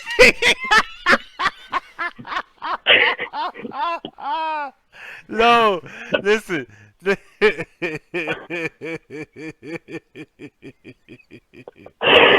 and like I was saying before you hung up, I said, I guess you got me back for the fucking for the other dude. I said, I guess you like, yeah, I'm gonna get him with these names. I know somebody that knows somebody that knows somebody. Niggas is headlining at the Cotton Carnival and shit. And they want to select for. Bitch, where is your... then play some shit we ain't heard in 43 years. In the car and shit, hopping around. Is that a car seat? Is that the grandbaby's car seat back there? Niggas, you on the way to the... You fucking on the way to the social security office. Cause you like 50 and you shouldn't have no new baby, so you got a grandchild? The nigga fuck nigga? Right. Nigga riding around slapping his shit on the way to go pick up his blood pressure pills up at the CVS. Let me stop. Because I'm 37. And that could be me in 10 years. So let me stop. Let me not make jokes. You know what I'm saying? And every rapper from Orange Mound need to just hang it up and go up there to the labor ready and stand in the line at 5 o'clock in about a couple of hours. Shout out to Tomski. Who else from the Mound? Tomski. You know what? You want some shit and some controversy? What? I'm finna send us out on a bang, a la Thaddeus Matthews style. Okay. Oh, shit. Them motherfucking Orange Mound rap crew, and some of them South Memphis motherfuckers that I just got done naming. When my brother, my favorite brother, that I grew up with, Robert, had his little legal problems, these niggas wanted to hop on social media and throw my motherfucking brother under the bus. As if, don't nobody remember when we used to all gather at the river called Cherokee Bowling Lane, and we used to all gather down on South Parkway, and you grown ass old enough to go in the liquor store, 24-year-old nigga. How long that bitch shit been closed? I don't know how long it's been closed, but I'm talking about back in 1991, 2, 3, 6. That was a baby when we was all gathering at the bowling lane, bowling and smoking the reefer, and Chief of the Reefer. Chief of the Reefer. Yeah, when we was chiefering the reefer on the side of the Cherokee bowling lane. And they used to do the gangster walk. Anyway, let me stop. Go ahead. Right. And we was all over there on SOUTH South Parkway, and you niggas was 25 years old going up in the motherfucking liquor store on the corner of South Parkway and Latham buying liquor with your ID because you was old enough, but you was fucking 13 and 14-year-old bitches. Oh. You might have forgot, but the motherfucking Stonerville Country Store ain't forgot. Disclaimer, this is not about me. Go ahead. All of those sanctimonious ass shit. Matter of fact, one of them right now got a baby. And the baby damn near 30 motherfucking years old, and the mama ain't but 42. And I ain't gonna air his ass out unless I catch him being fucking hypocritical. But here's my blind Wendy Williams shit. He is a local, semi-well-known F-list Memphis rapper. Fucked a 13-year-old girl back in 1990, and now has a near 30-year-old son by her, and she's only 43. Well, she'll be 43 when our birthdays come. Because me and her is birthday twins. Oh my god. But I remember when you got Miss HC pregnant, and she was a whole. You had been fucking her since she was 12, Hey, so check this out. and you was So, a whole so check this 27. out. The rapper name. Give me the abbreviations. I know exactly what you're talking about. Shit, the abbreviation. Do you know most of them real name or just their stage names? Stage name. This is one of them obscure ones, so you're going to have to dig deep into your psyche. I'm going to tell you right now, though, to help you out in your search for who this is that I'm talking about. He was one of them Orange Mound rappers of the whole DJ Squeaky crew. Oh, shit. KG.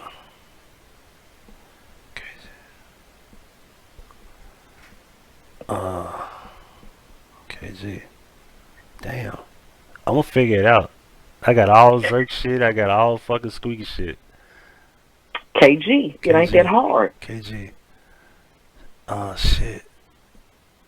Shit, let me help you out. Goddamn. Send me a text. I'm going to. I just said let me help you out. Damn. Goddamn.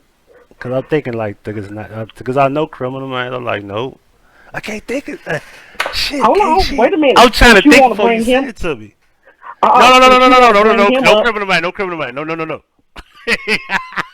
I was gonna say, since you want to bring him up, I got some juice on him too. He's the only one. No. There you go. Let me see. Oh shit.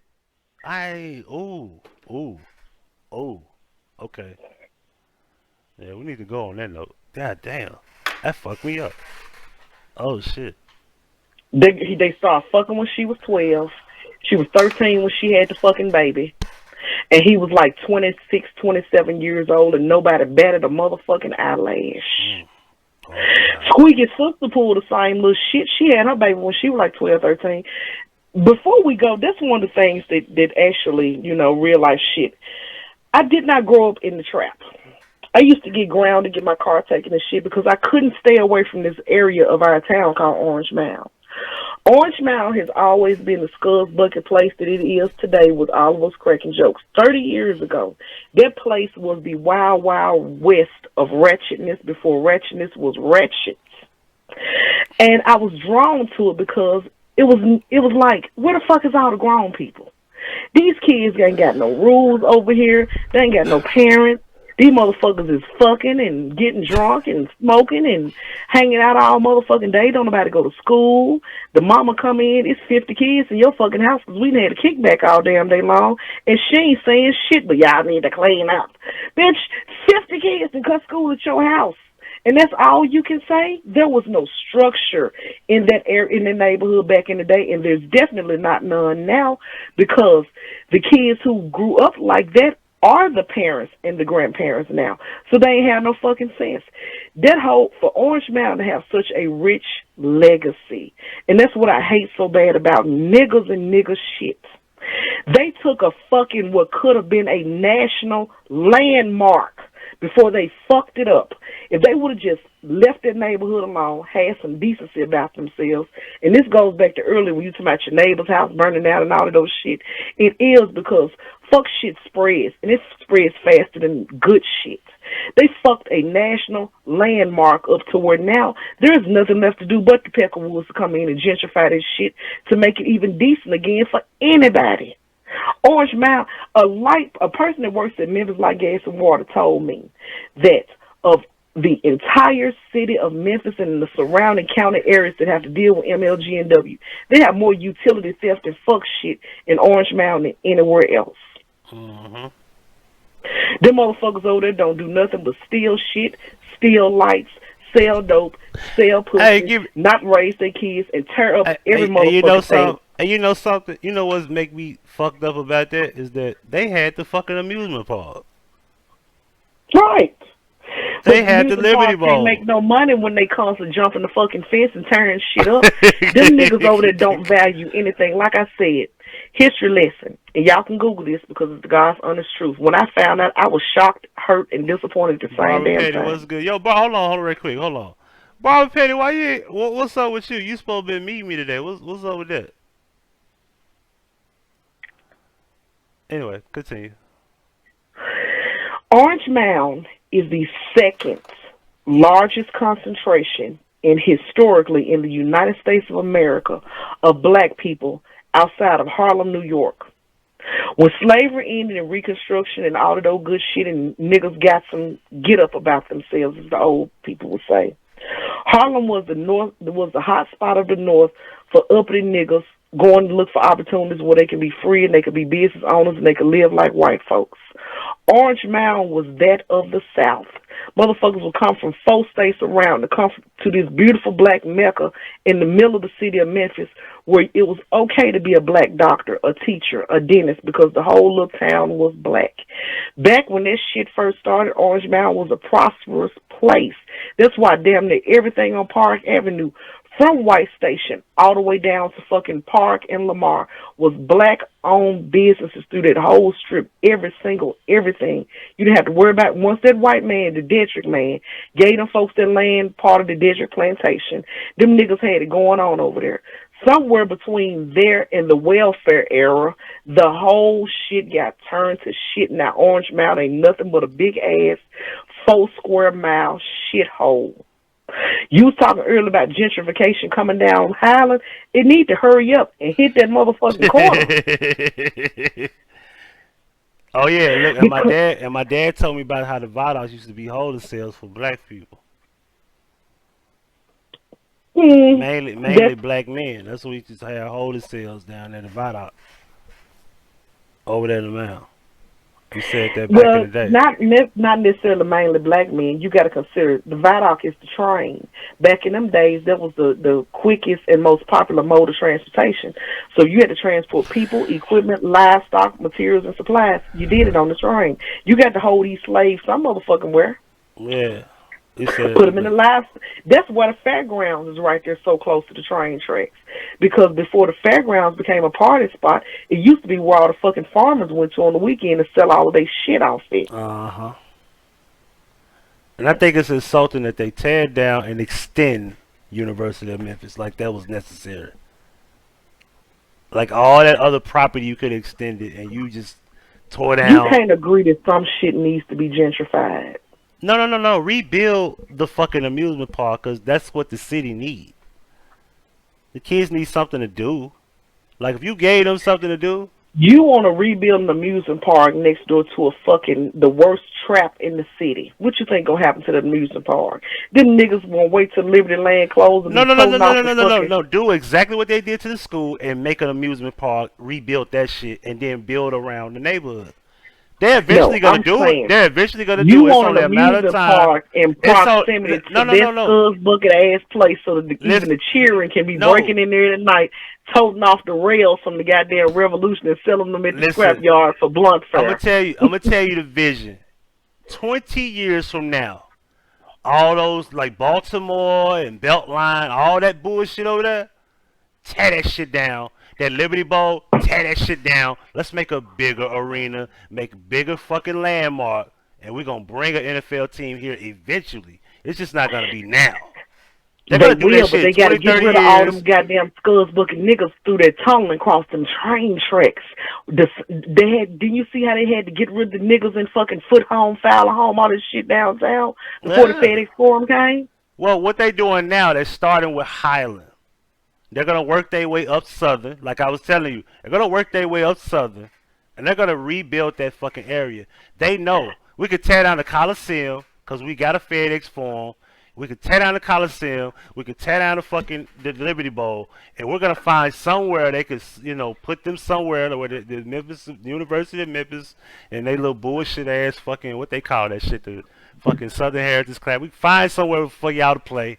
And get them somewhere, and it would take maybe 2, maybe 3 years to build a stadium as big enough to put an NFL team here.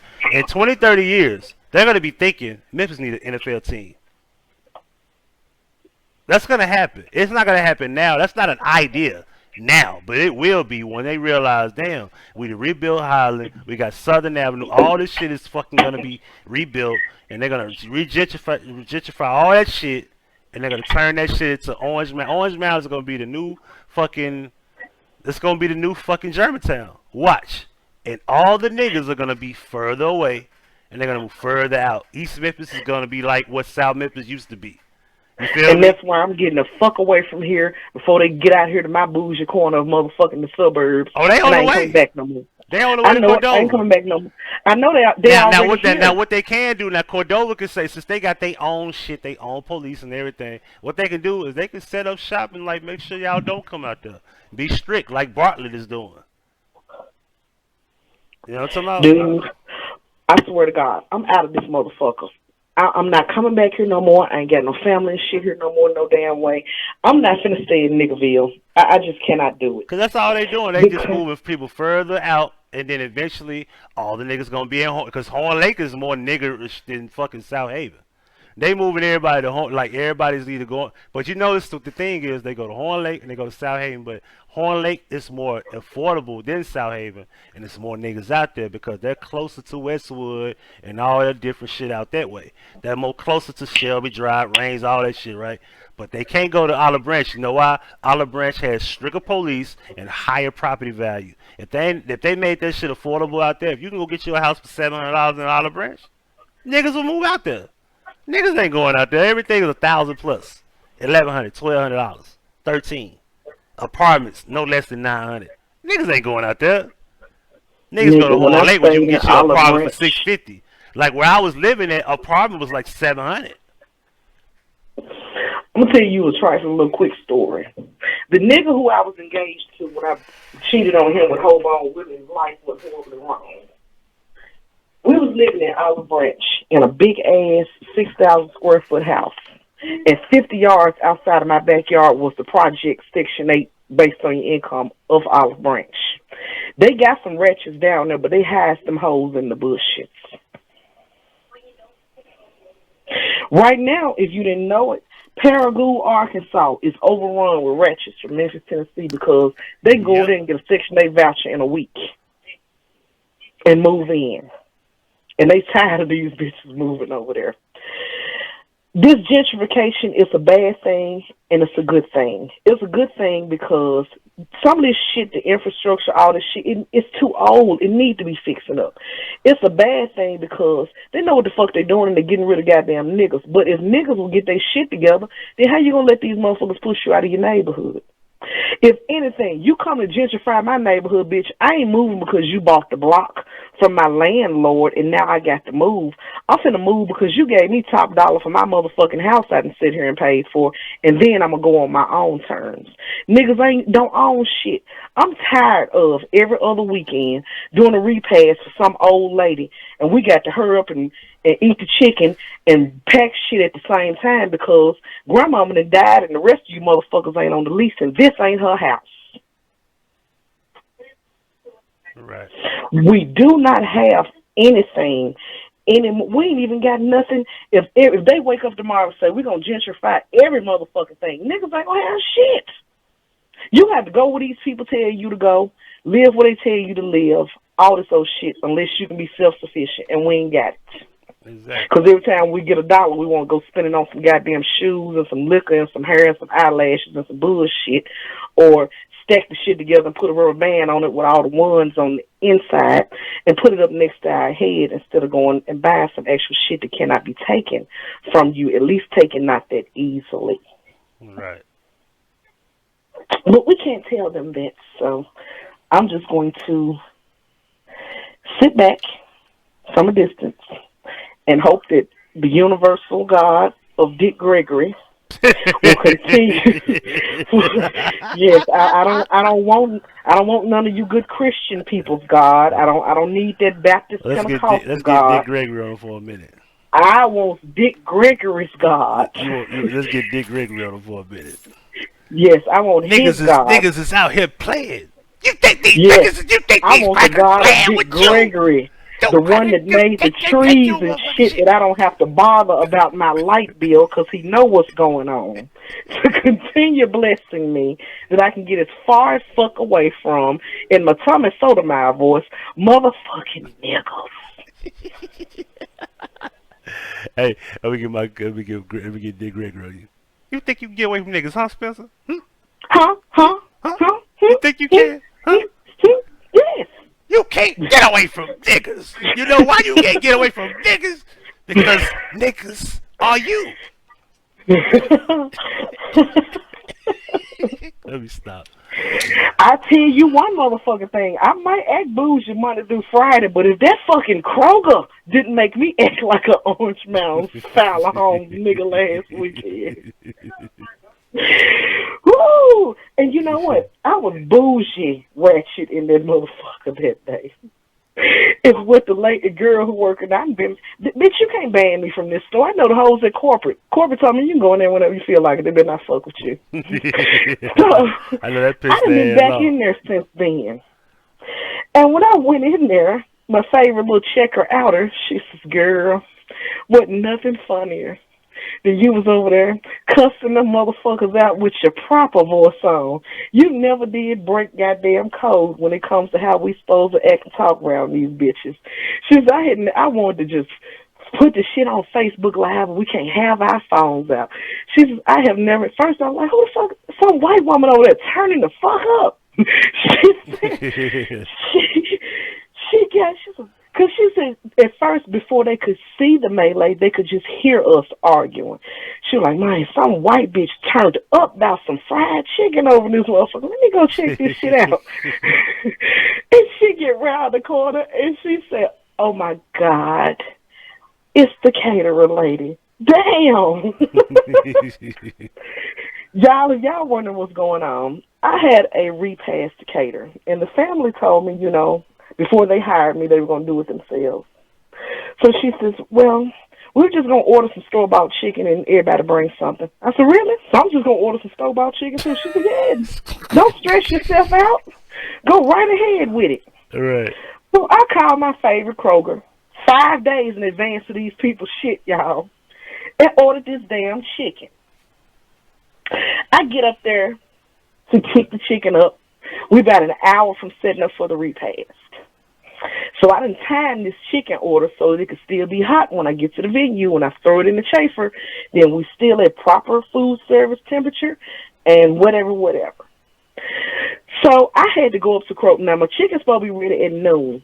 I'm supposed to go set up for the repast, and one repast started at 2. 10:30, I needed some vanilla extract. I ran up to Kroger on a humbug, grabbed my extract, asked the people, because I'm ordering 250 pieces of chicken. Y'all started on my chicken yet? No, it's not ready yet. Okay, I leave. I go home.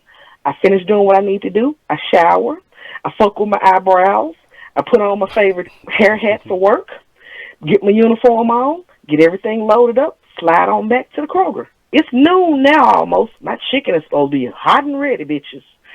I go in there. No chicken. I said, what the fuck?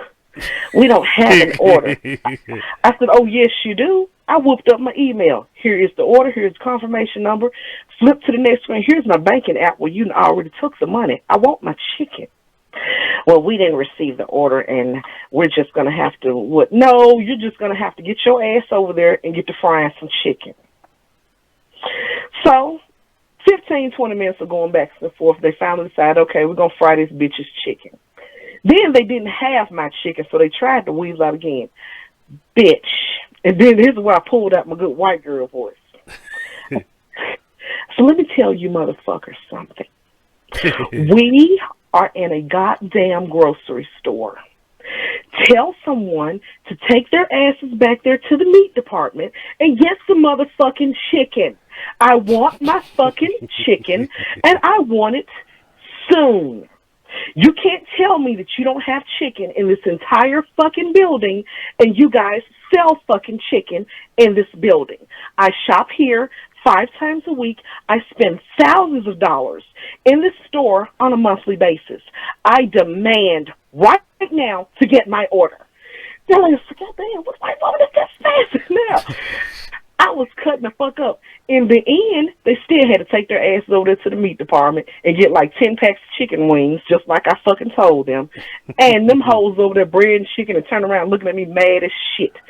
So then, one of the little tards that work in there tells the little black bitch, you can look at somebody and know they're a tard. The door greeter down there is a tard. Oh, wow. It's all over Facebook about her. She a boisterous tard, too. So The little tard sitting up over there, she gonna tell the little black bitch, I know this bitch doesn't think that she's gonna sit here and look over our shoulder the entire time. I said, you motherfucking right I am. Because you hoes is mad, and if one fucking drop of dew falls from anybody's shit on this motherfucking chicken, we gonna move some fryers up in this bitch. Now turn around, shut the fuck up, and get back to frying my fucking chicken before I come behind the counter and kick your fucking ass. That's when security came out. So Central Defense, by the way. Miss Spencer, I already know what company it is. You can't carry on like this. I said, if you don't get your ass out my face, I'm going to make you earn every last penny of them $8.50 that they paying you to run up on me. Today is not the day, sir. There's 8 billion people on the planet. Find somebody else to fuck with other than me. So he walks away. This is why I don't like doing unarmed security. Because that shit have hurt my pride like $8.50. Hell yeah, you getting $8.50 to run up on me with some bullshit, and I got a motherfucking Because you can only observe and report and say shit. Right. You can't and I got a $4,000 repass on the line, and you motherfuckers can't do y'all job. You better get out my fucking face before your ass be in this box of fried chicken. Because I'm not going to leave here without some meat. So after they get the chicken together, they over there frying the chicken. Security go run the tail to Peckerwood on me. He come downstairs. You can't. We're going to accommodate you, but you can't cause a scene. That's okay. We're going to have to ask you to step out, and we'll come out and we have your contact info. Do you have your phone on you? We'll call you when it's ready. I said, you gonna put me out of the store? You're causing a scene right now, and we don't want to have to just cancel your order and contact law enforcement. I said, you gonna call the police? They really don't, because they know I was money. They like, no, don't cancel my I said, you gonna call the police on me about some motherfucking chicken? Do it. I want you to do it. So then he walks off. You know the little area, that front vestibule where they keep the flowers in the basket carts? Yeah. I go out to that motherfucking little cigarette and just sit down on the basket cart right there and smoked a cigarette in their front lobby and talked on the telephone. So then the little white boy goes up there and goes get the black woman. I looked her dead in her face. What the fuck they gonna get you for? I'm gonna tell you the same thing I told that motherfucker. I want my shit. And I'm not leaving here until I get it. So they give me my chicken, tell me I'm banned from the store. How I'm banned from a motherfucking place that I got to come work at every other weekend doing cooking demos back here? I'll poison all you hoes. Because y'all the ones that's eating this shit, realistically speaking, walking past, grabbing all the samples and shit before the customers get to them. So that Monday morning, I called my little homegirl at corporate and told her how it went. She gave me a refund for the chicken, a gift card. Huh? How much was that? $300. Easy. Good money. Gave me another gift card for the store for another $300. Then turned around, and if you did not know it or not, here's a tip for all you listeners. If you are a member of a grocery store or anywhere for that matter that has one of those fucking loyalty cards, call their corporate office and complain about some nitpicking bullshit. Then people can load a gift card to that fucking loyalty card of yours, and you ain't got to go through no nonsense. I got gas points and all sorts of shit loaded to my damn Kroger Plus card. That's how I spent the last of it going buying this fucking seafood I burnt up. Yeah, so you fucked up half of it. Shame on you. No. The gift card that I got had nothing to do with the shit that was loaded to my Kroger card. So altogether, I got damn near $1,000 in cash and prizes to my inconvenience. Okay, I see what you're because saying. At the end of the day, you can't piss me the fuck off, and I'm on the contract as an ambassador for this company. You can't ban me from a fucking location that I'm on the contract to provide services for. All you bitches can do is mean mug me across the motherfucking store. That's it. That's all. Because she told me, she said, how the fuck they going to tell you banned from the store? What the fuck is wrong with them? I said, I don't know, Miss Janice. She said, I'm going to call up there. What's the phone number on your Kroger card? I gave it to her. She loaded that shit up. She says, another thing, they can't tell you can't come up in there. Fuck them motherfuckers. Go in there anytime you want to, and if they start some bullshit, fuck them, call me. They cannot run you out the fucking store. Little fat tard who said, I hope this bitch don't think she finna look at us the whole time. He got fired. Wow. I will put my white girl voice on and ruin anybody's life. I swear to God. I done got too old to fight these bitches now. And I don't have the energy. I just put my white girl voice on and call them folks and tell them you're fighting dogs, you're selling your food stamps, you're selling pussy, you pour some motor oil down the drain, and I saw you. And if I really, really, really want to get someone fucked up, and I've done this, you call down to the city of Memphis Animal Shelter and tell them, I think my neighbor is fighting dogs. The dog is back here chained up to the fence. I went to deliver some Meals on Wheels, and my client's neighbor, oh my God, the house was filthy from the outside, and they had 4 or 5 animals just chained up in the backyard with no water, no anything. I hope they're not over there fighting those animals, those poor defenseless animals. Oh my God. Oh my God. You just don't understand, ma'am. I just have such a heart for animals, and I wanted to just give them something, but I just didn't want to go on people's property. Someone really needs to go out there and see about those poor animals immediately. It was so hot today.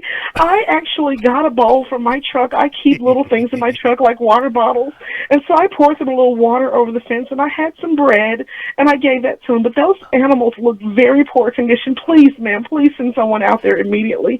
Yes, ma'am. The address, it is 145 Grand Avenue. It's right off of Park Avenue. Are you familiar with Orange Mound? Yeah, I do Meals on Wheels for the Hope I deliver Meals on Wheels for the Hope Presbyterian Church. And I'm always in that area. I mean, you wouldn't believe the things that you'll see. You guys really need to get out there and just drive that neighborhood. There's so many defenseless animals that just can't help themselves, and it's just a travesty. And then 2 days later, Channel 5 reports the Memphis Animal Shelter went through Orange Mound today and confiscated 176 pit bulls from the South. Wow. Real true story. We're going to hang this shit up. Years ago, when I lived in Memphis the last time before I left and came back, I am the person that is responsible for this scandal that jumped off at the animal shelter. Remember that shit?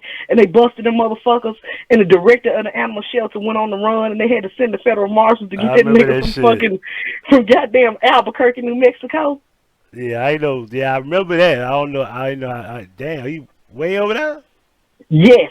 And the little bitch Tina Quattlebaum, the fucking veterinarian, I got all them hoes arrested. Quattlebaum's a weird ass last name. Quattlebaum, what the fuck? I'll tell you what happened. I never heard of a Quattlebaum. Hold on. Me neither, and she was ugly too. So how do you spell that shit? Quattlebaum, the same way it's pronounced. Like that's an easy fucking word to spell. You said like the way it's pronounced. Quattlebaum. It could be back T, in my it could hot be D, girl it could be days, O, it could be A, it could be I, E. It's QUATTLEBAUM. Hold on. Say it again. QUATTLEBAUM. I can't remember that weirdo ass nigga's name, but I remember that bitch name because I actually had to go and testify at her court shit. What's her first name? Tina. Look this motherfucker up.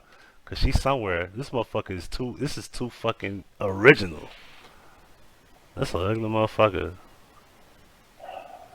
She look like she sucked dick. She look like she sucked dick behind trash cans at nighttime. Right quick.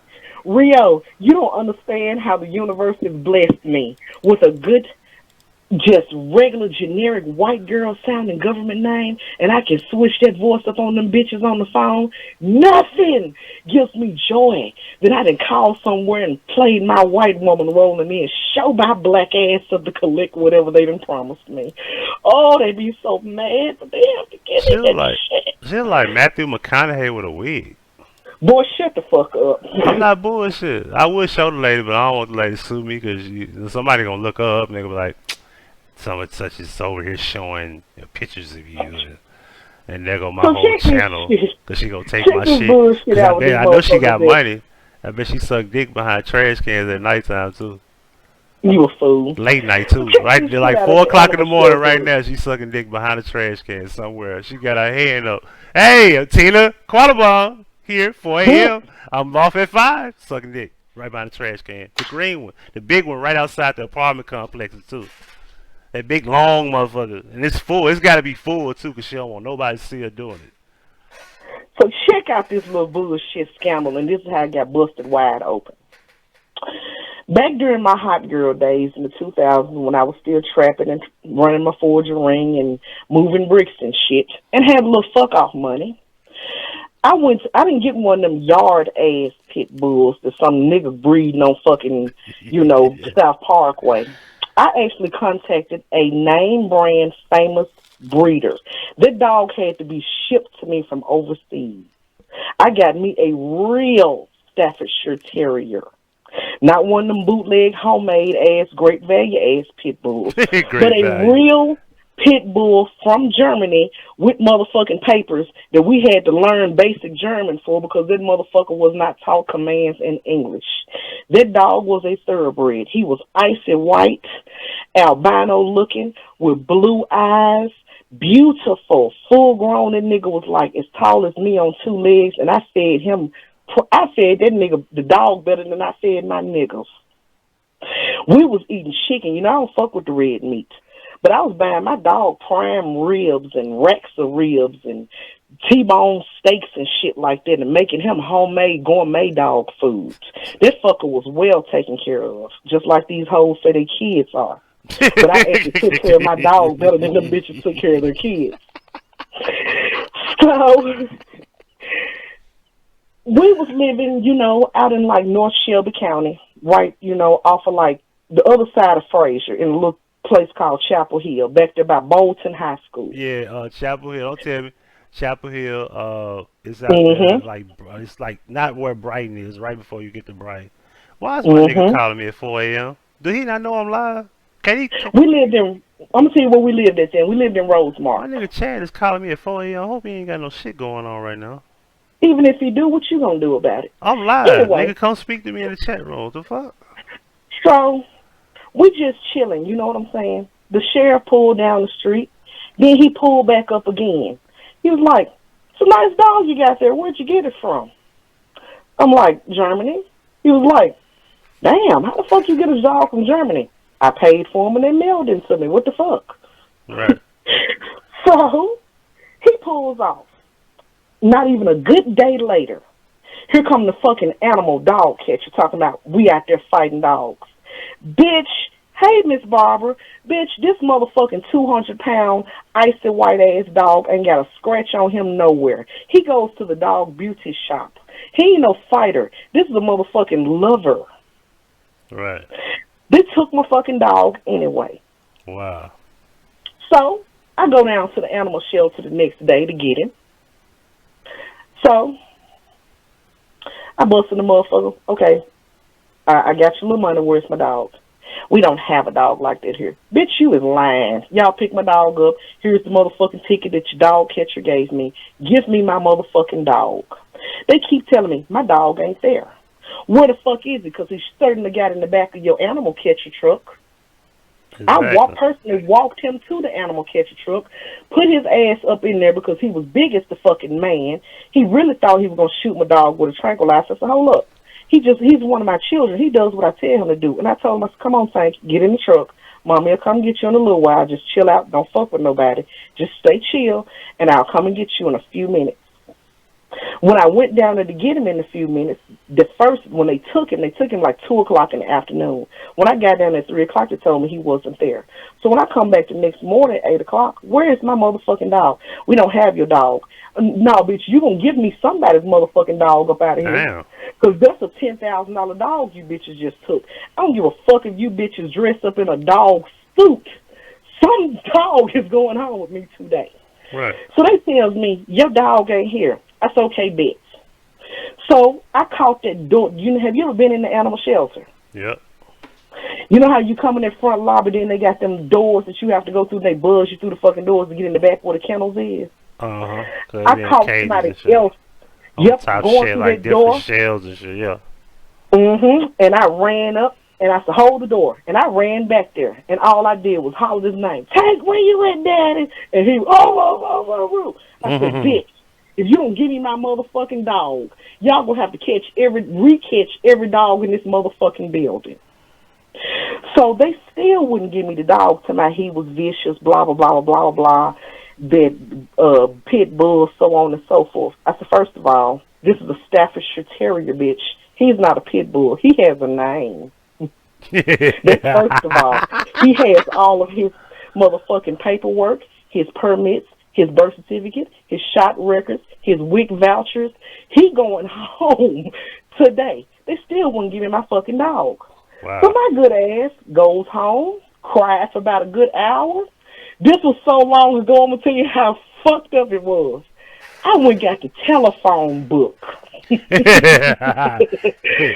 White pages or yellow pages? Yellow pages is the company, white right? pages. White pages, yeah, because they had the company in the back with the blue. In the blue section. Yeah, the blue section, nigga. Yeah. No, I went to the residential white pages. At the time, A.C. Wharton was the Shelby County mayor. Yeah, I called his house at 6 o'clock in the morning. Good morning, Mayor Wharton. This is one of your fine constituents, and I need to talk to you about a problem I'm having over at the animal shelter. So I broke it down to him that these motherfuckers been kidnapped my motherfucking dog that's worth a whole fucking kiosk to fill and won't give him back to my some bullshit. That's 10,000, by the way. Continue. Then mine says, what's your name? I says, Sally Susie Spencer. He said, Sally Susie, go on up to the animal shelter. They gonna give you a dog. When I got up to that motherfucking animal shelter, them bitches looked me up and down from the time I got out my car, walked in that building. I didn't have to pay shit, not no boarding fees, not no fines, not no shit. It wasn't nothing but, bitch, I'm here for my motherfucking dog. Now what? We had to go in the back and get them. They come out, they looking me up and down. This raggedy bitch then called the mayor's house. You goddamn right, hoe. And you see my dog coming up out this motherfucker. The dog was so fucking petty. We walking out, he on the leash. I stop in the middle of the floor to argue with Miss Quaterbomb. Tank looks the bitch up and down. I swear to God, he laughed at her. Looked the bitch up and down, laughed at her, and then lifted his leg and pissed on the reception desk. And we walked out the door. Oh, you petty. A month later, breaking news. There's a scandal of risk at the Memphis Animal Shelter where it's being alleged that they locate high-dollar dogs that can be resold on the black market, and they're essentially kidnapping people's pets. The scheme has netted the veterinarian, Tina Quattlebaum, and the director, whatever the fuck his weird toupee-wearing ass name is, over $100,000 kidnapping the full-breed dogs and selling them on the black market. They would have easily kept my fucking dog and resold him, but I was not fucking going. Come to find out, them motherfuckers have been kidnapping. They was actually sending the damn, like, if you want a specific dog, they would tell the dog catcher, go find us a Tibetan Mastiff. And as soon as they see a dog like that, they'll pop some bullshit to the dog's owner to get the dog, sell the motherfucker, and then when you show up to get your dog, tell you, oh, we had to put him down because he had the parvo and the typhoid flu and the HIV and all of those shit, when they really sold your dog. Exactly. And them motherfuckers end up both being charged with all sorts of racketeering and bullshit and nonsense. And I don't know what happened to do, but I end up having to testify at that bitch's preliminary hearing. So what happened? Nothing. The hoe went to jail or whatever the fuck she did, and I got my goddamn dog back. How you don't know how much time she got? That wasn't in my business, because when I had to come back to testify in her court case, I wasn't even living in Memphis no more, so I didn't give a fuck what happened to her. I only showed up because I had to show up because they subpoenaed me. After I left there today, I didn't give a shit what happened in that building, but I thought this shit was crazy as fuck. And that's how the whole animal shelter ended up getting... Two former Memphis animal shelter workers charged with animal cruelty faced a judge today. Action News 5's Ben Watson was in the courtroom. Former Memphis Animal Services Director Ernest Alexander and former Supervisor Tina Quattlebaum appeared in the same courtroom for report dates just minutes apart. The charges stem from the deaths of 3 dogs at the shelter and a raid that also led to indictments against shelter veterinarian Angela Middleton. Saturday, a jury found Middleton not guilty of the charges against her. Today, attorneys for Alex... Why Angela Middleton look like the old Denzel Washington? You a fool. Now you need to find the news She story looked like about when she looked like the feds glory came sale. in. He was getting beat by the beat, whooped in the back with the whip. Now you playing the story about the dogs that died in the back of the fucking truck. Find the ones where a couple of months after the feds got their asses for racketeering and something else and something else. Hold on, real quick. Hold on, let me finish this real quick. Alexander and Quattlebaum said they want charges against their... so serious that motherfucking Ernest dude ran all the way to New Mexico and they had to send the marshals to go get him. He looked like he'll run like a motherfucker. Clients dismissed too. We've always been hopeful that this case could be resolved in a manner that does not result in any conviction for anyone. There's a difference in criminal wrongs and administrative wrongs. If convicted, Quattlebaum and Alexander could face 6 years in jail on each count and would have to pay $3,000 in fines. Both Alexander and Quattlebaum are scheduled to report back to court on December 11th. I'm certain at this point there must be negotiations going on in an effort to resolve the remaining cases. Defense attorneys say meanwhile... Also, Tina is not, so this... Oh, shit, I'm showing the face. So this chick is not white. She's black. No. Yeah. So this white chick is not her. Because that's why I was like, this lady I looked up looked like fucking Matthew McConaughey with a wig. I don't know if you see it. But anyway. Yeah, all of them was black folks. That's crazy. The fuck? I'm bugging out with that one. Let me see right quick. Facebook. Let's see if she on Facebook. Nah. It's somebody in the comments. I'm fixing to steal they fucking screen name. What they say? What happened? Her name Madam Thickbutt. I'm gonna go change my name on Twitter. Who the hell is Madam Thickbutt? Oh, that's Dibbo. Dibbo. Yeah, that's Madam. What's up, Madam? That's I'm finna spell it different. I'm finna spell THICCBUTT. Madam Thickbutt.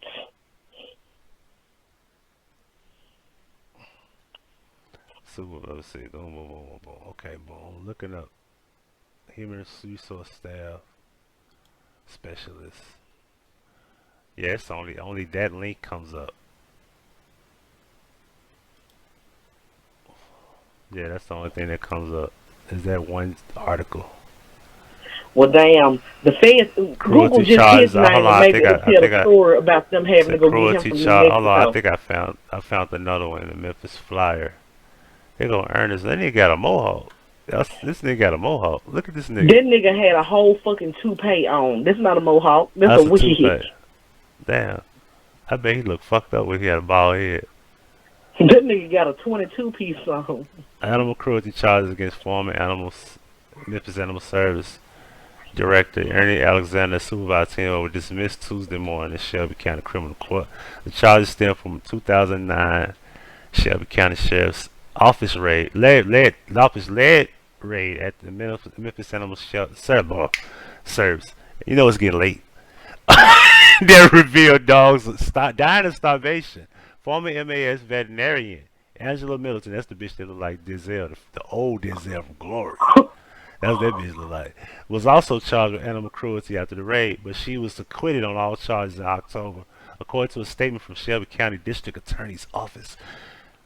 The charges were dropped due to the lack of cooperation from key witnesses and lack of direct evidence of the defendant's contact with the animal victims, budget constraints that were placed on MES by the city administration at the time.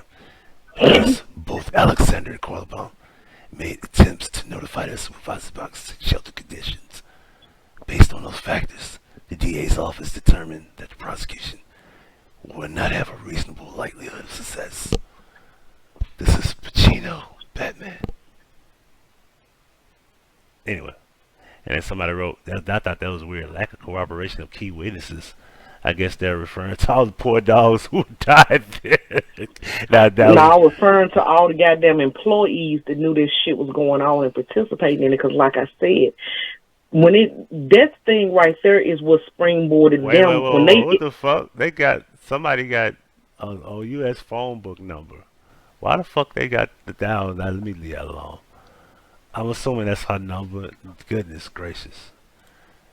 Well, you can't sue me for that. That's public information. I was just, damn, she got another case. And from 99, this motherfucker, oh shit. Oh, damn. We doxing. My bad. Shit, that just came up on the Google search. Let me stop. The fuck? Why that come up on a Google search? Auto accident. She got auto accident civil cases and shit. Why that shit come up on a Google search? That shit came up. This case ID and everything. Why the fuck that pop up on the damn Google search? Because it's public information. Yeah, it is. It's circuit data. Because if it's on circuit data, there must be a public case that they wanted you to find by searching her name. Like, you could look up my name and you ain't gonna find no fucking civil case. You gotta go to the site and actually search and see. You know what I mean? God damn, that's crazy as hell. I'm trying to see what Tina look like today. She black. I'm trying to see if we age bad. For some reason. Yeah, I found one. She on MySpace. Yeah. MySpace. That motherfucker on MySpace.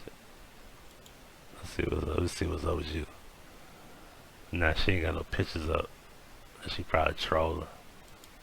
You know. Let me get up out of here. Wax Dog, man, you showed up late, but goddamn, 4:43. Nobody's gonna rewatch this shit. I wouldn't listen, I got lives I ain't rewatched. I rewatched that fucking Just King shit. That Just King shit was, cause halfway through it, we was talking about some real good shit. But it's getting late. I don't know what the fuck Chad called me for. I hope he alright. It's 4 a.m. He ain't never called me this late. He must be up driving, doing Uber. Uber. I want to send a shout out to a YouTuber. That old red ass, fine ass nigga Trey King from Houston. Hey, look, man, we know that's Paul Wall, man. Stop playing. Trey King ass be having some of the fucking. Paul Wall's on YouTube, man. Stop playing. Oh, Paul Wall don't never have his shit together when he comes to the details of these stories, but he is thoroughly entertaining. See, it's because he's light skinned. No, man. I like him like that. Because he's light skinned. That's already you like him. I like the light skinned niggas. Man. They be so pretty and smooth. Them lazy motherfuckers don't do nothing. They skin be so supple. Watch me in the chat room.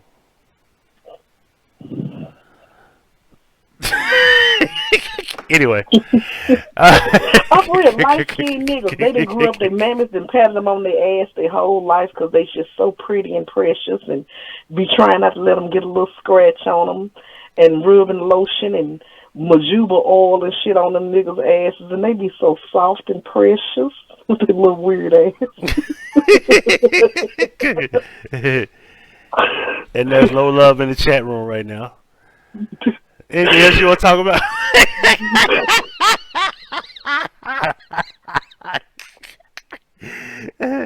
They don't care about Paul Wall. Listen, Trey, we know that's you, Paul Wall. Why you hating on Trey? Look, you're not a DDS no more. You don't have any grills for sale. I know ain't nobody wearing that shit. You go, TV Johnny took your spot. I get it. And now you're doing YouTube. We know it's you. You got the internet going nuts, literally now, because you're on YouTube. So we get it.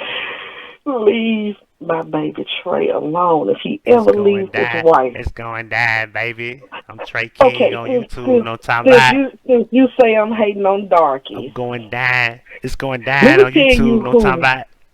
Huh? Let me tell you who I don't give a fuck if they married, got 4 baby mamas, then became a preacher, a bishop, and a priest. If I ever get rich and or famous, or fuck either of them and get close enough to their asses, I'm going to throw this motherfucking pussy on David Banner, the rapper, so hard. Jesus Christ. Why? Because he look like me? Fuck no, because he's fine as shit. But I'm going to tell you, I do got to throw my shade in here. I'll fuck the shit out of David Banner as long as he don't say nothing. Have you heard that nigga's voice? I swear to God, I will give David Banner the best cap and gown he done ever motherfucking had, but he gonna have to whisper to me the whole time. He gonna literally have don't say shit out loud. By the way, whisper. He gonna be like, you have to grab the shaft and actually caress it and grab your fingertips. Whisper. He gonna be giving your ass a lecture on how to do it like he learning and shit like that. I want you to throw this vagina in the shape of an ankh. Disclaimer: David Banner, do not ban me or do not sue me. I don't know you. I will throw this old pussy in the fucking formation of an ankh, write some hieroglyphics on his motherfucking ass, but he better not say nothing. His voice, I don't understand how his speaking voice sounds like that, but maybe that's what he need to do, just rap to me. Just anything he want to know, just use his rapping voice. Suck this dick. Mississippi. Just don't talk. It's like a nigga when fucking he's speaking Michelle real A. soft-spoken though. Right, it's like niggas fucking Michelle A. Bitch, don't talk to me. Sing to me. Just, daddy, give me some dick. Nigga, fucking Michelle A had to be exciting. Michelle A. better get... Michelle A. one of them bitches, you gotta put that fucking S&M ball gag in her mouth. David Banner too. We don't want to hear y'all shit. I know y'all it was exciting. Like, Dre probably had to... Like, Dre be like, man... Go give me some pussy with my homeboys. They're gonna hear me. I'd be like, no, ma'am. You better sing. I don't want to hear your fucking voice sing. Daddy, give me some dick. There's something in my throat. Something in my throat. Something in my throat. Listen, do you believe her story? What? Do you believe her story? Who, Michelle A? Surviving Compton. Because we all know where Surviving R. Kelly came from. They stole the title and just said, it was just called R. Kelly shit, Surviving R. Kelly. Surviving Compton was like the story of Michelle A. You ain't seen it, have you? I saw that bitch's interview with Vlad TV's Miss Ass. And just like David Banner, I had to go away because her voice. That voice just, it don't do it for me. Bitch, all this record money that you done got and all these dicks you done sucked and you couldn't have went nowhere to no sort of olentologist. That's a big doctor word. That's a throat doctor. Right. And got these motherfuckers to tighten up your vocal cords some sort of way. I think, it had to be exciting because Suge had to fuck her too. Like, that's crazy. Hey, he got a baby by. He got a baby by both of them, I think. If I can remember. I think she got a baby by both of them niggas. I'm sorry, I just got to say, some of these motherfuckers out here, hoes just be scraping the bottom of the dick barrel for they be fucking these niggas. Well, no, I won't say the bottom of the dick barrel. The bottom of the dick barrel is inmates. You faithful to an inmate, bitch, you just couldn't find no dick nowhere else. But slightly above this is why I can't, and this is why I don't. Like, when it come down to women not being faithful and being wanted with me, I be like, man, niggas in jail get motherfucking more calls than I do. If I'm getting that type, if my relationship fucked up like that, that's sad. The niggas in jail, if they getting commissary and fucking conjugal visits and motherfuckers, like, that's whack. Like, for real, like, I don't see how niggas in jail can get a good woman and niggas be free. And motherfucker get treated like shit. Well, if you think about this, consider a nigga. Most women don't want nothing more than some attention and whatever from a dude. Niggas in jail ain't got nothing else else but time. to do. But time to write letters, tell lies, tell bitches all that shit they want to hear. These niggas got phones now, so they fucking beating their dick on the fucking Google Duo. So she really, it's really no different from a long distance relationship. You just ain't gonna see this nigga for 3 to 6. Oh wow! God damn it. Now, I would say this: if I was already like down 100 with a dude in the free world, and some fuck shit happened, and he ended up going to jail, I'm not gonna say I'm just gonna abandon my nigga while he in jail. Am I gonna be throwing this pussy in there while you're locked up? You're motherfucking right, cause ain't shit you can do with it, and whoever I'm fucking in the free world can't get it out. It'll be some leftovers. I put some and wrap some with some foil and put some in the freezer. Let's put that out there. Let's put that out there, cause I'm pretty sure Turk went trip, right? You think his girlfriend was faithful while he was in jail? Fuck no. Ain't no bitch faithful while no nigga locked up. I'm just saying, do you know for sure she fucked one of these Memphis niggas while she? I don't know what nobody does with they pussy other than me. And if she kept that thing locked up while he was in jail, that's the greatest woman alive. That was a very long time. That man was in jail for what, 8 years? How long was he in jail? Who you talking about, Hot Boy Turk? Yeah. You know good and well she ain't kept no pussy for no 8 years. How long was she in jail? How long was Turk in jail? Turk was in jail. I don't know, but it was a hot minute. Yep, she wrapped a little piece of pussy up in some foil and put it in the freezer for him when he got home and let some other nigga eat the rest of it. Oh my God. That's all you can do, and the nigga can't get mad about it. For fuck's sake, it ain't nothing but a wet hole. The nigga can't take it home with him. You better be happy your ass getting some commissary and phone money every week while you worried about what I'm doing with my pussy out here. It's still gonna be stuck to me when you come home. It's just gonna have, extra few more minutes on it. But, deal with it. Ain't nobody mad about him up in there letting Big Ben rub his pussy for noodles during them weeks you can't send him nothing because your rent due. Where did he come home? Quit. I don't even say when he came home. I don't know when he came home. That's crazy. He got locked up in 2004. Was it 2000? Was it 10 years? Was it really that long? Shit. I hope not. And then they allegedly said he didn't do the shit. Yeah, I don't think he did that shit. But I guess he admitted to it, I don't think it was that fucking serious. Like, I just think he shot the officer, and I think they try to make it seem like it was a raid and all that old extra shit. I don't think it was that deep. I got an unpopular opinion when it comes about cheating and shit and whatever. I think that unless that person is actually out just doing the most with that other person, He got released in 2012. That was 8 years. No, 9 years. He did serve. He released from doing a 9-year prison sentence. So it's 9 years. Ooh, 9 fucking Baby, she ain't years. kept no pussy for no 9 fucking years. Just move along. 9 years? Y'all think she's kept that thing wet and warm for 9 years? Fuck no. Somebody was over there blowing on She probably had ways to have sex with him, I'm pretty sure.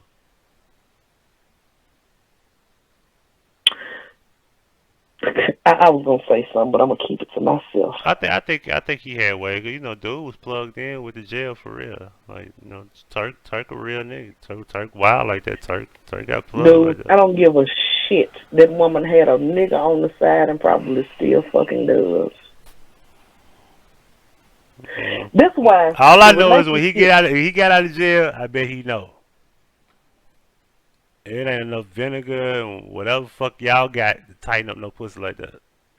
Unless she got some vaginal rejuvenation. What they call that shit? Rejuvenation? What is it called? I don't know, because I don't Unless you got that shit. Other than that, anyway, we talking too much. 1,000 Kegels a day and keeping random niggas out of my pussy keeps my shit and my motor runs good. It ain't even got but 84,000 miles on it for it to be so old. I think it's doing very well. I'm dead to shit. There's some 20-year-olds out here with fucking the odometer that turned over 3 times on them pussies. My pussy still got the original factory motor with 84,000 original miles on it. This is showroom condition pussy here. So you mean to tell me you just crack high mileage? Just crack. And I'm going to tell you what's fucked up about the crack high mileage. Rejuvenation? Is that the word? Rejuvenation? Yep, okay. Rejuvenation. Okay, I just wanted to make sure I said the right I'm word. going to tell y'all a TMI sex story about how I just, in the last few years, just cracked high mileage.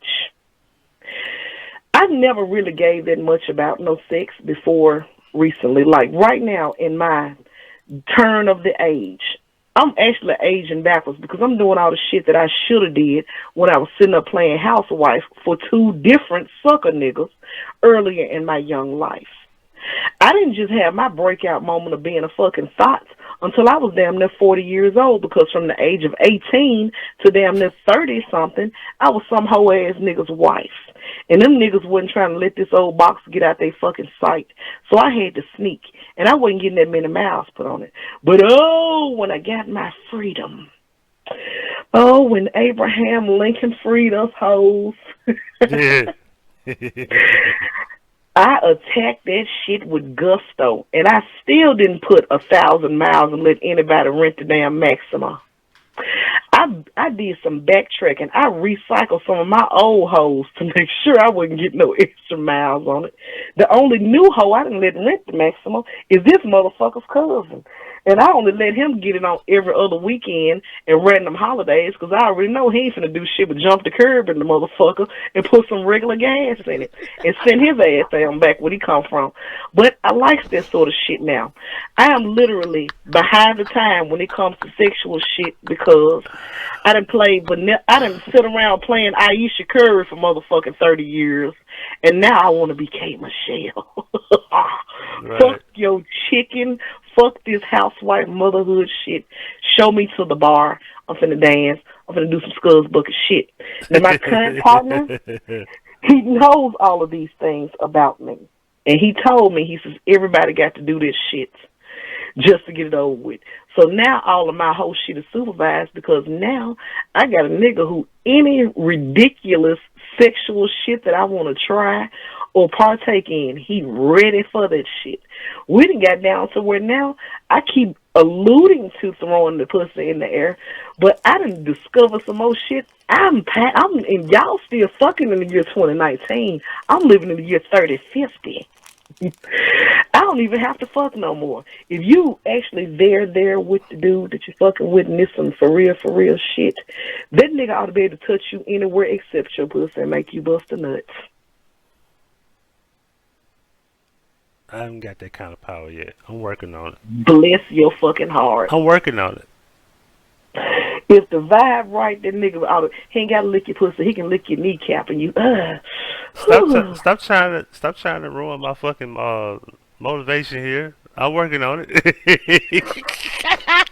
I want to be able to touch my woman and make her calm and shit without doing shit. I want to be able to just grab her by her cheek and just, she just. See, I want to be able to do that shit, but it take time. Give me a minute. It's possible. And give me a minute. I gotta read more books. Give me a minute. And he don't care about me flipping out, once or twice a year and fucking your cousin, because he said he was the one I got the euphemism from. It ain't nothing but a motherfucking wet hole. Ain't like the nigga can take it home with him. What you finna do? Go on a date with a nigga, have a baby by him, get married, and fall in love? No, you finna nut on him and put his ass about your motherfucking house. I don't care. It's what he point blank told me. Maddie, Steve, what's good? How you doing this morning? Because you got to understand, I don't even believe that we was realistically built to be monogamous people like that. Because ain't no monogamy in no other part of sexual reproduction and anything else. The motherfuckers just fucking out randomly. What's good this morning with you? How you doing? That's the girl I was saying from Jersey. She was like, she came down. She had never seen a Kroger before. She in Knoxville. I think she had another one on. She one of the two. Yeah, we've been live. 5 hours on the dot and 45 seconds and counting. Spencer, we really could. You want to do 10 hours? Hell no, we ain't do 10 hours because I gotta be somewhere at 5 more.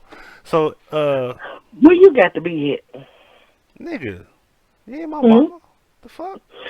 Nigga, you sat here and aired my motherfucking side nigga out on the show after I told you I sent the links to my main nigga to listen to. You gonna tell me what the fuck you got to do in 5 hours? I might want to play with my toes, eat chicken and popcorn. What the fuck? I can't do that. I don't know, but that shit sounds fun as shit. Yeah, you gotta try it sometime. Y'all try it sometime. Ladies and gentlemen, playing with your toes while eating chicken.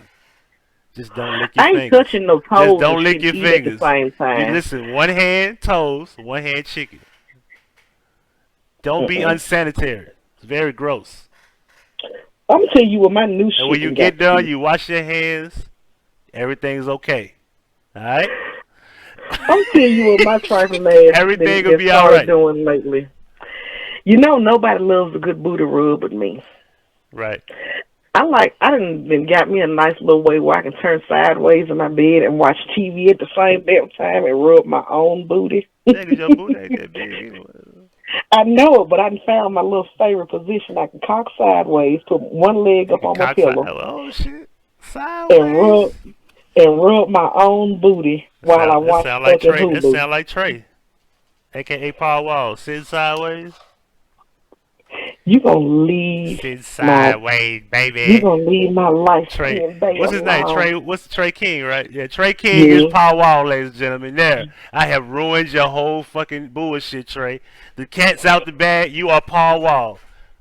Trey King back again with another motherfucking wretched ass story out of Memphis, Tennessee. Goddamn. Yeah. That boy, when he did that show on that hoe that got busted the other week sucking that little 4-year-old's dick, I have never hollered so much in my life. That's really a thing, though?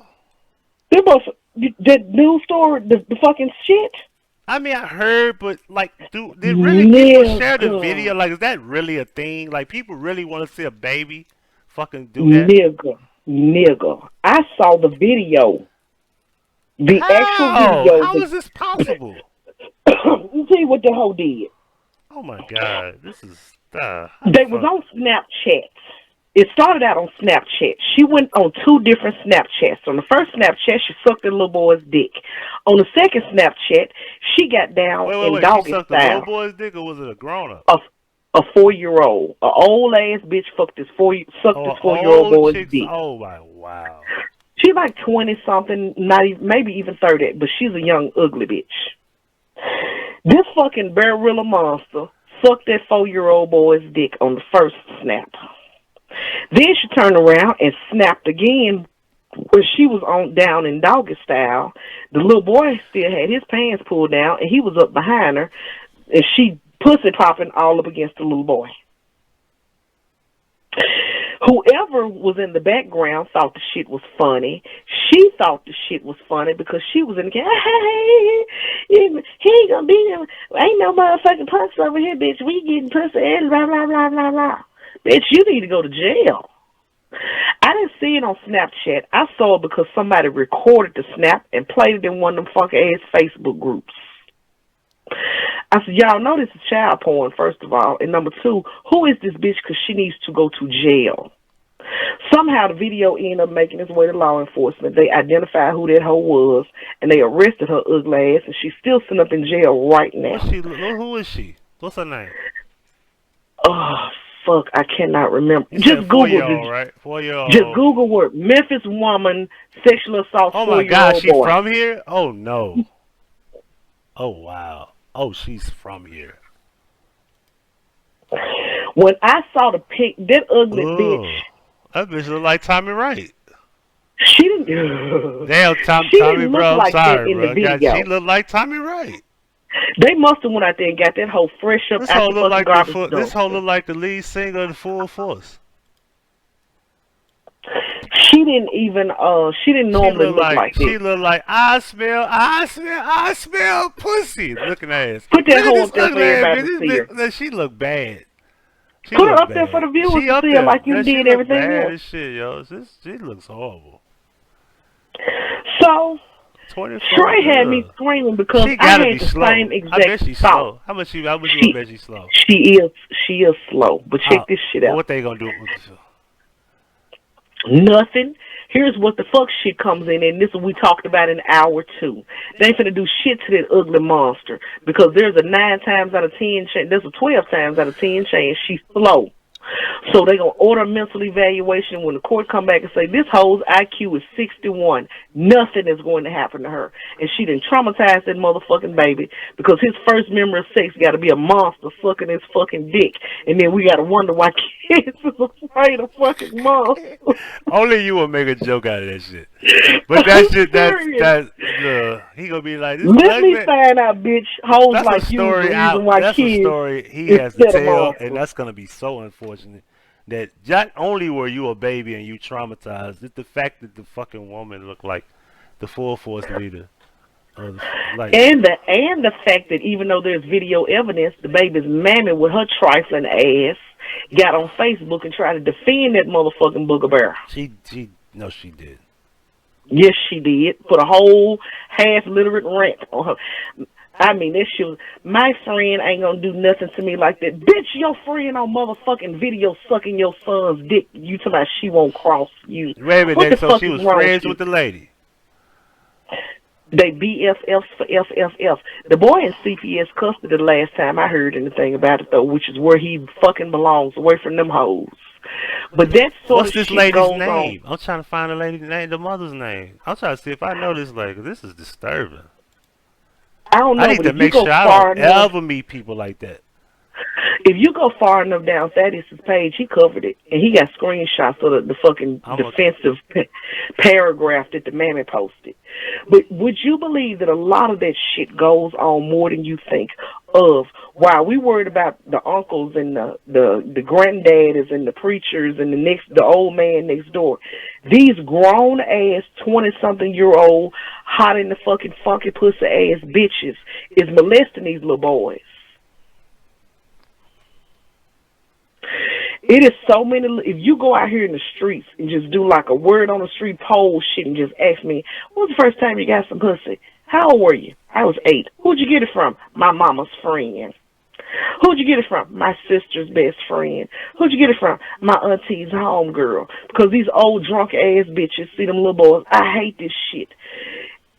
Until the day happens, as scuzz buggers and sound, that a grown-ass man can look at a little girl and say, ooh, she's so sexy, I bet she finna have all the motherfucking niggas. You bitches need to stop looking at the little boys to me. He gonna be so fine, he gonna have all the hoes. You're sexualizing a child. This shit is pervy. But these hoes is dead-ass serious, sucking these baby dicks. And it's supposed to be cool because, you know, y'all can't get molested. Y'all niggas, y'all ain't got no feelings and shit. Y'all ain't got no emotions.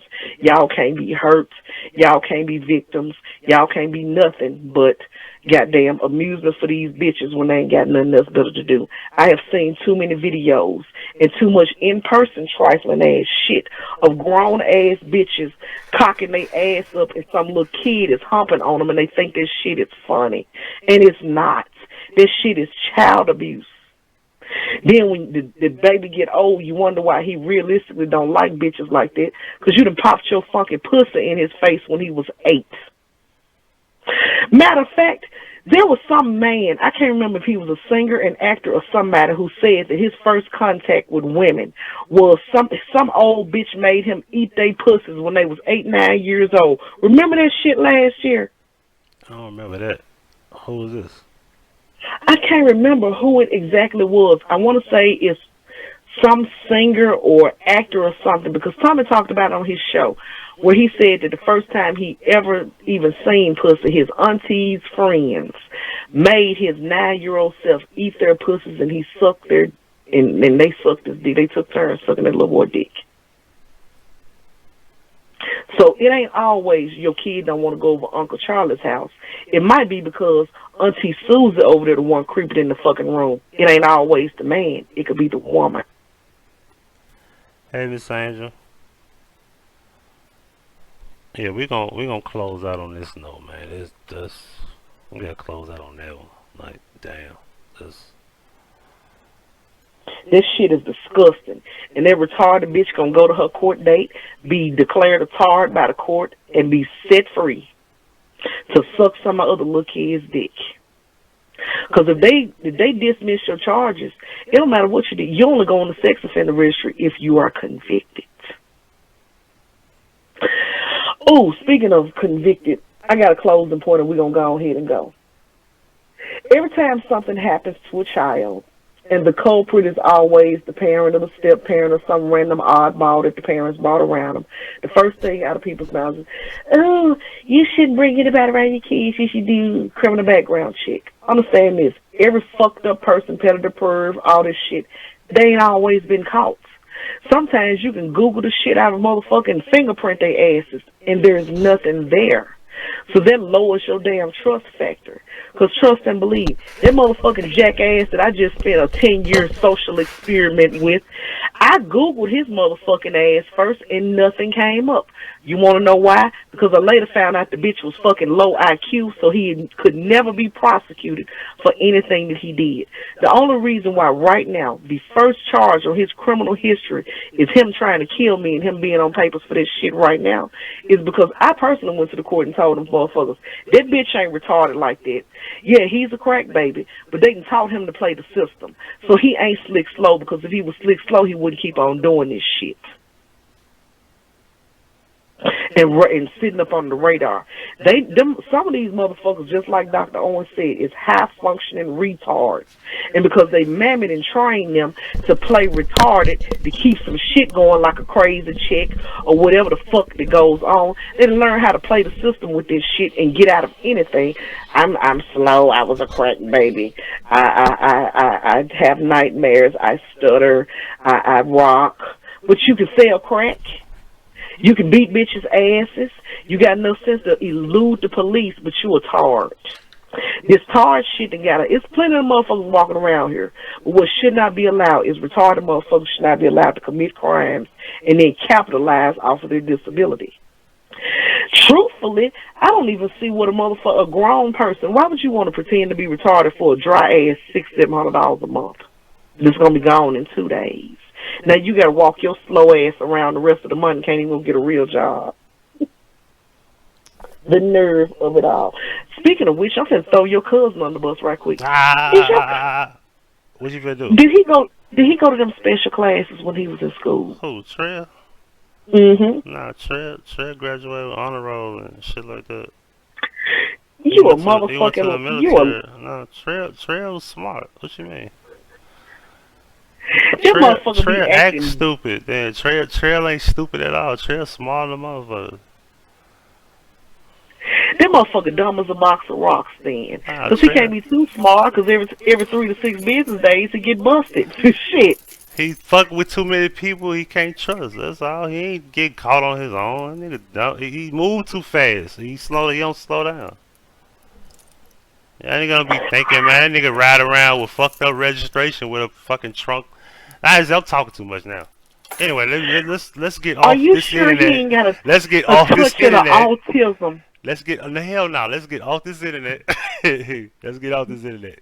Because I was going to say something I shouldn't say about what he did. You could have said it's public information. Oh, no, it's not public information, though. Nobody over here. Fuck these YouTube people as far as that information. They don't need to know that. They going to be looking to see who that is, and that's the nigga y'all don't want to see in real life. Oh, here? Like, no, hell no. We ain't doing that. His cousin. Huh? I said, he ain't nobody, y'all. Just a piece of my little don't let Spencer get y'all fucked up out here. Can't tell you that, but don't let Spencer get y'all fucked up ain't out gonna kill nothing but some pussy. Listen,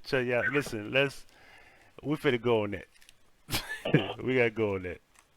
Cause you know that fucking kid story that really fucked with me. That fucked with me real bad. It really did. So we got to go on that note. I don't know how the fuck that went over your radar, and it was a whole story on every news station. I don't watch the news. Like, I don't know what's going on in the city. I don't know who. I don't know who's the perpetrators. I don't know who raped who. I don't know who been shot. Really? I don't know. You know what's going on in the city right now? No, I don't want to talk about it. We'll talk about it on part 4. Because I got it. It's 5 in the morning. I know. For 20 seconds. No, Ronnie Woods and his brother and them just got busted yesterday and got arrested. Ronnie Woods' little brother got busted? Ronnie Woods and his brothers both got arrested along with 35 other people before we went on the air yesterday. For those of you who don't know who Ronnie Woods is the kingpin that Steve Harvey's wife used to be married to back in the day. For real? They just busted. She used to be married to... Really? I didn't know that. She used to be married to him and his brother. When he got busted and went to jail, that's when she started fucking with his brother, and that's her baby daddy. Now, where Ronnie Woods from? Huh? Where Ronnie Woods from again? Here. No. What part of here? South Memphis. North Memphis ain't got shit to offer when it comes down to legends. Ain't that a bitch? Let's get about here on that note. But, Look, yeah, Craig Pettis, everybody the from the Woods, South. Ain't you can Google nobody this from shit, North y'all. Memphis. The Well, there's Woods some brothers some is the legendary pimp fucking. niggas from North Memphis, but that ain't special. I mean, my sister daddy and his brothers pimp motherfucking white girls back in the 70s, all the way up to down the Parkway Strip. That ain't special, and they wasn't even from here. The most of half of them from here, half of them from Indiana. Let's move on from that. Why do you think they jokingly call Marjorie Lady Heroin? Because she was married to both of the Woods brothers, and her children are siblings and cousins at the same goddamn time. Well, yesterday evening, around 6 o'clock, they dropped the fucking secret indictments. Ronnie Woods, Bernard Woods, and their other cousin whose name I cannot fucking remember, but they call him Big B in South Memphis. And 30 other people were arrested in a secret indictment involving weed, pills, coke, crack, and something else. They had to go get Ronnie ass from Mississippi and extradite him up here, and all of them is sitting up in jail right goddamn now. That's fucked. Drugs, trafficking, money laundering, racketeering, and a shitload of other shit. That's crazy. Dionne Warwick got a song with Crazy Ball? The fuck? How the fuck does that go? I don't know. I'm not finna listen to that shit tonight. We gotta get about it. Do you know the way to San Jose? Boom, boom, boom, boom, boom. Fuck out of here. Do you know the way to San Jose? Is there any legendary street nigga from North Memphis? Yo Gotti don't count. Even though some of them stories, even though a couple. he's classified, he counts as it, but that don't count. There's a couple in North Memphis. It all depends on No. I just asked the question. I don't want to talk about this shit. Which section of North Memphis are we referring to? Because there's about 5 legendary kingpins of North Memphis. There's the ones from Douglas. There's the Scudderfield 7th Street kingpins. It's them niggas who's over there in Hollywood. There's a bunch of cliques. They cliques all over the city. We need like names. No. When it comes to Hollywood, Hyde Park, Douglas area, you can snatch any nigga in the Holmes family, and they legendary because them niggas was instrumental in bringing the crack here in the 80s. If you go to North Memphis, Scudderfield, 7th Street area, Ricky Calvin and the Porterfield was the ones who ran the shit over there. Porterfield from the North?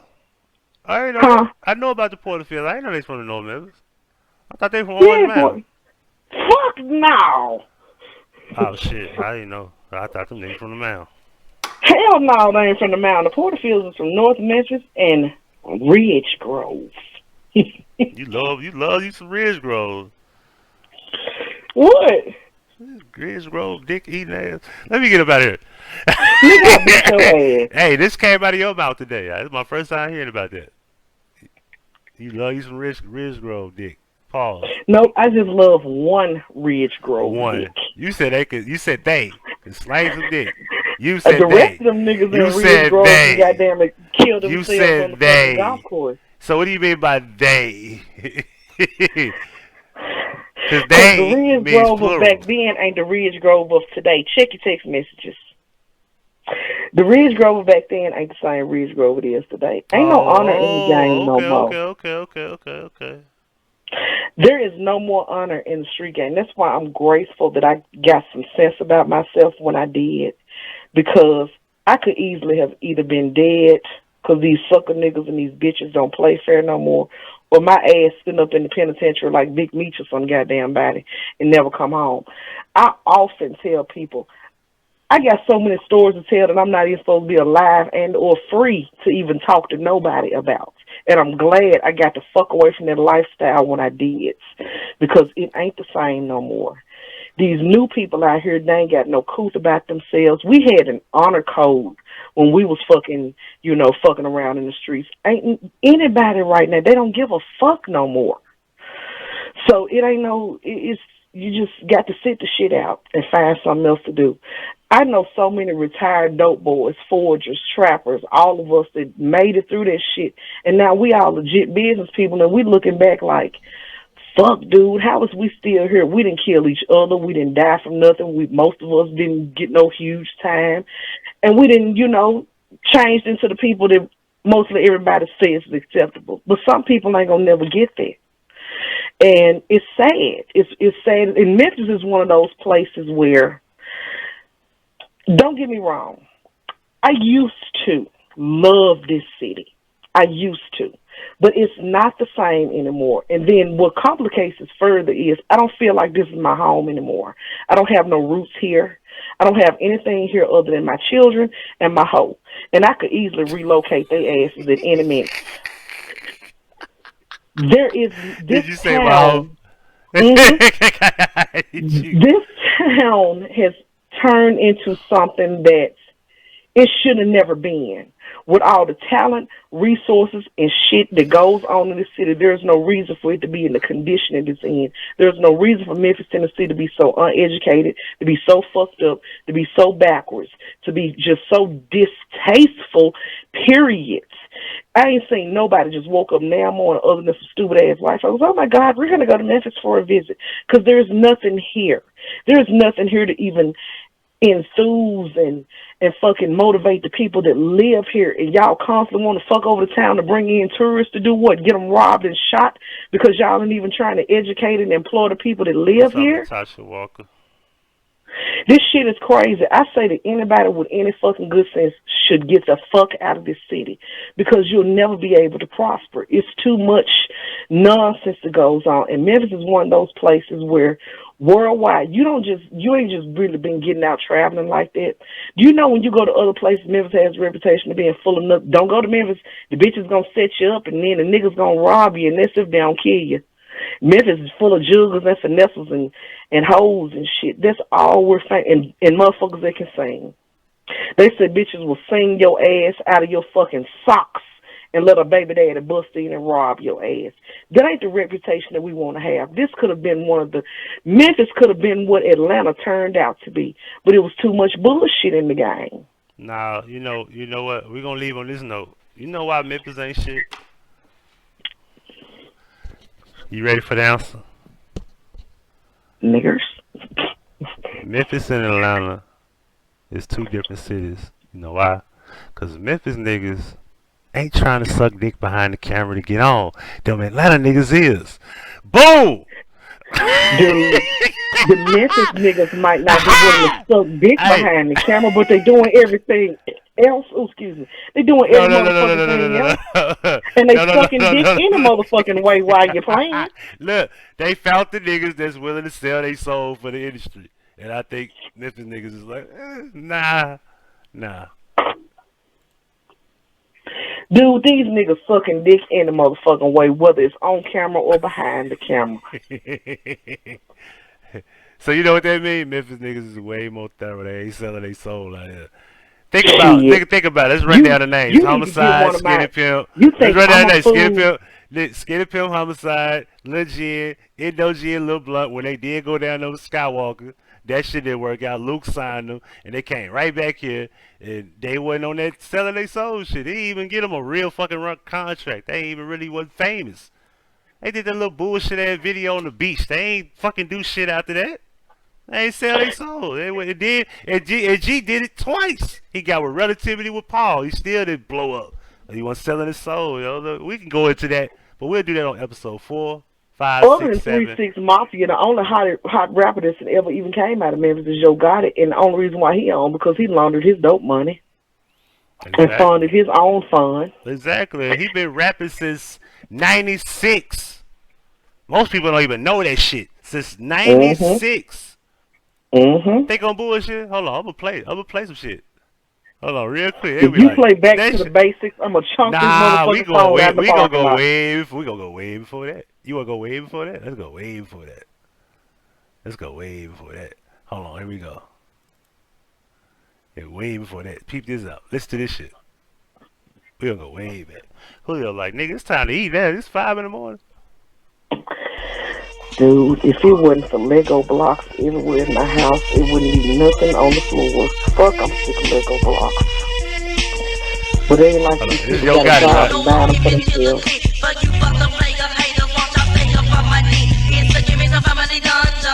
Ooh, nigga, you went back to before that nigga's voice even changed. You ought to be ashamed of your game. Had he even had puberty? That's when he was really trapping, and he was trying to rap like Skinny, cause he was trying to use that little tongue twister flow, but he was good with it. Y'all don't even know that show guy. That's how I went way back.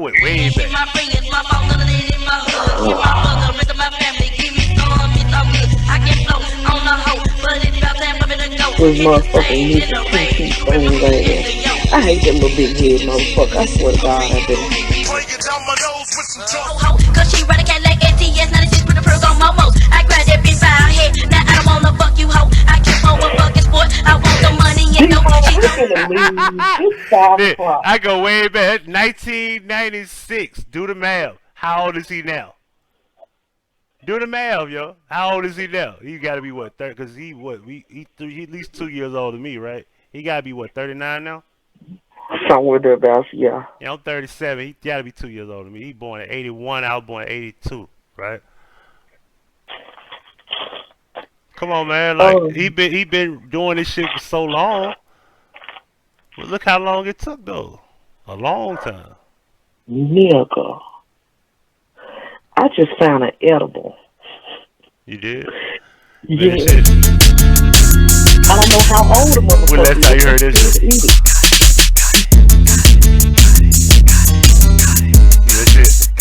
What the fuck is that? You heard about that young nigga that ain't dead. The one without the game, make everything worse day. And you heard about that young nigga. Yo, got 8 pounds in the attic, 20 on the clatter. Have you heard about that young nigga that leaving them scared? I heard dodging ATL, CIA in the bed. Cause your wife picture me ballin'. These bitches be calling. Cause they see me watching TV in the Chevy Impala. 15, got the trunk bumping hard in the back. Put some Shannon Black Magic on my 20th fat. Hit the D and watch the flicks, I'm jumping down on your bitch. Paradise is the life and I'm loving this shit. Bitches jogging, niggas knocking and they shooting me down. Got me bumping on that dog, don't hate me down. Other than that, million see baby. Chillin', hot bullets we illin', got jackets we killin', niggas, rich Chris illin'. Been out in the sleep and been out many weeks. Nowhere to be, nowhere to sleep. Have you heard about the young nigga that used to be me? Have you ever really sit down and thought about Yo Gotti's whole little setup? I think that his whole little career path is trifling as shit. If you listen to his music, he tells his whole life story, and that shit is trifling. And his mama needs the shit slapped out of her instead of being on his album cover. It took a while for him to do that. How you a junkie? You been a junkie? New disclaimer. Okay. How you done went from being a junkie to selling dope to training your children to be motherfucking dope boys? And they had enough sense to take their dope money and flip it into something else. And now they supposed to kiss your ass and come back and buy you a restaurant with your non-cooking ass after you made these children eat roaches and shit in the cereal when they was children. If I had been Yo Gotti and that hoe treated me like that my whole childhood, to my some lights and shit, and listen to the Art of Hustle. Have you heard about him? Have you seen him? That bitch wouldn't have got a motherfucking piece of napkin out the Dollar Tree fucking with me, because she don't owe her shit. The nigga was raised in the fucking garbage dumpster. What'd he say? Picking roaches out of cereal box. Mama didn't want to listen because her pride was such and such and didn't want to get the grandmama to help him and shit. You raised your children in poverty, dysfunction, and squalor, and now he's supposed to buy you a 5-star restaurant for you to serve fucking black-eyed peas and okra out of. Disclaimer. Have you been in Privé? Huh? Have you been up in Privé? I've never been in there.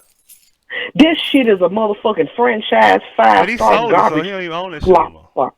He had to. Wouldn't nobody go in there eating his mammy's food. They wasn't doing shit but renting this fucking restaurant for baby showers and fashion shows. Wouldn't nobody go in there eating that slop. And that was a franchise. There's Privés all around America.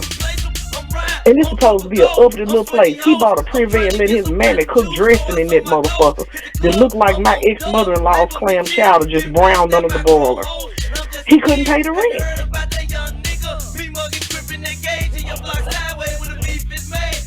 I be knowing so much undercover background shit back from these people. It is just like. When last time you heard this? This song gon' get on like you. He just trying to get rich. You heard a big bell for the shit. So here it is. This nigga got a couple birds. You know how it go. At least that's the rumor that we heard. We better bet out. We rushed in the man in the dope. And the gas. The bitch start screaming. I paddled on the ass. I well done. We got what we wanted. It's time to roll. I'm sitting on a brick and a half. Number those. This nigga looking stupid. It's hard to swallow. I'm letting the bitch taking every dollar. You done heard. After I fuck your bitch, then I'ma tell you about it. If you a weak ass nigga, you be fucked up about it. I hope you don't try to start no fucking beef about it. Or I take her name and your name and make a rap about it. And it's funny because Young Dolph did that about him. It's funny because Young Dolph did a song about yo. And listen, niggas be allegations and shit.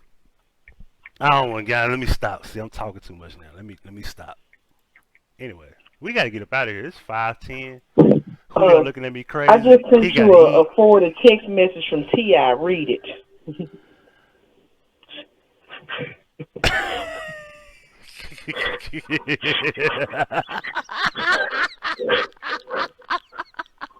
Yeah, big word ass nigga. He write big ass words and shit. Look at these. Listen. You remember we was talking about dislikes? He had 17. I got 26 now. So my hater done woke up. My hater done got up like and woke up. You feel me? That's the thing though. See, this is the thing. Like I look at this shit. Let me turn this camera back on. I look at this shit like this, right?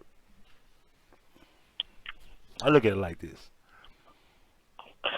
You have people who play fair, and then you have people who cheat. You know, in wrestling, they always be like, the nigga be beating the shit out of a motherfucker and about to take the belt, and then next thing you know, a nigga get hit with a chair and shit, or hit with a bat, or they beat up the referee and shit. Jerry, do you see this shit? Or nigga gotta pull out the fire like Jerry Lawler or some shit like that. Niggas gotta be like, man, we gotta get together and make his shit look like don't nobody like him. Instead of just coming through, just leave your honest dislike. I respect that. See, I used to get single-digit dislikes. Now it's like motherfuckers just come attack my shit on purpose. By the time I wake up, when I wake up tomorrow, I'm gonna have about 50 dislikes. He gonna fight Floyd Mayweather this weekend. Cool. Jerry Lawler issued a challenge saying that he might hop in the ring and fight Floyd Mayweather this weekend. Man, Floyd gonna fuck him up. Floyd can fuck him up in his prime. He ain't got to do shit but sneeze. Jerry Lawler damn near 70 years old. Jerry Lawler could go back 25 years and he would get his ass kicked. 25 years ago, the nigga was still 60. Shit. How old do you think Jerry Lawler ain't that fucking old, is he? How old is Jerry Lawler? Damn near. He in his 70s. I remember that shit. They used to have the Channel 5 right. Someone get Lawler out here. Like, they always called him for Lawler like he was security or some shit. Like, someone get Jerry Lawler out here. We got to move, dog. He's 69. Yeah, we got to go back 40. Let's do 40. You'll be 29. And you'll still get your ass kicked by Floyd Mayweather right now. Right now, he'll get his ass kicked by Floyd right now if he was 29. And Floyd could be 47. He's still going to kick his ass. Because you know the one thing about a boxer is skilled to use their hands professionally. And they have the endurance to fight 12 rounds. That shit is dangerous. That's why Conor McGregor couldn't fuck with him. Conor McGregor is not good. He doesn't fight 12 rounds. He fights 5. You feel me? He doesn't fight 12 rounds. This is why Tyson couldn't lag. Because Tyson couldn't fight 12 rounds. When he got to the 7th, 8th, 9th, he was done when the 6th round came against Lewis. He couldn't last. Lewis jabbed his ass all fucking night, beat the shit out of him. And then they started, Tyson was out of his prime. We don't want to hear that shit. Y'all paid for that shit. Y'all filled up the fucking pyramid just to watch him get his ass beat. We don't want to hear that shit. He wasn't in his prime no more. What about Holyfield? Holyfield beat him twice. And the second time made him bite his fucking ear off. Can you explain that shit? I'm not hating on Tyson. Tyson was a good fighter. He wasn't a great boxer. He's a good fighter. Could fight, but he couldn't box. He couldn't go 12 rounds. That's his problem. That's how he lost. That's why he's not the. I could never put Tyson in a fucking. I couldn't put Tyson next to Holyfield. A fucking Holyfield, Riddick Bowe of that era, right? Riddick Bowe, fucking Riddick Bowe, Holyfield, and Foreman, even around that, even in that fucking era where Foreman was damn near old as shit, he could fucking beat Tyson. He fucking punch his ass to death all fucking day. He wasn't getting that fucking George Foreman fucking way to punch. That shit wasn't happening. You Jack, what's up, Ben? Let me get up out of here. I'm talking again. I'll be talking all night about this shit. Can we play my video and get the fuck about it? What video is it? Which one, your Pornhub video? Yeah, my Pornhub video, me getting some vicious head. Y'all want to see that? They pause and shit. Like you think I'm playing? I'm serious. Nigga get round, blowing till all of you. I'm playing. I'm gonna play this video from Big Mo. You didn't think I was serious, did you? Hello? Mm-hmm. Dude, you thought I was serious? We never know with you. We never know. Don't give them any ideas like, yo, I wonder if there's a Pornhub video. No, there's no video. Now they gonna be on the man huff for that shit. So let's go. That's homework for y'all. Y'all gonna be looking on Pornhub, looking for some shit, and y'all wasting y'all time. But go ahead. I know y'all gonna do it anyway. ID Money, good night to you. I saw Ashley here some goddamn well. Good night to you and everybody else. Doughboy, Latasha Walker, thank you for coming through. Ben K, Real Deal Chick, thank you for sharing the stream. I think the haters is over there. It seemed like when she shared it, it got all the dislike. I think the people was like, I think some of my haters went over there to her shit, and then they like saw that she shared it, and they just showed up. Oh shit, we didn't know he was live. Let's go dislike this shit and leave. It's real. I know. Well, before we go, I just want to no, you don't want to do anything. I do. I just want to let everyone know. I just want to tell them about the good news of the Lord. Oh, God. I just logged into an email that just came through my phone, and as of Friday, May 17th at 5:16 a.m. Central Time, my credit score is an 859. 859? And I didn't even know. Let me get 150 points. Shit. I didn't even know that was motherfucking possible. But according to Equifax, their scale goes up to a 900, and I have an 859. And at TransUnion, they say I have an 805. I'm going to go house shopping this weekend. TransUnion is I bitch. I can now qualify for one of those lovely FHA mortgages with 5% down. So I no longer have to renew my lease in this overpriced condo, and I'm going to be a homeowner very soon. And I'm going to go Facebook Live, and I'm going to twerk on my front lawn. And we're going to have a fish fry. Uh-oh. And a barbecue. Oh, shit. And a chicken wing meatball rotel party, all rolled into one. All rolled into one. That's dope. You ain't gonna know what weed gonna be in. You ain't gonna know what's been infused with alcohol. We just gonna have a good old fucked up time when I move into my place. This is the moment that we've all been waiting on. It's for me to get a high enough score where that interest rate will be low. And all I have to do is call this bitch in the morning and say, hey, bitch, I got the message from the goddamn credit check total. They have updated my score with a rapid rescore, just like you said. And she's going to say, go on to the classes. And if I play my cards right, I'm fixing to go buy me $200,000 worth of house with a $100 down payment. Touch your neighbor and say, God damn it. Okay. Yeah, they're not going to like that. Touch your neighbor and say, God damn, well, can we say that? Yes, touch your neighbor and say, God damn it. Ooh. Somebody just, Lynette said, good morning. You are late. Good night. Ooh. See, I don't like doing long shows. Nobody's ever gonna rewatch this shit. Now I'm finna tell everybody how I did it if you're interested. No, we're not gonna do that. No, we're not gonna do that. Damn, I can't tell the people how to help themselves for free. Fuck we you. gotta get over at part 4. And you need to start a channel again. For what? Because I have yours. You have mine? Mm-hmm. You want? Oh, so you gonna be the permanent co-host? Because I told him you was the part-time co-host. Sure. Every time I feel, got a few minutes on my hand, I come and blow your shit up and then go on back to the bushes. I bet that.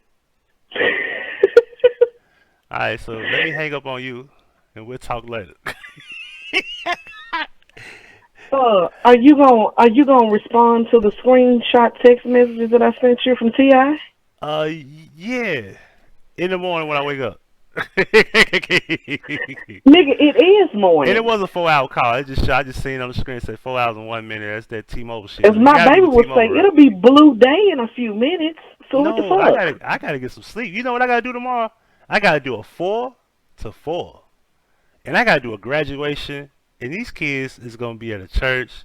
And they're gonna be rowdy. They're gonna be wild. They're gonna be twerking. Just like you just said. They're gonna be doing all that fucking shit that niggas do. They'll be doing nigga shit, because you know what happens when you get out of high school? You do nigga shit. They couldn't be more niggerish than the motherfucking middle schoolers yesterday morning, and the parents up in their jacket, and then one of the school kids went in there and slapped the shit out the secretary and got arrested. We'll say that for part 4. Because we giving up too much information. They're going to be like, well, Dad, we want to hear about that. Well, not right now. Google it, people. Yeah, yesterday in Memphis, a fucking middle school had a fucking brawl at the goddamn kids' graduation. I can't remember what school it was. You just have to Google. Go to News Channel 3, WREG.com, Memphis, Tennessee, and it'll be one of the top stories. There was a brawl. Which one Kanji work at with her fine ass? Who? Which one Kanji work at with her fine ass? Was it Channel 3 or 13? 5. It's 5. I don't know. Maybe she didn't move. It's the one. It's the sharper screen. It's the one that got more 60 frames per second with her sex ass. Let me stop. Somebody gonna be mad at me. Shout out to Kanji. Nigga, shout out your own motherfucking girl. Fuck Kanji. Okay. Anyway, let's get about it. Okay. All right. Let me hang up on your ass. Good night. Good night. Bye, listeners. I love y'all. Thanks for hanging in here with our bullshit tonight. I done gave y'all a whole half of work here. And I hope y'all happy. Come follow me on Instagram at Celebrity Homemaker or on Twitter at SauceBoss74. Sauce Boss, like the actual word? Sauce Boss, right? BOSS? SauceBoss74. If you have to type in my screen name, it's Deliciosaurus Rex. Damn. Deliciosaurus Rex. What's the other one that's called Milfamous Prime? What is that? Facebook? That's Facebook, yeah. Milfamous Prime. Hell no.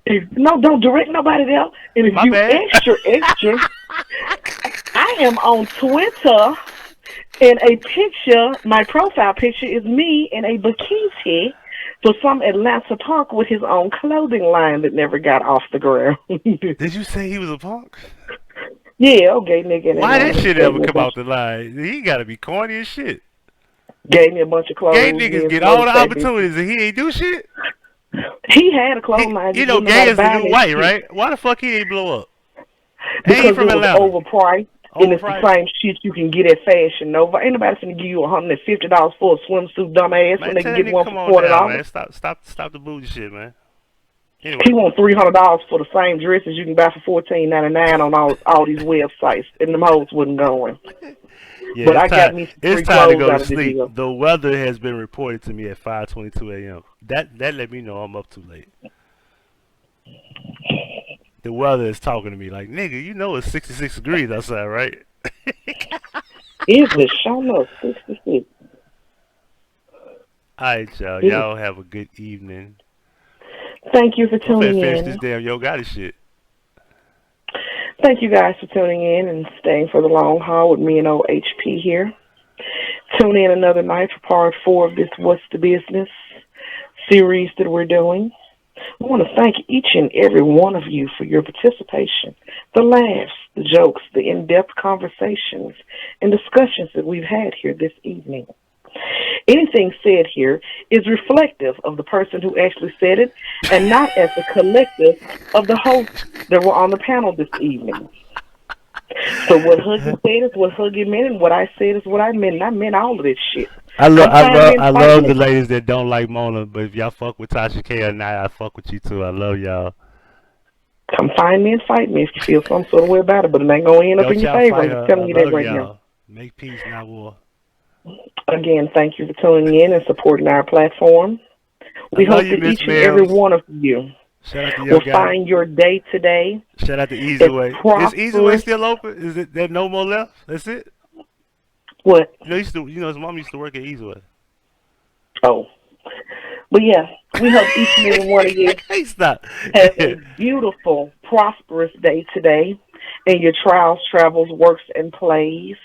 Be safe, be kind to one another, be loving, take care of yourselves and each other. And thank you for tuning in. We love you. You sound like a phone sex operator when you did that shit. I used to be one back in 1992. Hi, this is Candy. If you want live, hot telephone conversation, call me or one of my girlfriends Hell at no. 011. You remember Candy? Yeah, I remember Candy. Don't tell me that was your ass. No, I was one of them hoes you could get if you call. Call me or one of my girlfriends at 011-223-645-0741 for the finest in hot live. Remember that 333-2121 shit? Mm-hmm. Yo, $1.99 for the first minute I was bread and and butter. 99 cents each additional minutes. You hear me? I was bread and butter and I was Budweiser. My cousin was marijuana. Oh my God! Yeah. The phone sex place was out here in Barlow on Stage Road. Why? We nobody even know what the fuck that place was. It looked like anybody's call center. It was up in the fucking shopping plaza. The security code. Who the fuck was that dude? You reached City Chat. Yes, I remember City Chat. I remember the line used to be busy every night on a Friday night. I was at high school. I ain't calling this since I was in high school. We used to get on that bitch right after school. Me and my cousin used to get on that bitch right after school. And we're like, hey, what's up, man? Hey, cut to the bullshit. What's your name? Where you from? We want to come see you now. Some of them would be like, fuck still y'all. Around, right? Huh? It's still around. That shit still on? I never called it. That shit still work? Dude, it's not that particular phone number, but the other night I was up bullshitting around and the commercial for the fucking chat line came on. You bullshit. They got a gay one and a straight one. I shit you fucking not. Yo, we gotta go there though. Hey, look, we'll talk. Peace. Yeah. Good night. Hell no, that shit's still on. Big Molar, we out. I should have played this shit there 3 hours ago. Hunt around, murder. Hunt around. Mud, Perky. Hey, been so with the drugs at 10. Shout out to BG, Hunt around. Mud, Perk, Split, yeah. Hey, been so with the drugs at. Need me a perk with a purse at. Pay me a blunt, need to hit that. Pay me the drink, need to sip that. Said I'ma quit, but I can't, dawg. Sippin' high tech at the payroll. My stomach hurt bad, I can't think, dawg. I need me some perk to get the hanks off. Hey, being so need to relapse. Hey, being so need to relapse. Hey, being so need to relapse. Hey, being so need to relapse. Said I'ma quit, but I can't, dawg. Sippin' high tech at the payroll. My stomach hurt bad, I can't think, dawg. I need me some perk to get the hanks off. Motor what to do with a perk set. It's your turn, nigga, throw my neck back. Me been sober, I ain't with that. I need about 3 just to shake back. Do so the walk just level me. Pop me a added some jelly beans. Hit me a hole like I'm Willie D. Just scratch out on it like a limousine. I hate being sober, sipping the lean like some folders. Hunt for the drug like a vulture. Popping these pill got me itching. I said that I stop, but I'm sipping. Can't help that I love with this feeling. Smoke me a ground, I'm high as a ceiling. Yeah, when I'm high, I'm cool, I'm chilling. I ain't gon' spaz, won't shoot, no killing. Hey, been sober with the drugs at. Need me a perk with a purse at. Pay me a blunt, need to hit that. Pay me the drink, need to sip that. Said I'ma quit, but I can't, dawg. Sippin' high tech at the payroll. My stomach hurt bad, I can't think, dawg. I need me some perk to get the hanks off. Hey, being so need to relapse. Hey, being so need to relapse. Hey, being so need to relapse. Hey, being so need to relapse. Said I'ma quit, but I can't, dawg. Sippin' high tech at the payroll. My stomach hurt bad, I can't think, dawg. I need me some perk to get the hanks off. Pop me a perk and pop me a Audi. Send me some drink and get live in the Audi. Smoke me some loud, get high, so cloudy. Don't have my drills, a nigga get rowdy. Blowing gelato, you smoke black and mounty. I fuck with the edible, pass me a brownie. Loving my drills, I say it's a proudie. Pop me a Zan, nigga be drowning. Pop me a 10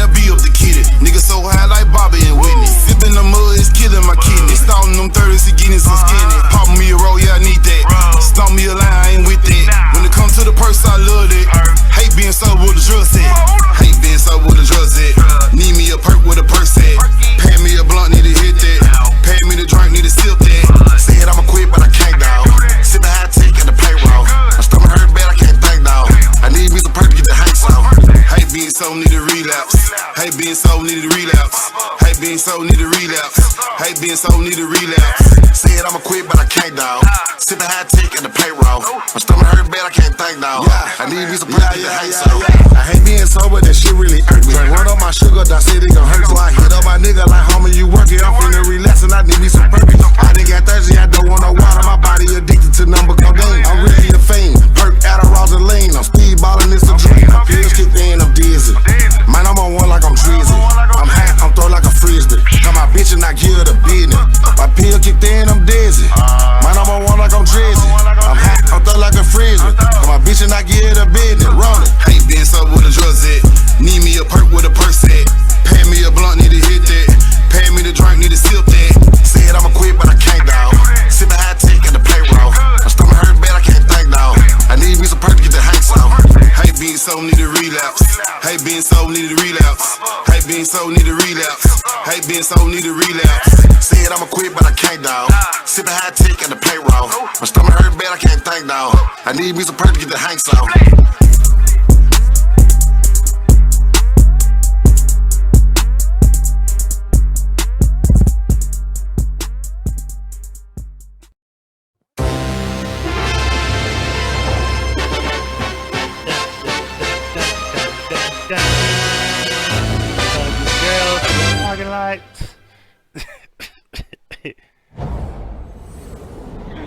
Pretty girls, y'all go to sleep. It's 5:30 in the morning. You just waking up. Go have some coffee. Ugly girls, go make that shit for the pretty girls. How about that? Get y'all something to do. I might pay y'all. You might get paid. Checking in, checking out. I live this shit. I live this shit. Okay, I can't be paid. I said I was gonna retire. I retired. I had a relapse. I'm sorry. I'm sorry. Okay, I'm sorry. I'm sorry.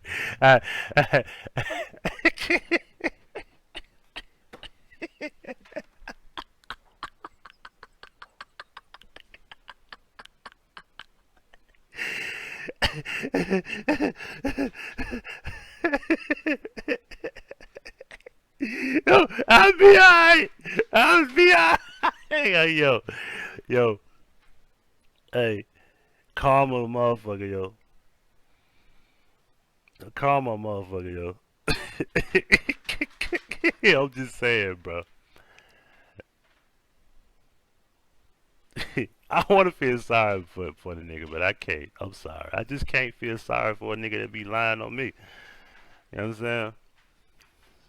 I mean, how you feel about the whole plan that you sat here and try to be cool with me all that time? You sat here trying to be cool with me all that time, hiding the fact that you working with my baby mom trying to plot up on me. All that other shit, you was trying to plot up on a nigga. And you can't even keep your marriage in order, bro. I admit, man, I got issues with me and my girl, but you ain't gonna see me on this bitch crying. And not on YouTube. And I ain't gonna trash her online. Me and her argue privately. You did? That's what a man would do. What's up, random news? That's what a man would do. Take your woman, you go talk to her in private. You don't share what she talk about.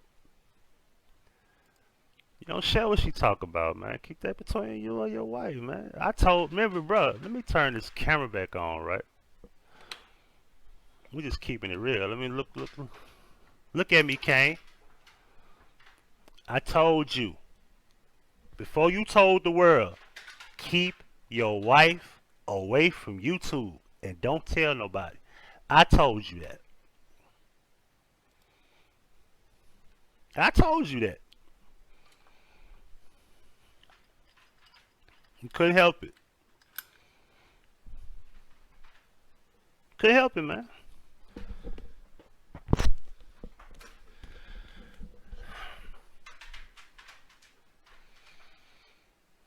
Sing your Huggie Pacino song there, liar. I don't feel sorry for you. If this was 2018, I would feel sorry for you then. Now, nope.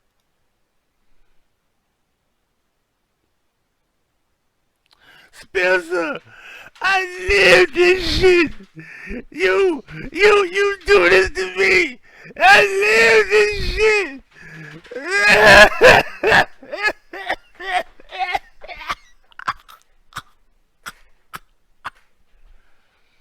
Fuck out of here.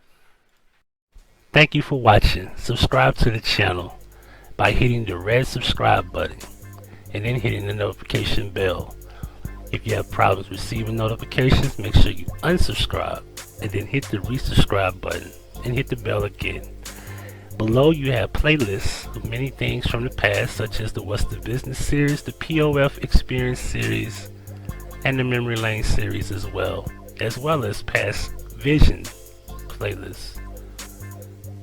Also, there's 2 new channels to subscribe to. My son's gaming channel for Life Gaming, and make sure you keep up with everything dealing with Huggie Pacino. This is Huggie Pacino for the Huggie Pacino Effect. Thank you for your support, and if you wish to donate, right, we going. What a money reside, what a money reside, what a money reside, what a money reside. Now that's Huggie Pacino certified.